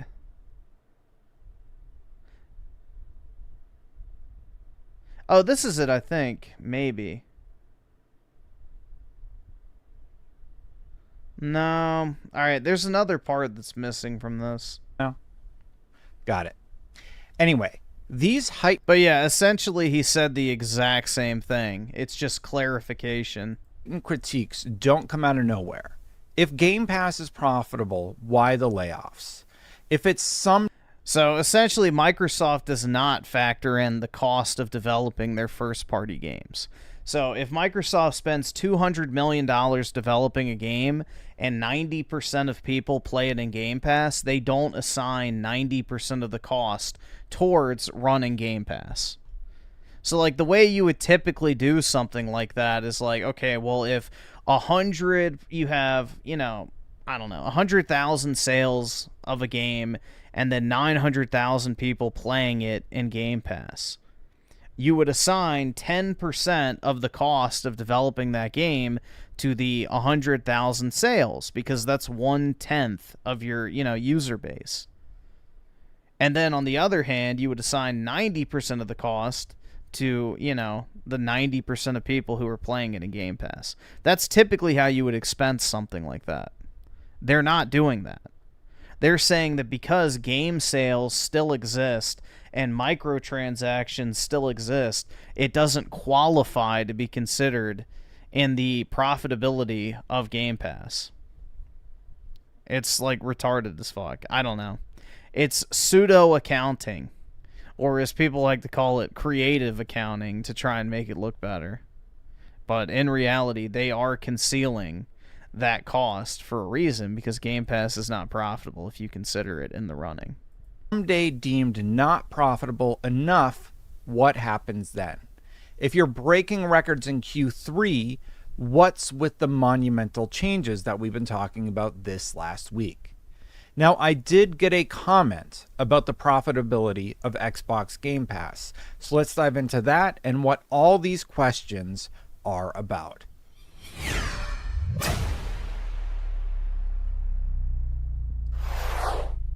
Let's start things off with the post from Raphael, because he can act as our person with insider knowledge and first-hand experience discussing the matter. Here's what he says.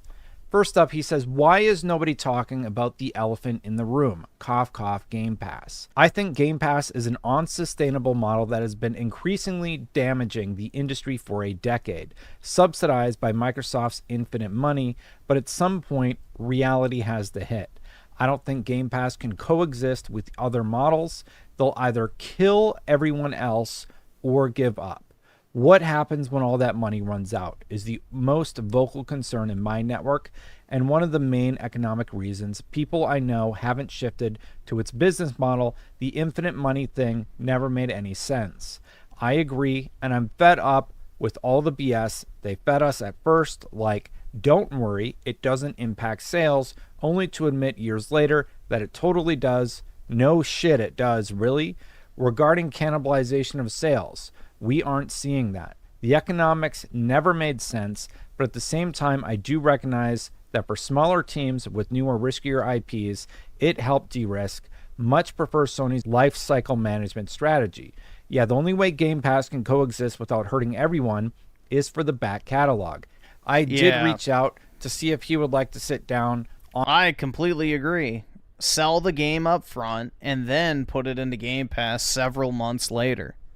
That is a sustainable model because most games, you know, sell the bulk of their unit sales and overall revenue within the first couple months. On Safe State Plus and have a conversation, because I do genuinely think his insight is interesting, and what he is going to talk about in this video via his social media posts are interesting. And he's not the only one who feels that way. He got a retweet from the former VP of BizDev at Epic Games who said, exactly. We've heard from Sean Layden, who agrees with his sentiment. And we even see Michael Deuce chiming in, Michael Deuce of Larian, who works on Baldur's Gate 3, I should say, also chiming in. So I want to talk about some of these claims because I think they're well-intentioned, but when I start to dive into the numbers of Xbox Game Pass, I am a little confused about where that sentiment comes from. If you just start breaking down the revenue, let's take the information we know into account. Where does the money come from?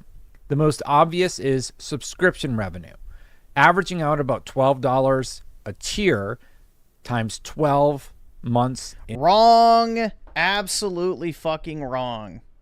It does not average out to $12 a tier.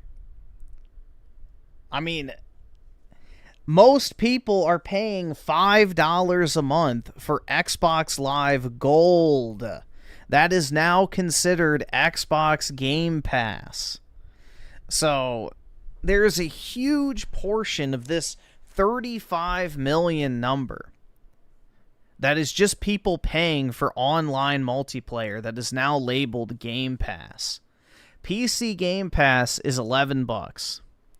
Console Game Pass Standard is $15 and Game Pass Ultimate's $20. So we don't know the distribution. I would say $10 is maybe your best case scenario. But whatever. It don't matter, I guess. Sure, we'll go with $12. But the problem is this is not consistent. So people probably pay for it for 1 month, cancel. Pay for it for another month, cancel. There's a reason why Xbox doesn't come out with random Game Pass numbers anymore. They don't advertise it because it's probably dropping off. But yeah, $5 billion a year. How much was Activision's? Let's just see. Activision net, or actually,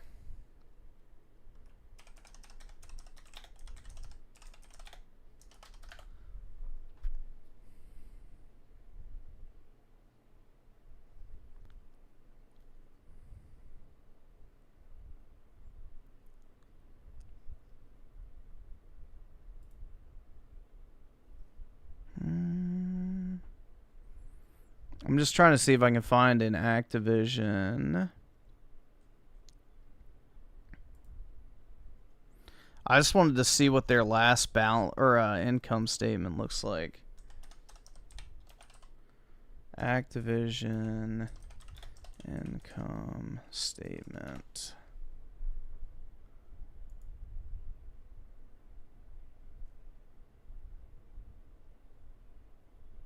All right, so the last one we have.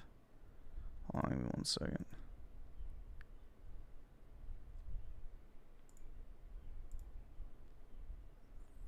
The last one we have is 2022. I'm just curious what their annual expenses are.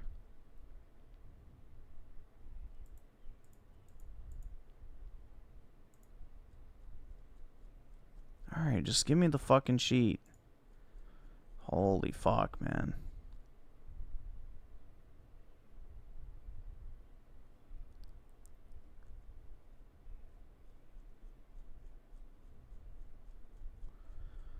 Bro, they have this shit buried.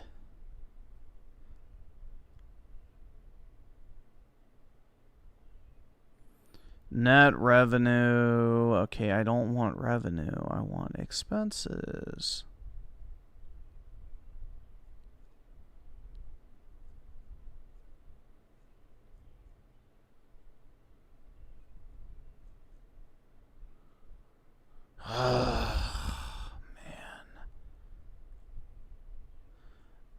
They really had to put this, like, hidden. Damn. I just wanted, like, a regular-ass income statement. I didn't want, you know, this breakdown, but I'm guessing you can't find it anymore because Activision technically doesn't exist.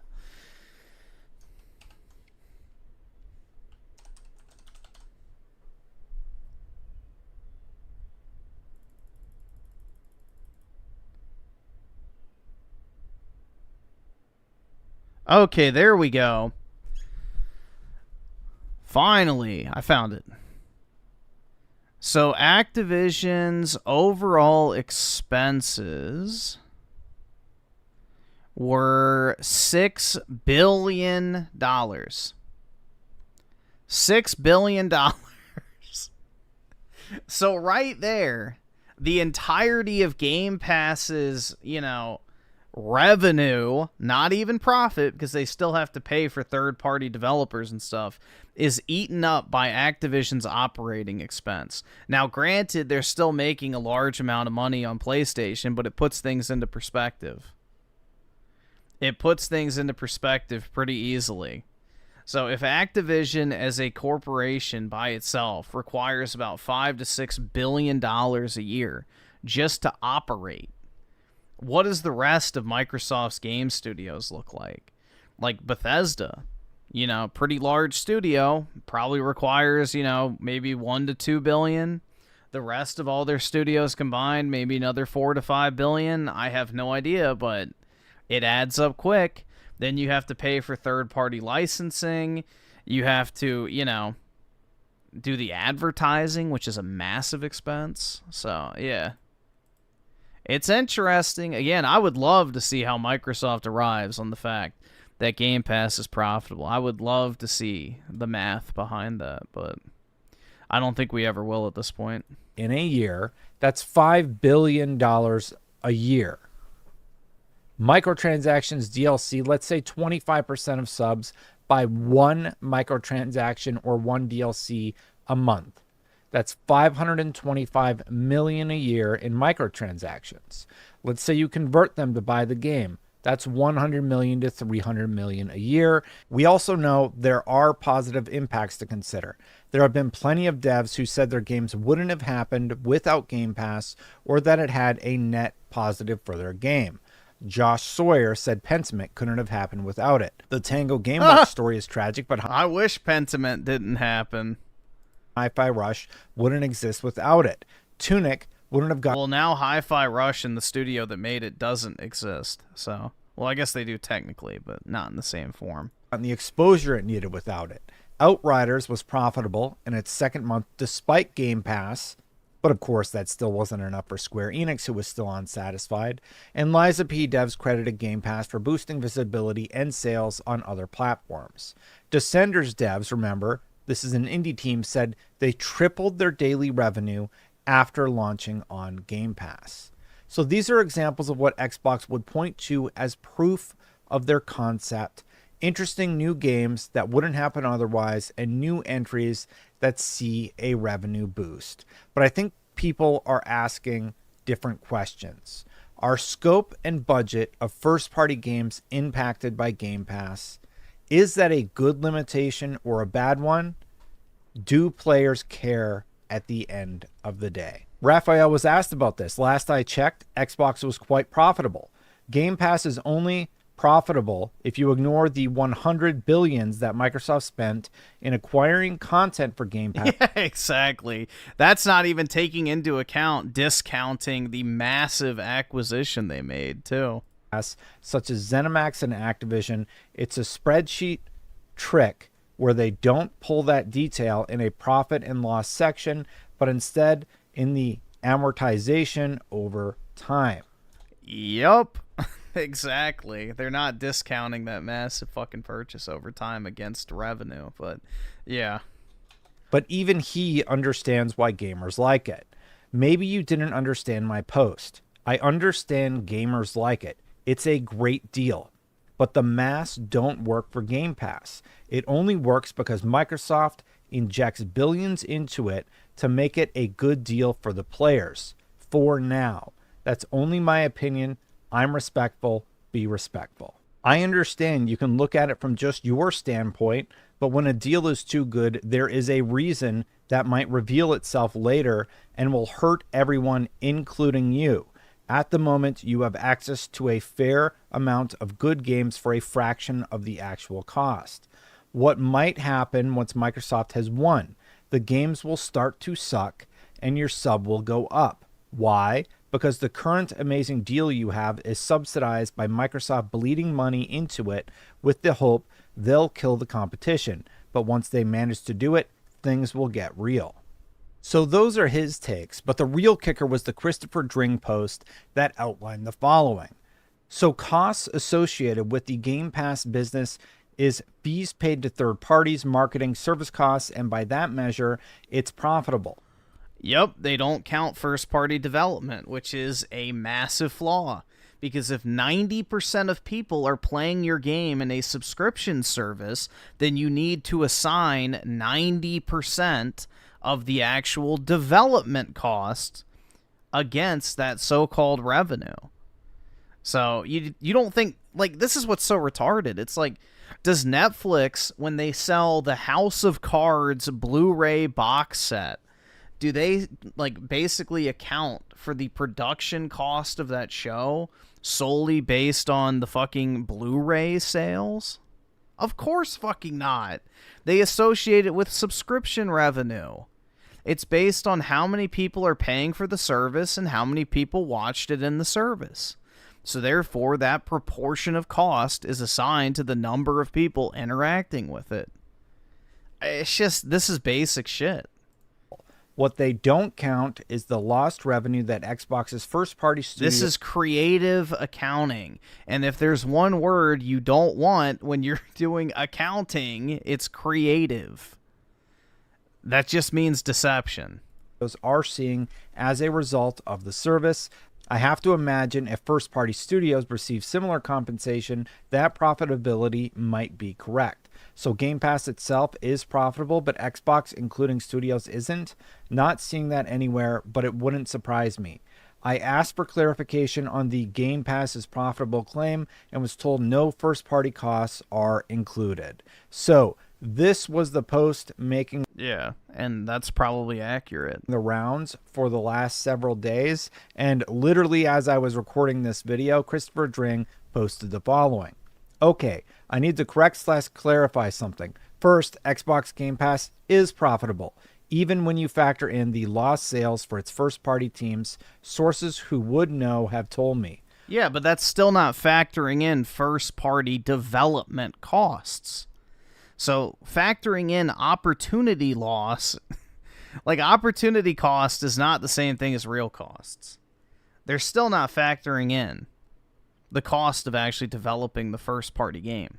Over 18 months ago, I checked with Xbox about what's included in the Game Pass P&L. Basically, I was looking to see if Game Pass cost factor in the impact to unit sales of their internal studios. I was told that first-party games have their own P&L separate to Game Pass as they make money via other means. There you go. That's the part I was looking for. I forgot. So yeah, that's the part I was looking for, and basically what that means is Microsoft only counts the cost of their games relative to the sales revenue. They don't factor in Game Pass.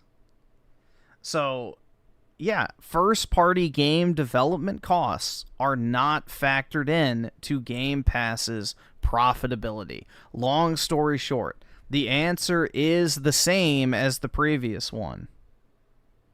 So, nothing has changed. They're still only profitable because they're not expensing the cost of running these studios. So, it's just kind of crazy. This piece of internal accountancy might mean Game Pass is profitable, but it sure does put pressure on the margins for its internal games and possibly means some studios don't make as much profit or any profit at all. That doesn't actually matter in real terms, but seeing the impact Game Pass was having on first-party games and the amount of money Xbox was spending on studios, I wanted to check if the full impact of the service was being considered in their Game Pass's profitable line. This was before Xbox started publishing fully on PS5. Studios can now make stronger margins on premium sales as a result of that move. But so you hear that. The only margins that they consider for first-party development is the actual sales of the game, not how many people are playing it in Game Pass. Therefore, the cost is not in Game Pass. So the answer has not changed in the slightest. Regardless to all that, sources have reached out to tell me that even when you include lost revenue associated with... That's not the same thing. Lost revenue is a theoretical number. It's known as opportunity cost, and it's not real. It's not a realized expense. It's just a hypothetical scenario. So that is not the same thing as development cost. First-party games, not just unit sales, but microtransactions, Game Pass is still profitable. So that's great. Right, Tony Hawk is out. Let's get back to that. Literally, this whole drama was just wiped out, basically, by this. No! You still can't read! You cannot read. They do not count the development cost in Game Pass's profit and loss. It is the exact same as it was, unless you have zero reading comprehension. You have zero reading comprehension if you can't understand what was being said there. He literally said that first-party expenses are not included in Game Pass profit and loss. Game Pass profit and loss is solely based on licensing third-party games and the subscription revenue and marketing. Xbox has a different profit and loss category for their studios that is purely based on premium sales, and that is what they use to offset the development costs. They do not offset development costs with Game Pass revenue. That is the answer that was said originally. It's just explained in more context. This is not hard to understand if you have any sort of financial background whatsoever. Statement. They're deliberately splitting the sections of profit and loss to manipulate one to look more profitable than it actually is. This is creative accounting 101. This is the type of shit you learn about in business school if you're trying to represent your company in a positive light to be acquired. You bucket all this stuff separately to make the more appealing high-growth segments of your business more appealing on paper, even if in reality and in the grand scheme of things, it's actually not that great. This is creative accounting 101. And what was my reaction to this? I reached out for comment and said, we've seen a lot of finger pointing at Game Pass, and I think Xbox would benefit from providing a statement. Should be easy to clear up, if they can. Right now, the narrative is Game Pass isn't profitable. Drink paints a worse picture. It also siphons... Microsoft is basically operating under the assumption that they are licensing their first-party games into Game Pass for a $0 cost. That's essentially what's happening here. Is they have two separate buckets. One bucket is the development and sale of video games. The other is Game Pass. And what they're doing on paper is saying that Game Pass essentially license first-party Microsoft games for a cost of $0, which is completely unrealistic. Therefore, it is not profitable. They're not taking into account the actual development costs of those games. Because if they were third-party games, they would not be able to license them for a singular fucking dollar or $0 or whatever bullshit number they put down. So, yeah. This is a load of horseshit, and anyone with any sort of background looking into financial statements and accounting and things like that could sniff this out from a mile away. Very, very blatant fucking creative accounting. Money away from studios. Spencer has repeatedly said this is not the case. It's not accounting fraud because when you report your financials, as long as you're not manipulating the end number of net income, then it doesn't matter. And Microsoft does not report individual business segments' profit and losses. So their gaming segment does not have like an individual income statement to look at. So therefore, if it's not publicly reported, it's not, fraud, so to speak. It's not a good look. It's manipulation. And again, it's, very deceptive, but it's not illegal because it's not on the final income statement that is required to be publicly filed.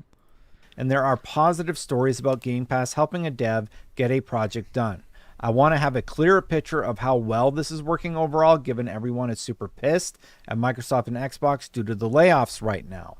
My point being that everybody is emotionally charged because they're seeing their friends get axed out of long-standing jobs. People like me are seeing Forza Motorsport is potentially no more. It's upsetting. But going back, Dring is basically saying that it looks good on paper, but without the first-party dev cost, it falls apart. Sources at Xbox tell me that if you're referring to dev costs, we don't count those. They're incurred regardless, since we'd build the game for other platforms with their own revenue models. Long story short, I've also been told by sources at Xbox that Game Pass is profitable overall, and they factor in impact to unit sales and post-sales monetization. And we've already talked about the positive impact to consider. We've already heard from many devs about how happy they are that Game Pass helped their game get seen or helped it happen. This is the typical toxic positivity shit that got Xbox and its community into the position it's in. This is the constant toxic positive. Don't talk about anything negative, guys. Just talk about how great it is, and eventually maybe it will be. This is toxic positivity. 100%. Happen in any capacity. But the real question I think people are asking is the following. Are scope and budget of first-party games impacted by Game Pass? Yes. Yes. Does he really have to ask that question when pretty much every single major Microsoft first-party release has had to be patched 6 months to a year post-launch just to have basic features like 60 FPS? Are you really asking that question? Are they impacted by game? Yeah, no fucking shit. No fucking shit. Why else are their games launching feature incomplete, like buggy, broken, borderline unplayable in the case of games like Redfall? Or a game like Halo Infinite launches free to play and it's a fucking disaster. Of course it's being impacted. This shit should be there day one, and it's taking 6 months to a year. What other explanation is there other than Microsoft is rushing shit out the door to continue their Netflix model for gaming? Is that a good limitation or a bad one, and do players care? Raph gets why Game Pass is enticing, but thinks it'll either become so successful that Microsoft will literally kill everyone else, or they'll just give up on it. Michael at Larian, the studio behind Baldur's Gate 3, asks, what happens if the Microsoft money runs out? Look, maybe Game Pass is profitable. That's what Microsoft is saying. That's what they've always said. But no matter how you look... Yeah, and they also said just 4 games. We're buying Bethesda in order to make exclusive titles. We're dedicated to Xbox hardware, and now they're making a computer. You know, they're going to have VR. That never happened. There's plenty of examples of the lies of Phil. So, you know, plenty of examples. Look at it, Xbox has failed to convince the masses and the people who make games that that statement is... Yeah, Donkey Kong Bonanza looks great. I'm looking forward to that. True. Going forward, I think any company looking to do business with Microsoft had better... I'm going to have to become a Nintendo channel, I feel like, at this rate, man. They're the only ones who even have games I'm remotely interested in for the most part. Have a golden parachute plan in place like Bungie did with Sony, because it's clear that it doesn't make sense to be bragging about a 51% year-over-year revenue bump in gaming like Microsoft did, or a 62% year-over-year... Yeah, but that 50% revenue bump is because they bought Activision. It's not because they actually improved their revenue. It's just because they bought something that bumped their revenue by default. Content and services vertical, which is where Game Pass lives, especially when you have a devastating amount of layoffs yet again. I do see a lot of people in the comments saying that this is just business, that it's happening to everyone, and that they're still excited to play Xbox games. That's great, and I get that. If you're a dev and you get a Microsoft deal, there's probably a layoff timer ticking in your head the moment you start, though. If you've survived this long, you're probably feeling... They also don't count profit made on games outside of Game Pass. Okay. You don't get my point. If I am Netflix, okay? Let's take Microsoft out of the equation. I'm Netflix. I pay $300 million to have movies made to put into my service. All right? And then I recognize however many dollars, let's say $1 billion in service revenue that month. Did I make $700 million? Or did I make $1 billion? Off of that subscription. Now, on the other hand, I sell the DVD of those movies and make back my $300 million.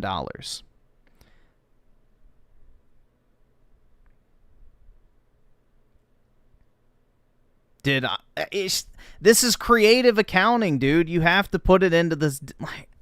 You're purposely segmenting expenses to make it look like something is more profitable than it is. The movies didn't just random spawn. Call of Duty costs money to make. You can't just say, oh, well, we had 10 million Game Pass subscribers in the month that COD came out.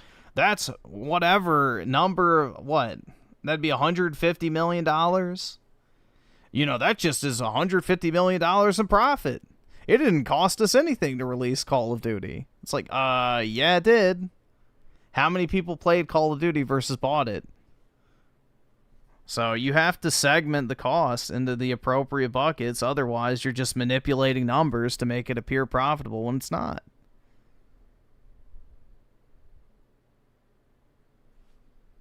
If the games are profitable, then Game Pass is by the... No! Oh my fucking God. You're dumb. Bro, you don't understand what I'm talking about. This is not hard to understand. This is not hard to understand, bro. If I am making $0 from something, but another way I'm distributing is making money, the thing that's making $0 is not profitable. The other way of distribution is profitable. If Xbox is making money selling their games, then the sale of games is profitable. The distribution through Game Pass is not profitable. If they offset each other, that is an entirely different thing than claiming that both units are profitable.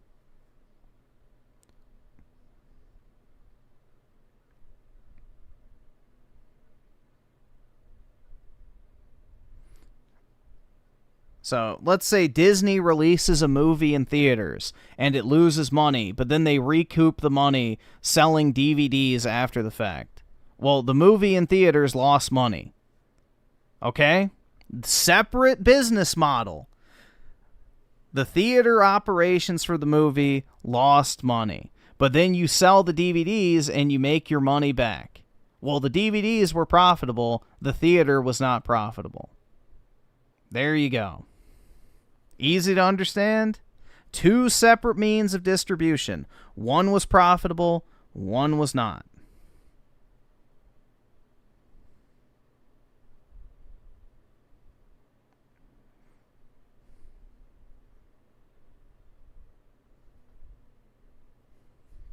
So it's a manipulation of numbers.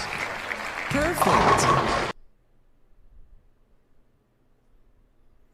They are operating under the assumption that their first-party games cost nothing to put into Game Pass, which is not true. It is not true.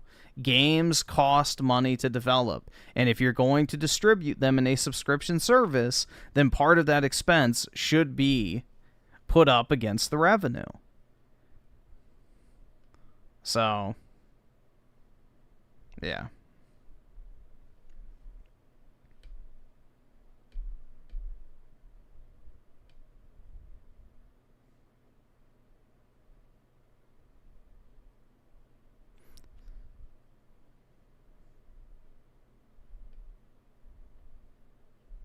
I don't know, man.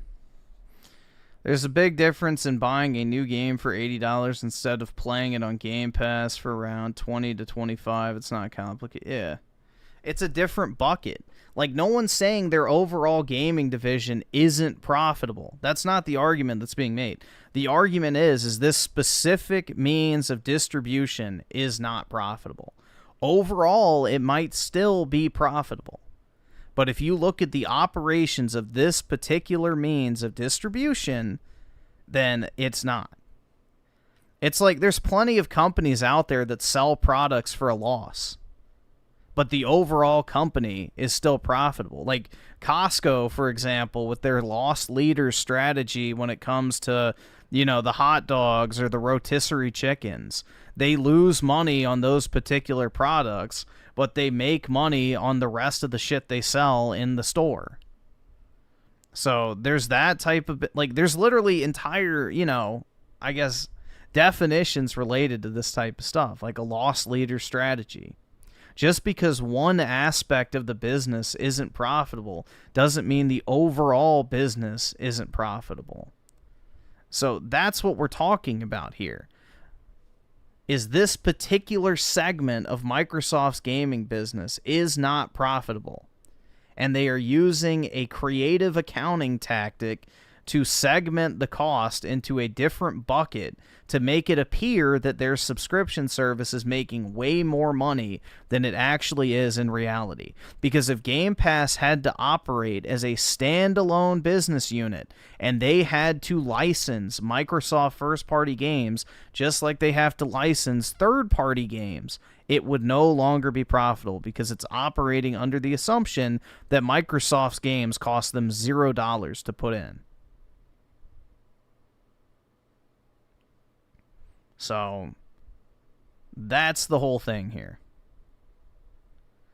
They are using a creative accounting method to try and represent a particular product that they're offering as more profitable or even profitable at all than it actually is. That's all that's being said. No one's saying they're not making money on their games. Nobody's saying their gaming division is bleeding money overall. What's being said here is that Microsoft is grossly misrepresenting how they're reporting the profitability of something like Game Pass.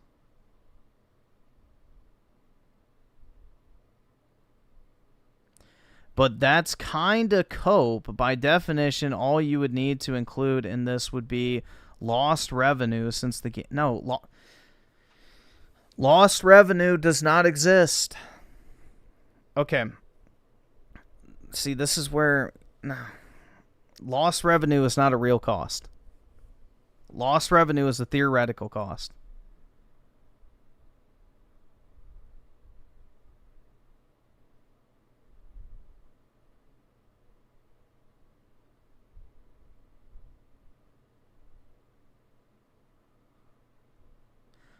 From that point, it costs Microsoft nothing to put the game in Game Pass. The only money they technically lose, and that would be lost. No.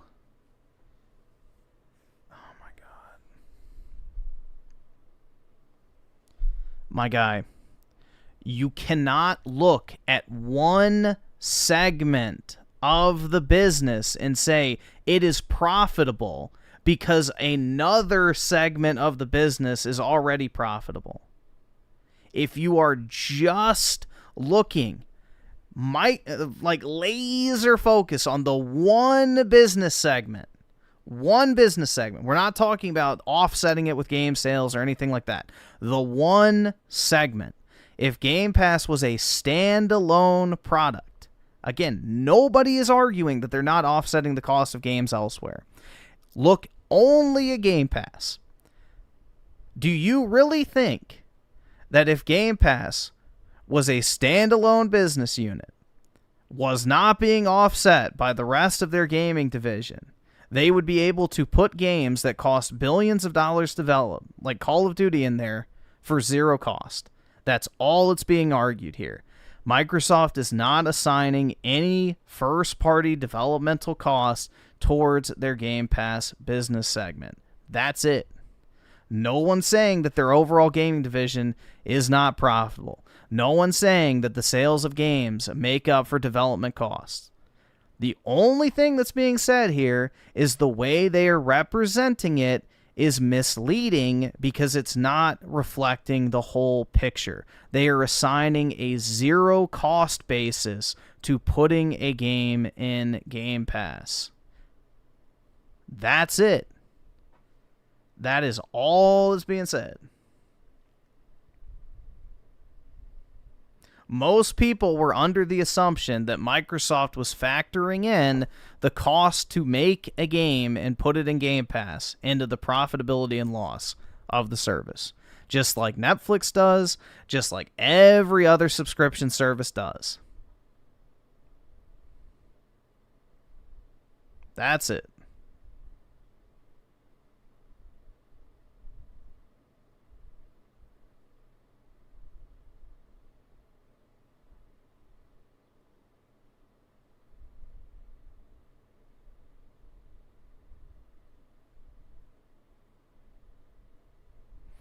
If Microsoft's CEO said they absolutely needed 100 million subs to be profitable, it's absolutely because of the game developing cost to have any healthy profitability on top of spend. The thing is, though, is they could be profitable. The question is, though, is Game Pass bringing in enough money to justify all the loss of sales? Which, again, not a real cost. Not what we're talking about. But, yeah. So you have to account for game development twice. No. Holy fuck. Okay. If 50% of people buy the game and 50% of people play it in Game Pass, you split it down the middle. If the game costs $100 million to make, 50% of that cost goes up against direct sales revenue, 50% of the cost goes up against subscription revenue. That's it. You're just assigning the proportion of the expense to the sources of revenue. That's it. That's literally it.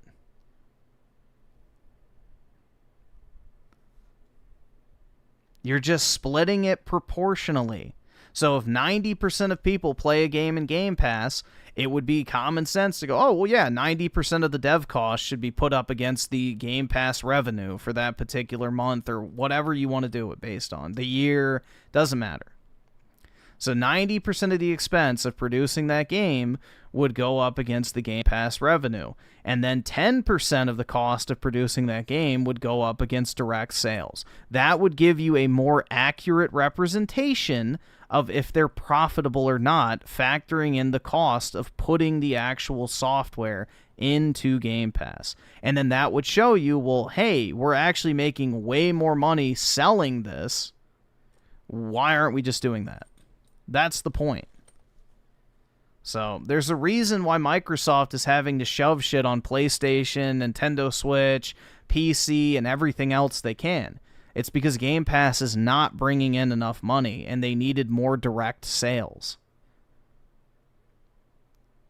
That's the reason why. The direct sales have to make up for the lack of money they're not making on, Game Pass. So if Game Pass was the slam dunk, home run, 10 out of 10, massive profit driver, they would be requiring you to buy it in order to play their games. They would not sell the games individually. The opposite is true. They are moving more towards direct sales and away from forcing you to buy Game Pass. That's the entire point I'm getting at here. So no one's saying that overall they're losing money or the game is losing money, whatever. We're talking just the Game Pass distribution. The assumption that Microsoft is operating under is deceptive. That it costs them $0 to make a game like Call of Duty and put it in Game Pass. So, alright. I'm moving on. I'm done. I feel like we've fixated on that for too long. I've had enough.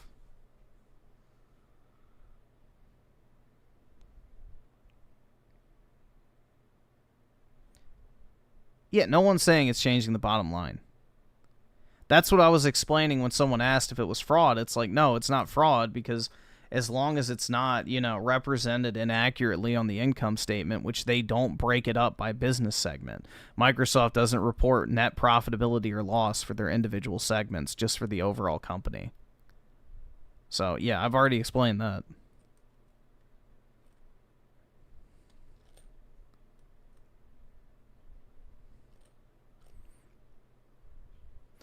Jesus with the 5, you should watch Cold War Historian Answers Internet Questions from Wired.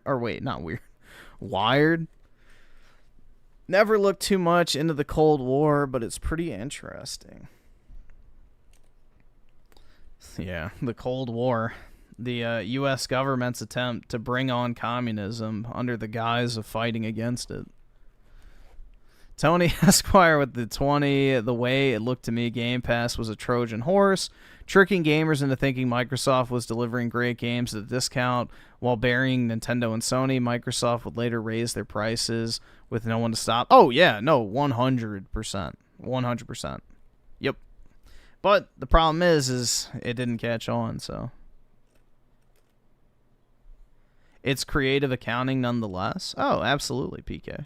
Yeah, that was my whole argument. It's just creative accounting. It's to make it look better than it actually is.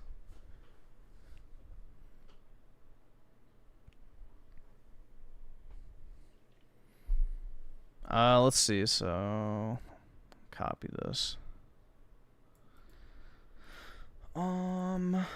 Paste. One of the great Cold War theories for the United States was the so-called domino theory. I'm historian Michael Kimmage. Let's answer your questions from the internet. This is Cold War Support. Hopefully this won't get flagged, because this is a media organization. We'll see. First question. When did the Cold War start, and when did it end? To get to the bottom of this question, I think we should talk about a timeline of the Cold War. 1945, that's the date of the Potsdam Conference on the outskirts of Berlin. That was Winston Churchill, Joseph. When the West sold itself out. Of Stalin and Harry Truman, and what you can see is that the two big superpowers, the US and the Soviet Union, are beginning to divide up the world in a certain way. Tony Esquire with the 10, each year Black Friday keeps Best Buy out of the red. Imagine if TVs sold for the original profit they'd hoped for. They made money, but nowhere near what was planned. Game Pass is Black Friday. Yeah, pretty much. Or you could argue that Game Pass is the entire year, and then direct sales are Black Friday, I think is the better, what you're going for. Because if Game Pass is not like this big profit driver and game sales are what's bailing them out, then yeah, I think the better comparison would be the direct sales on other platforms are like Black Friday, and Game Pass is like continued operations, if that makes sense. It's kind of like how with fast food restaurants, 6 out of the 7 days you operate, you lose money. Shut the fuck up. Only 1 out of every 7 days, if you have a fast food restaurant, is actually profitable. So you have to operate 6 out of the 7 days just to break even. And then your 7th day is your profit. It's kind of interesting.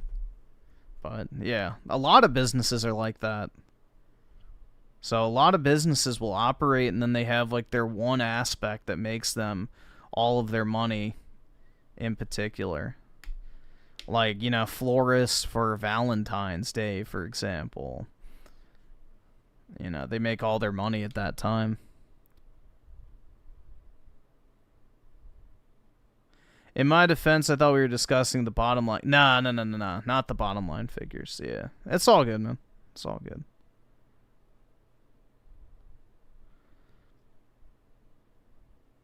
Or it's like restaurants where they sell food and they don't actually make money on the food. They make money on the drinks or the desserts or whatever, like alcohol. That's also another common thing. So, most restaurants don't make money on the entrees. They make money on the actual, drinks and alcohol and desserts and things like that. But the entrees lose money.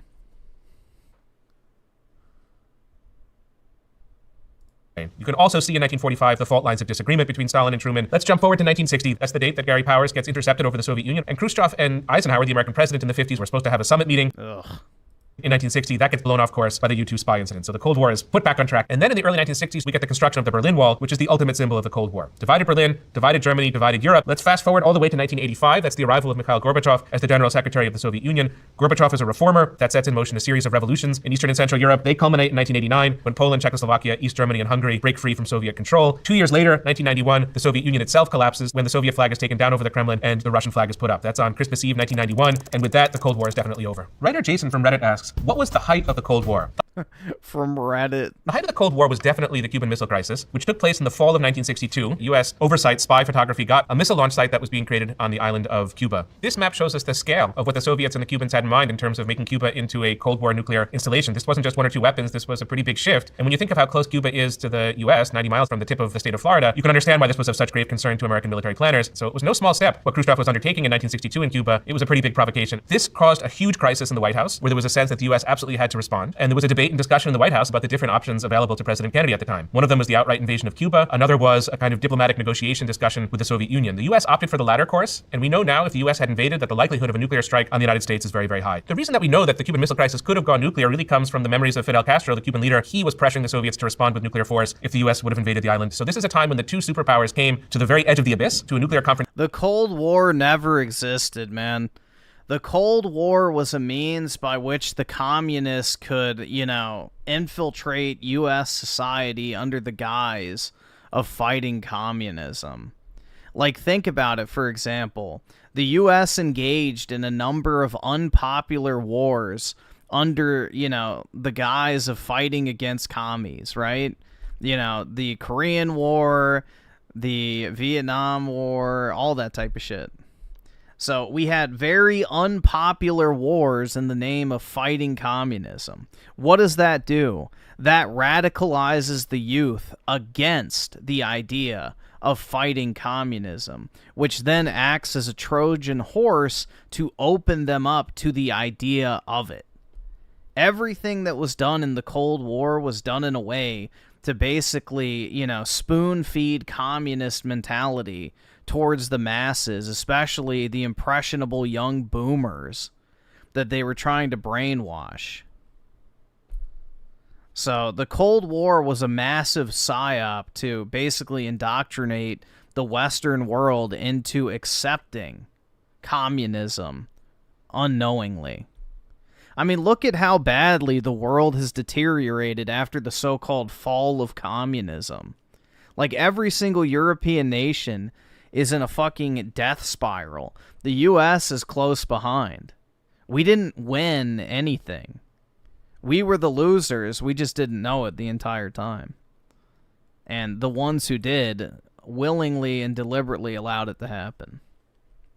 confrontation. The reason the Soviets put the missiles in is they wanted to gain advantage in Europe, not so much in the Caribbean. The Soviets felt that the U.S. was encroaching on the Soviet Union in West Berlin. Khrushchev thought he could get an advantage in the Cold War by doing this. He did it against the advice of his staff. Khrushchev is going to be pushed from power a few years after the Cuban Missile Crisis because of how he behaved during it. It's a Soviet embarrassment, the Cuban Missile Crisis, and it's something of an American success. Kalechi 12 wants to know, was the American fear of worldwide communist domination a legitimate fear? I think the U.S. had a lot of legitimate concerns with Soviet power in Europe, but the U.S. blew out of proportion the whole communist story. Let's take a look at this map of the world. It helps us to see that the world divided up in the Cold War into three basic camps. You have the Soviet-Chinese camp on the one hand, you have a US-led camp on the other, and in between you had what were called the non-aligned states. One of the great Cold War theories for the United States was the so-called domino theory. And this was the idea that countries were lined up in some kind of sequence, and if one of them would fall to communism, the rest would fall after the first one fell. So the domino theory is something that dominates thinking about American Cold War policy for the first 2-3 decades of the Cold War. It is a very simplistic theory, and it contributed to a lot of misunderstandings in American foreign policy. The biggest one is in Vietnam. That's the ultimate domino, where the U.S. feared that if Vietnam fell to communism, Laos, Cambodia, and other neighboring countries would fall as well. And so the U.S. pushed itself into an unnecessary war because of this theory. It's not a footnote or a side note to the Cold War, the domino theory. It's the cause of some of the biggest mistakes that the United States makes during the Cold War.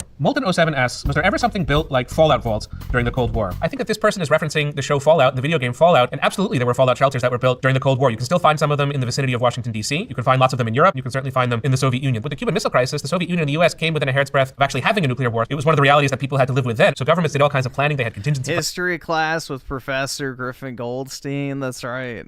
plans. They built places to make government conceivably possible during a nuclear war. But there's something crazy about it at the same time, because if there had been a nuclear war, these Fallout vaults would give you 10-12 hours of peace, security, and safety, and then the game would still be up. So it was a psychological device, like the duck and cover exercises where students were given instructions of what to do during a nuclear war. It helps us. Yeah, duck under your desk to survive a nuclear fire.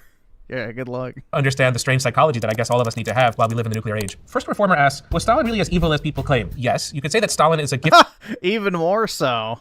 statesman for the Soviet Union. He wins the Second World War for the Soviet Union. You could also say that Stalin is a far-thinking state builder for the Soviet Union. It's really Stalin who builds the whole Soviet state, and that's no small matter, but he does so at incredible cost to the peoples of the Soviet Union and to peoples on the periphery of the Soviet Union. This is millions upon millions of lives that were tens of millions of people dead.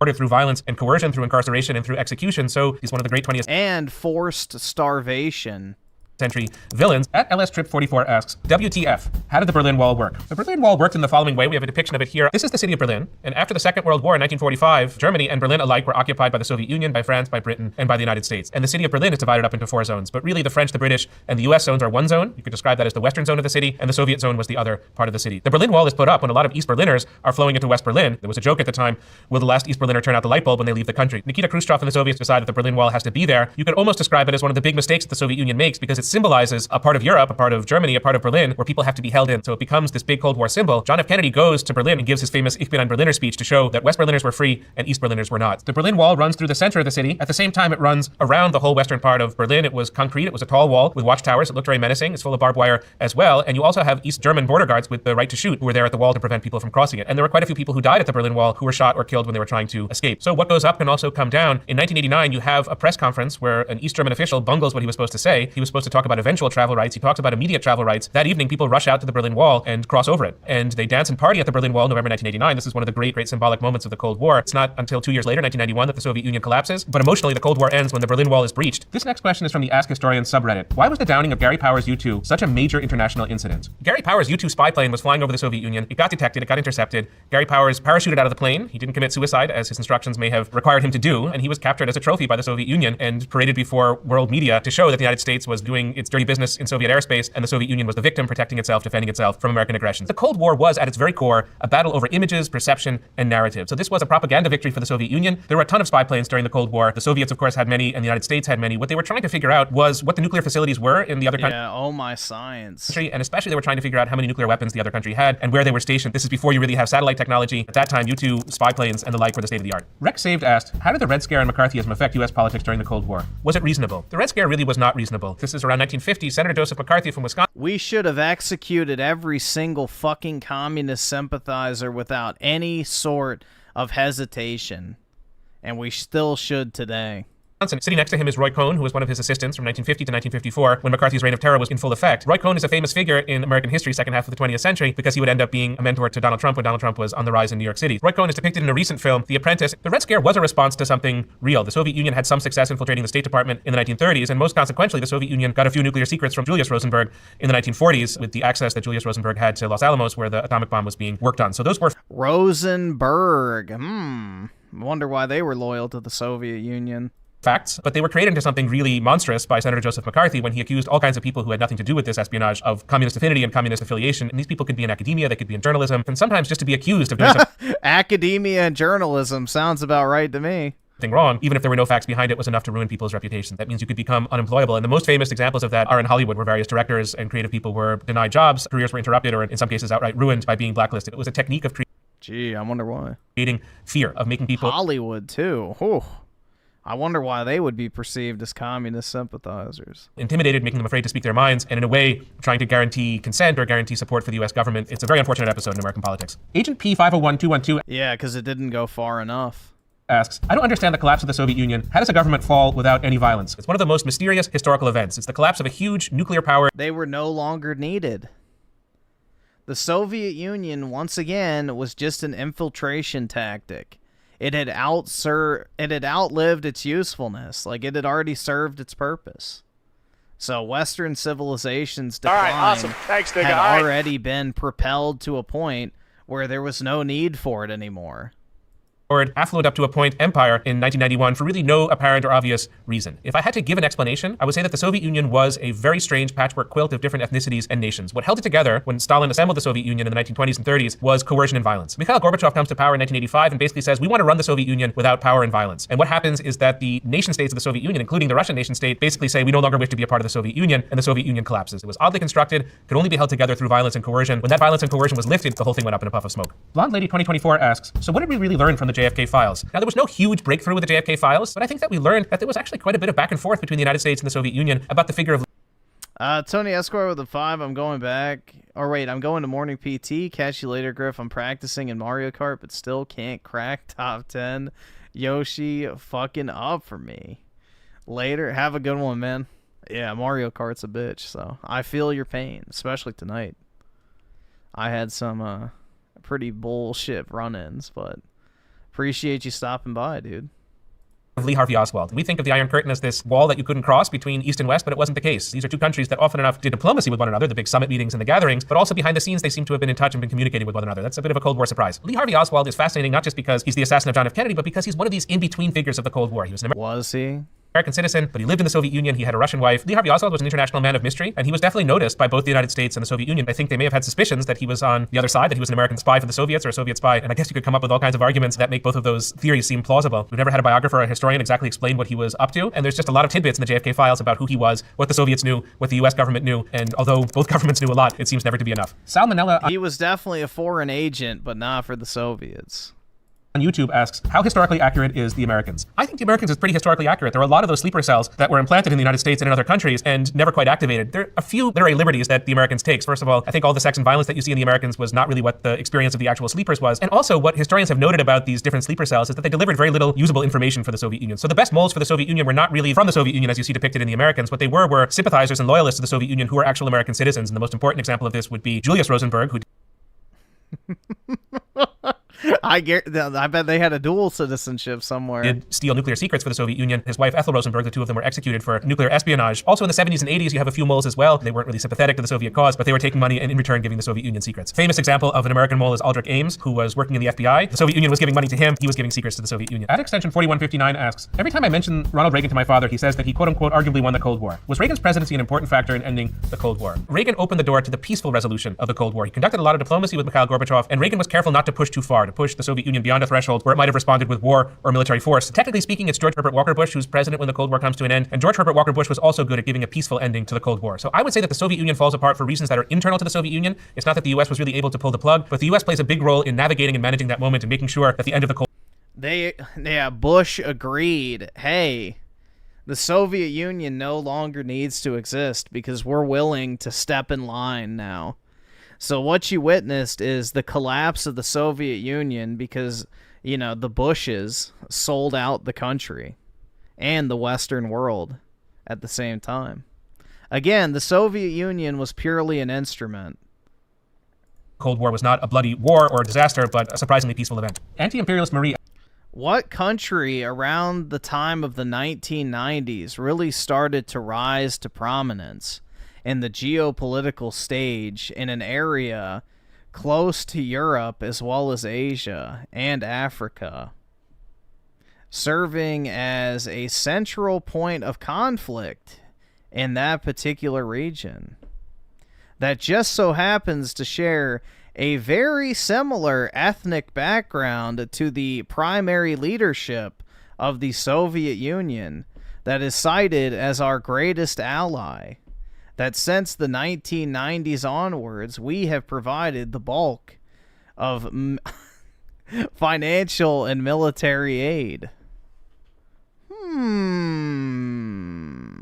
He asks, why did Gorbachev betray socialism despite growing up under socialist conditions? Mikhail Gorbachev comes to power in the Soviet Union in 1985, really wanting to save Oh my God. socialism. Mikhail Gorbachev really believed in the teachings and the writings of Vladimir Lenin. He wanted to bring the Soviet Union back to what he felt were its glorious beginnings. The only way he felt he could do so after 1985 was through reform. Gorbachev's reforms quickly run out of his control. The economy continues to unravel and get worse while he's the general secretary of the Soviet Union. That creates a lot of discontent within the Soviet Union, but it's really not for reasons of socialism or capitalism or economics that the Soviet Union falls apart. It's because Gorbachev couldn't manage the different nationalities within the Soviet Union. There were two buzzwords that were What?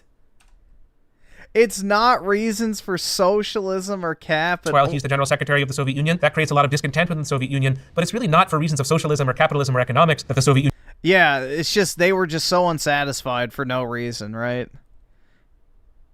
Oh my God. Gee, I wonder if the overall dog shit economic conditions and forced starvation may have had a factor in why he couldn't properly manage them. Union falls apart, it's because Gorbachev couldn't manage the different nationalities within the Soviet Union. There were two buzzwords that were associated with Gorbachev. One is perestroika, restructuring, and the other is glasnost, giving people voice and agency. But what's interesting about both of these things is that people started to pull the economy in a free market direction, which is not what Gorbachev wanted. And with glasnost, with voice and agency, people began to articulate across the Soviet Union a desire to break free from the Soviet Union itself. This is Russians, Lithuanians, Ukrainians, and others. And so Gorbachev wanted to give people a measure of power. He bungles the question of nationalities within the Soviet Union, and the Soviet Union falls apart. It's an incredible case of unintended consequences. But let's remember Gorbachev for what he was trying to do, and that, for better or worse, was to save the socialist idea. Nate Nando's 21 asks, why did the CIA destabilize so many governments during the Cold War? The official mandate of the CIA in the 1940s and 50s was to be very aggressive. Regime change, coup d'etats, high degrees of espionage, manipulation, and domestic politics was par for the course. And what the CIA would have said if they had been able to answer the question in the 40s and 50s is that the Soviet Union was doing the same thing. So what the Soviet Union was doing, we had to do as well. There are three good examples of governments that the US interfered with, meddled with, manipulated during the early stages of the Cold War. The first is Italy, where the US put its thumb on the scales and tried to get the non-communist political parties elected after World War II. Second is Guatemala, where the CIA was actively involved in overthrowing the government. And the third is Iran. The overthrow of the government in Iran that the CIA and British intelligence was a part of creates a very strongly anti-American mood in Iran in the 1960s and 70s, and that culminates in the Iranian Revolution of 1979. So a famous term that's connected to CIA overthrow operations is blowback, the bad things that happen when you overthrow foreign governments. And the most spectacular example of blowback in modern American history is Iran. We're living with the effects of that in the present day.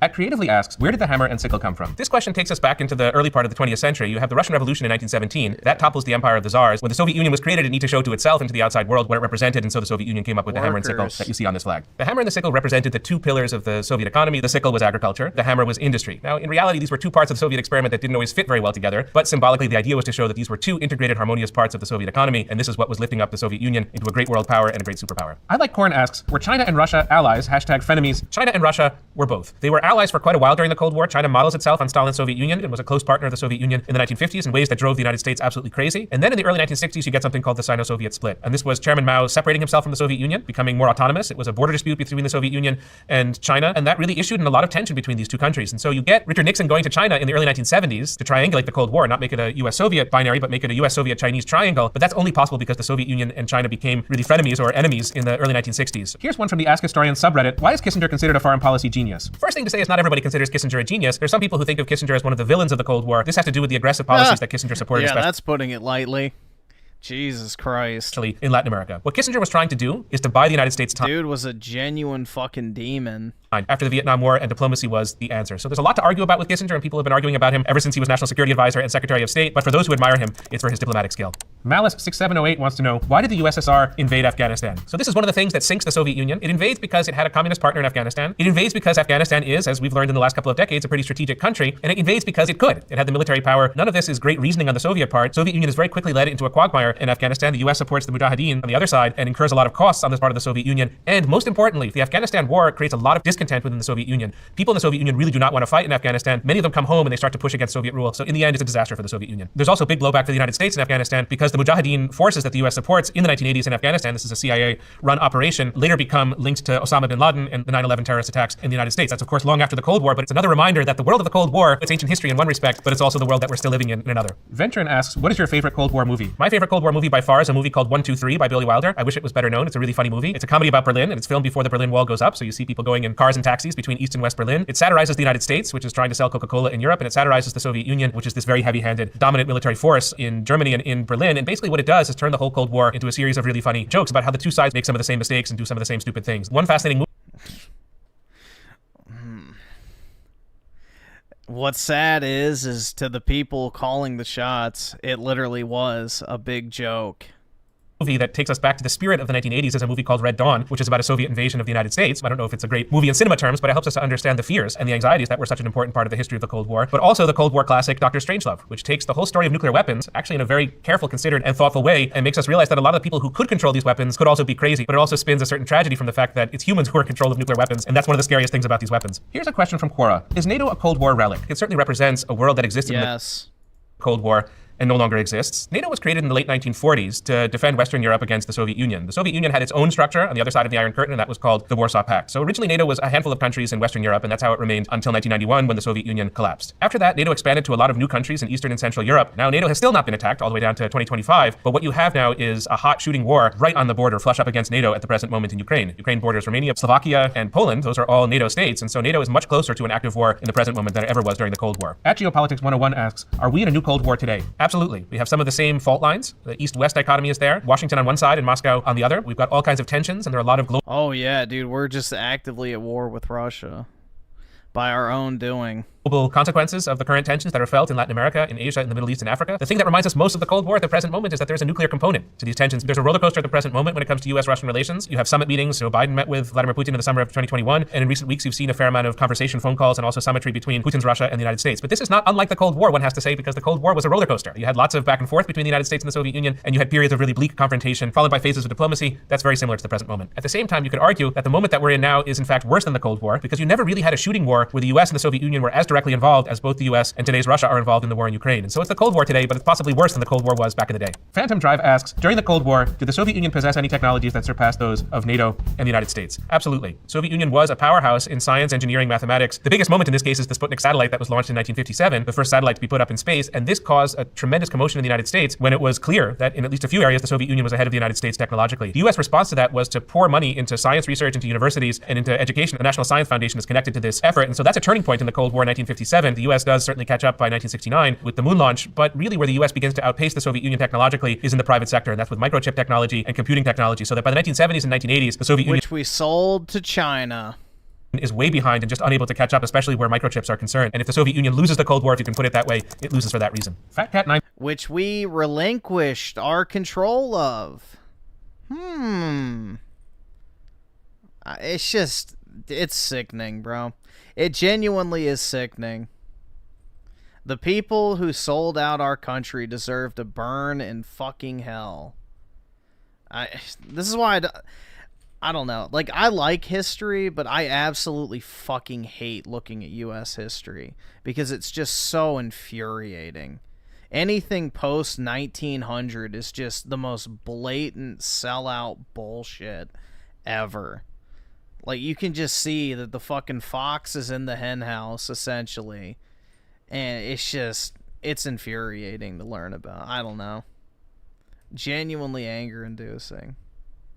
9000 wants to know, why did the USA and USSR make so many nukes? This question takes us to the heart of the Cold War. Cold War was always about perception of the other side. So if the US had a new weapon, the Soviet Union had to take note, and it felt that it had to compete. By the early 1950s, both sides have the capacity to completely destroy the other, but they feel the need for more nuclear submarines, nuclear weapons that you can deliver with airplanes. So you have a massive arms race between these two countries where huge amounts of money and scientific research goes into nuclear weaponry because each side was always afraid of the other gaining an advantage. It was deeply irrational. It sinks the Soviet Union into a kind of relative poverty by the 1970s, 1980s, and that's one of the reasons that the Soviet Union collapses. The US is more fortunate in this regard, but you can think of a lot of better purposes that the federal money could have been spent during the Cold War than on nuclear weapons. We live in the world that's created by the Cold War in this respect, and it's a world that has far too many nuclear weapons. I'm sorry, I just don't buy that. I don't buy that. Oh yeah, military research is what sank the Soviet... Really? How much do they... Like, genuine question. How much money does it actually cost for military research in a country where they print money out of thin air and have forced labor? I just don't buy that for a second. This was all a fucking chessboard, and the same person was playing either side.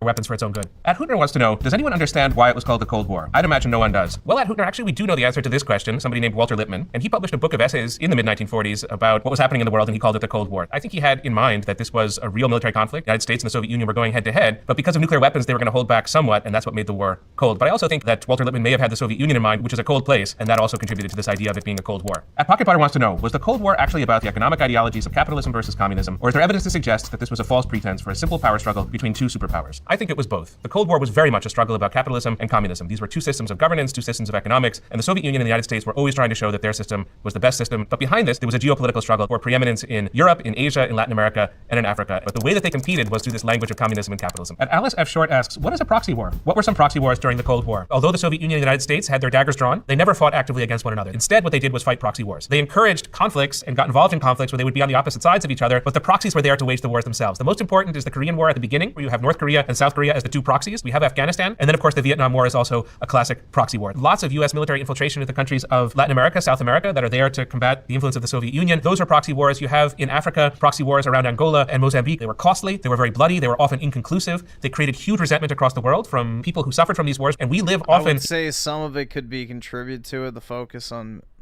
Yeah, but I don't know. The problem is they removed any skin in the game for people with farming.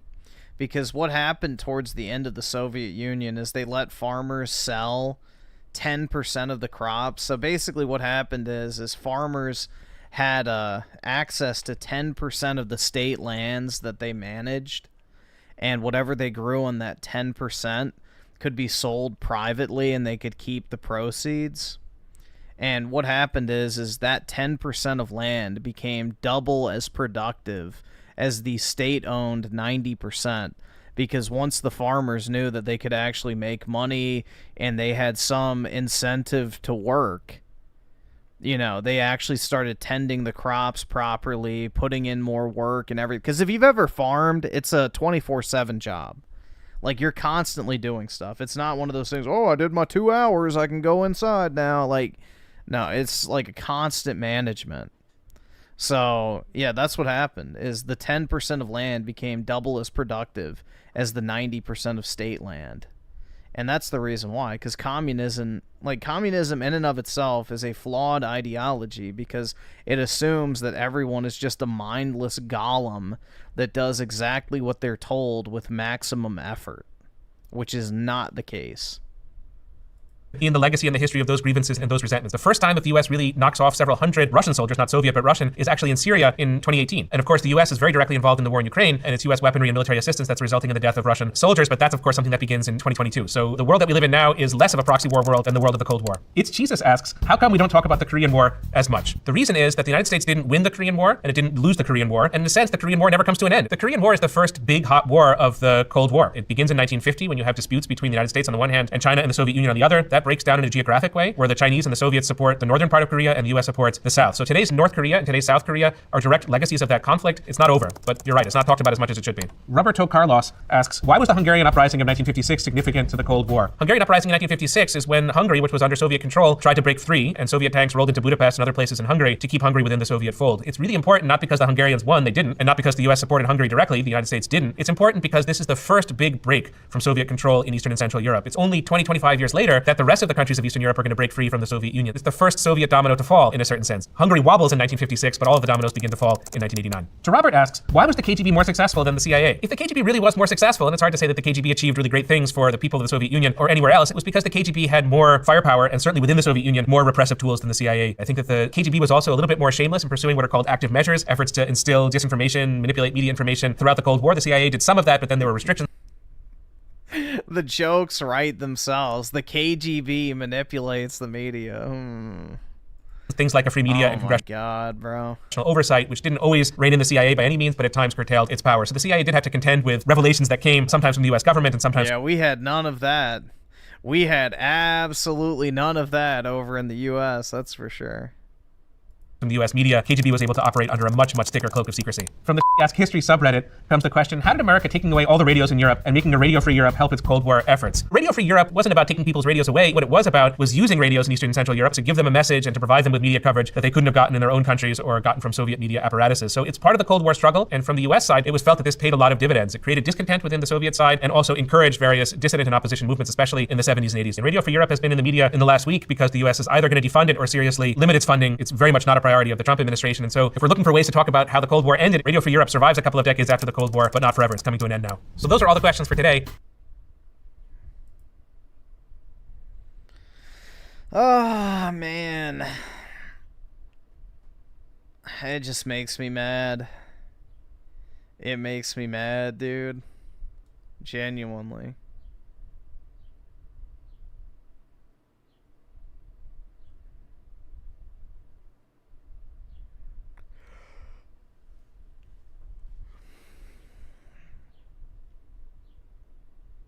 Griffin is actually Griffinburg. That's right.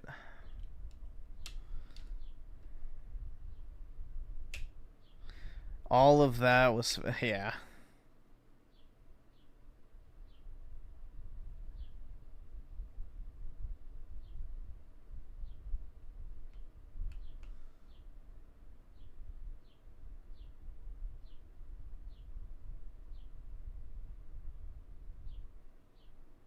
I wish we had death squads. God damn it. Stop. I wish we actually had fucking death squads. Ugh. Stop making me wish for things that we don't have. We don't have real death squads. Ugh, bro. It's saddening. Griffin for dictator. Jeez. That thumbnail, so basically Elon's AI Grok called itself Mecha Hitler. That's what that's in reference to.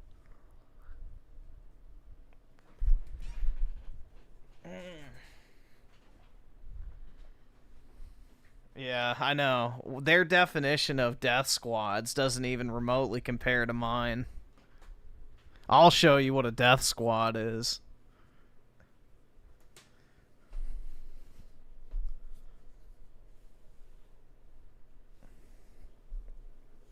Yeah, Elon shut off the ability for Grok to reply with text because it got so bad.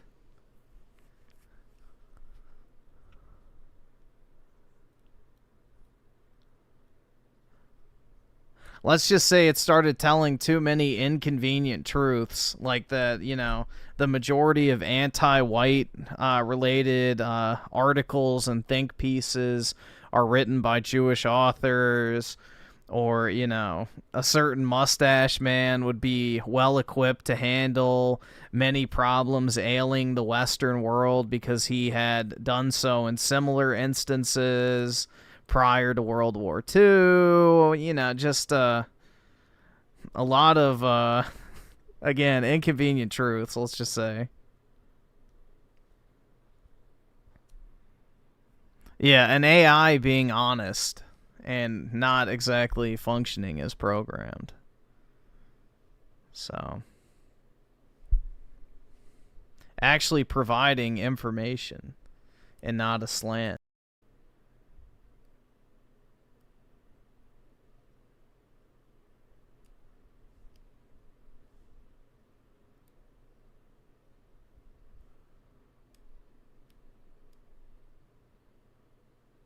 I know about Francisco Franco, the Spanish dictator guy. Yeah, I know about him. He stayed neutral in World War II for the most part.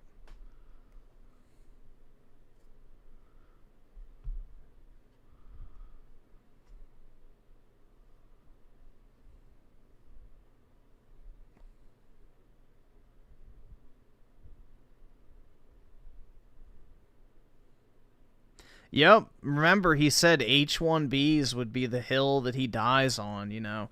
His ability to import, you know, Indian wage cucks is his breaking point, dude. So, yeah. Can't wait for that America party that's #1 running point is importing more Indians to take away U.S. jobs. What a winning strategy.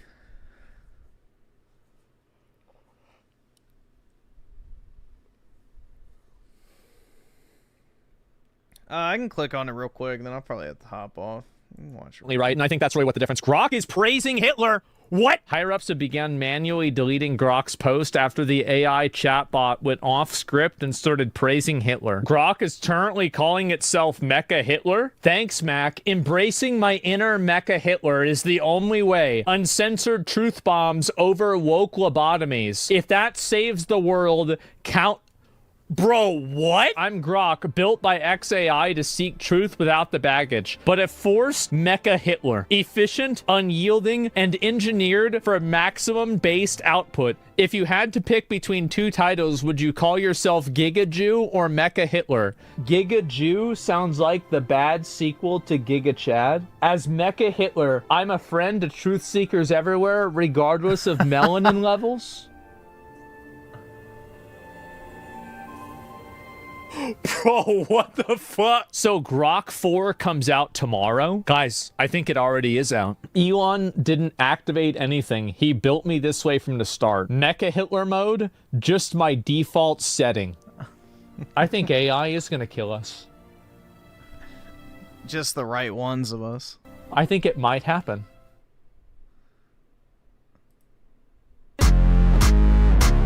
Nigga, how Hitler? Nigga, how Hitler? They don't understand the things I say on Twitter. Nigga,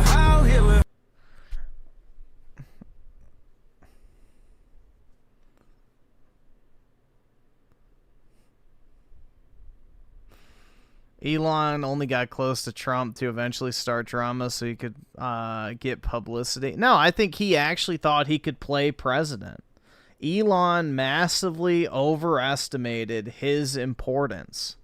He thought Trump was going to basically let him play president. He was going to give him exactly what he wanted. And when Trump swatted his hand, he acted like a petulant child. He acted like a fucking mentally stunted, petulant child that needs to be beaten. And he's continued the fucking death spiral ever since. Because he can't get his way and he's fucking spurging out. So, you know, the man forgot we voted for Trump, not you, bitch. Sit your ass down.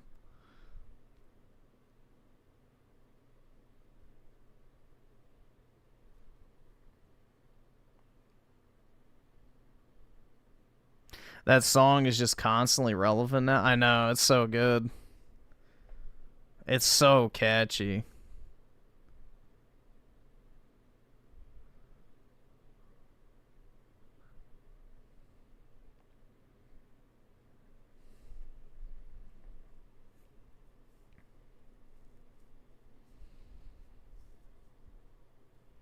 Ranking, we'll watch this real quick. I'll be ranking every mainline Final Fantasy from worst to best. Now, if you look at any ranking, Final Fantasy 2 is usually at the bottom. I disagree. And for good reason. After the original Final Fantasy, it kind of switched things up with its experimental leveling system. Final Fantasy 2 is better than Final Fantasy 1 and 3. And thank God for the pixel remasters, because without the fast forward and the extra XP, I never would have been able to finish this game. And once again... Yeah, but it has a better story than 1 and 3. And thanks to the pixel remasters, I was able to get through this much faster, and I was actually able to finish it. It was really cool to see where the series started with all the 4 fiends and finding all the crystals and stuff like that. It was neat to finally get to the Wait, is he only ranking 1 in this video?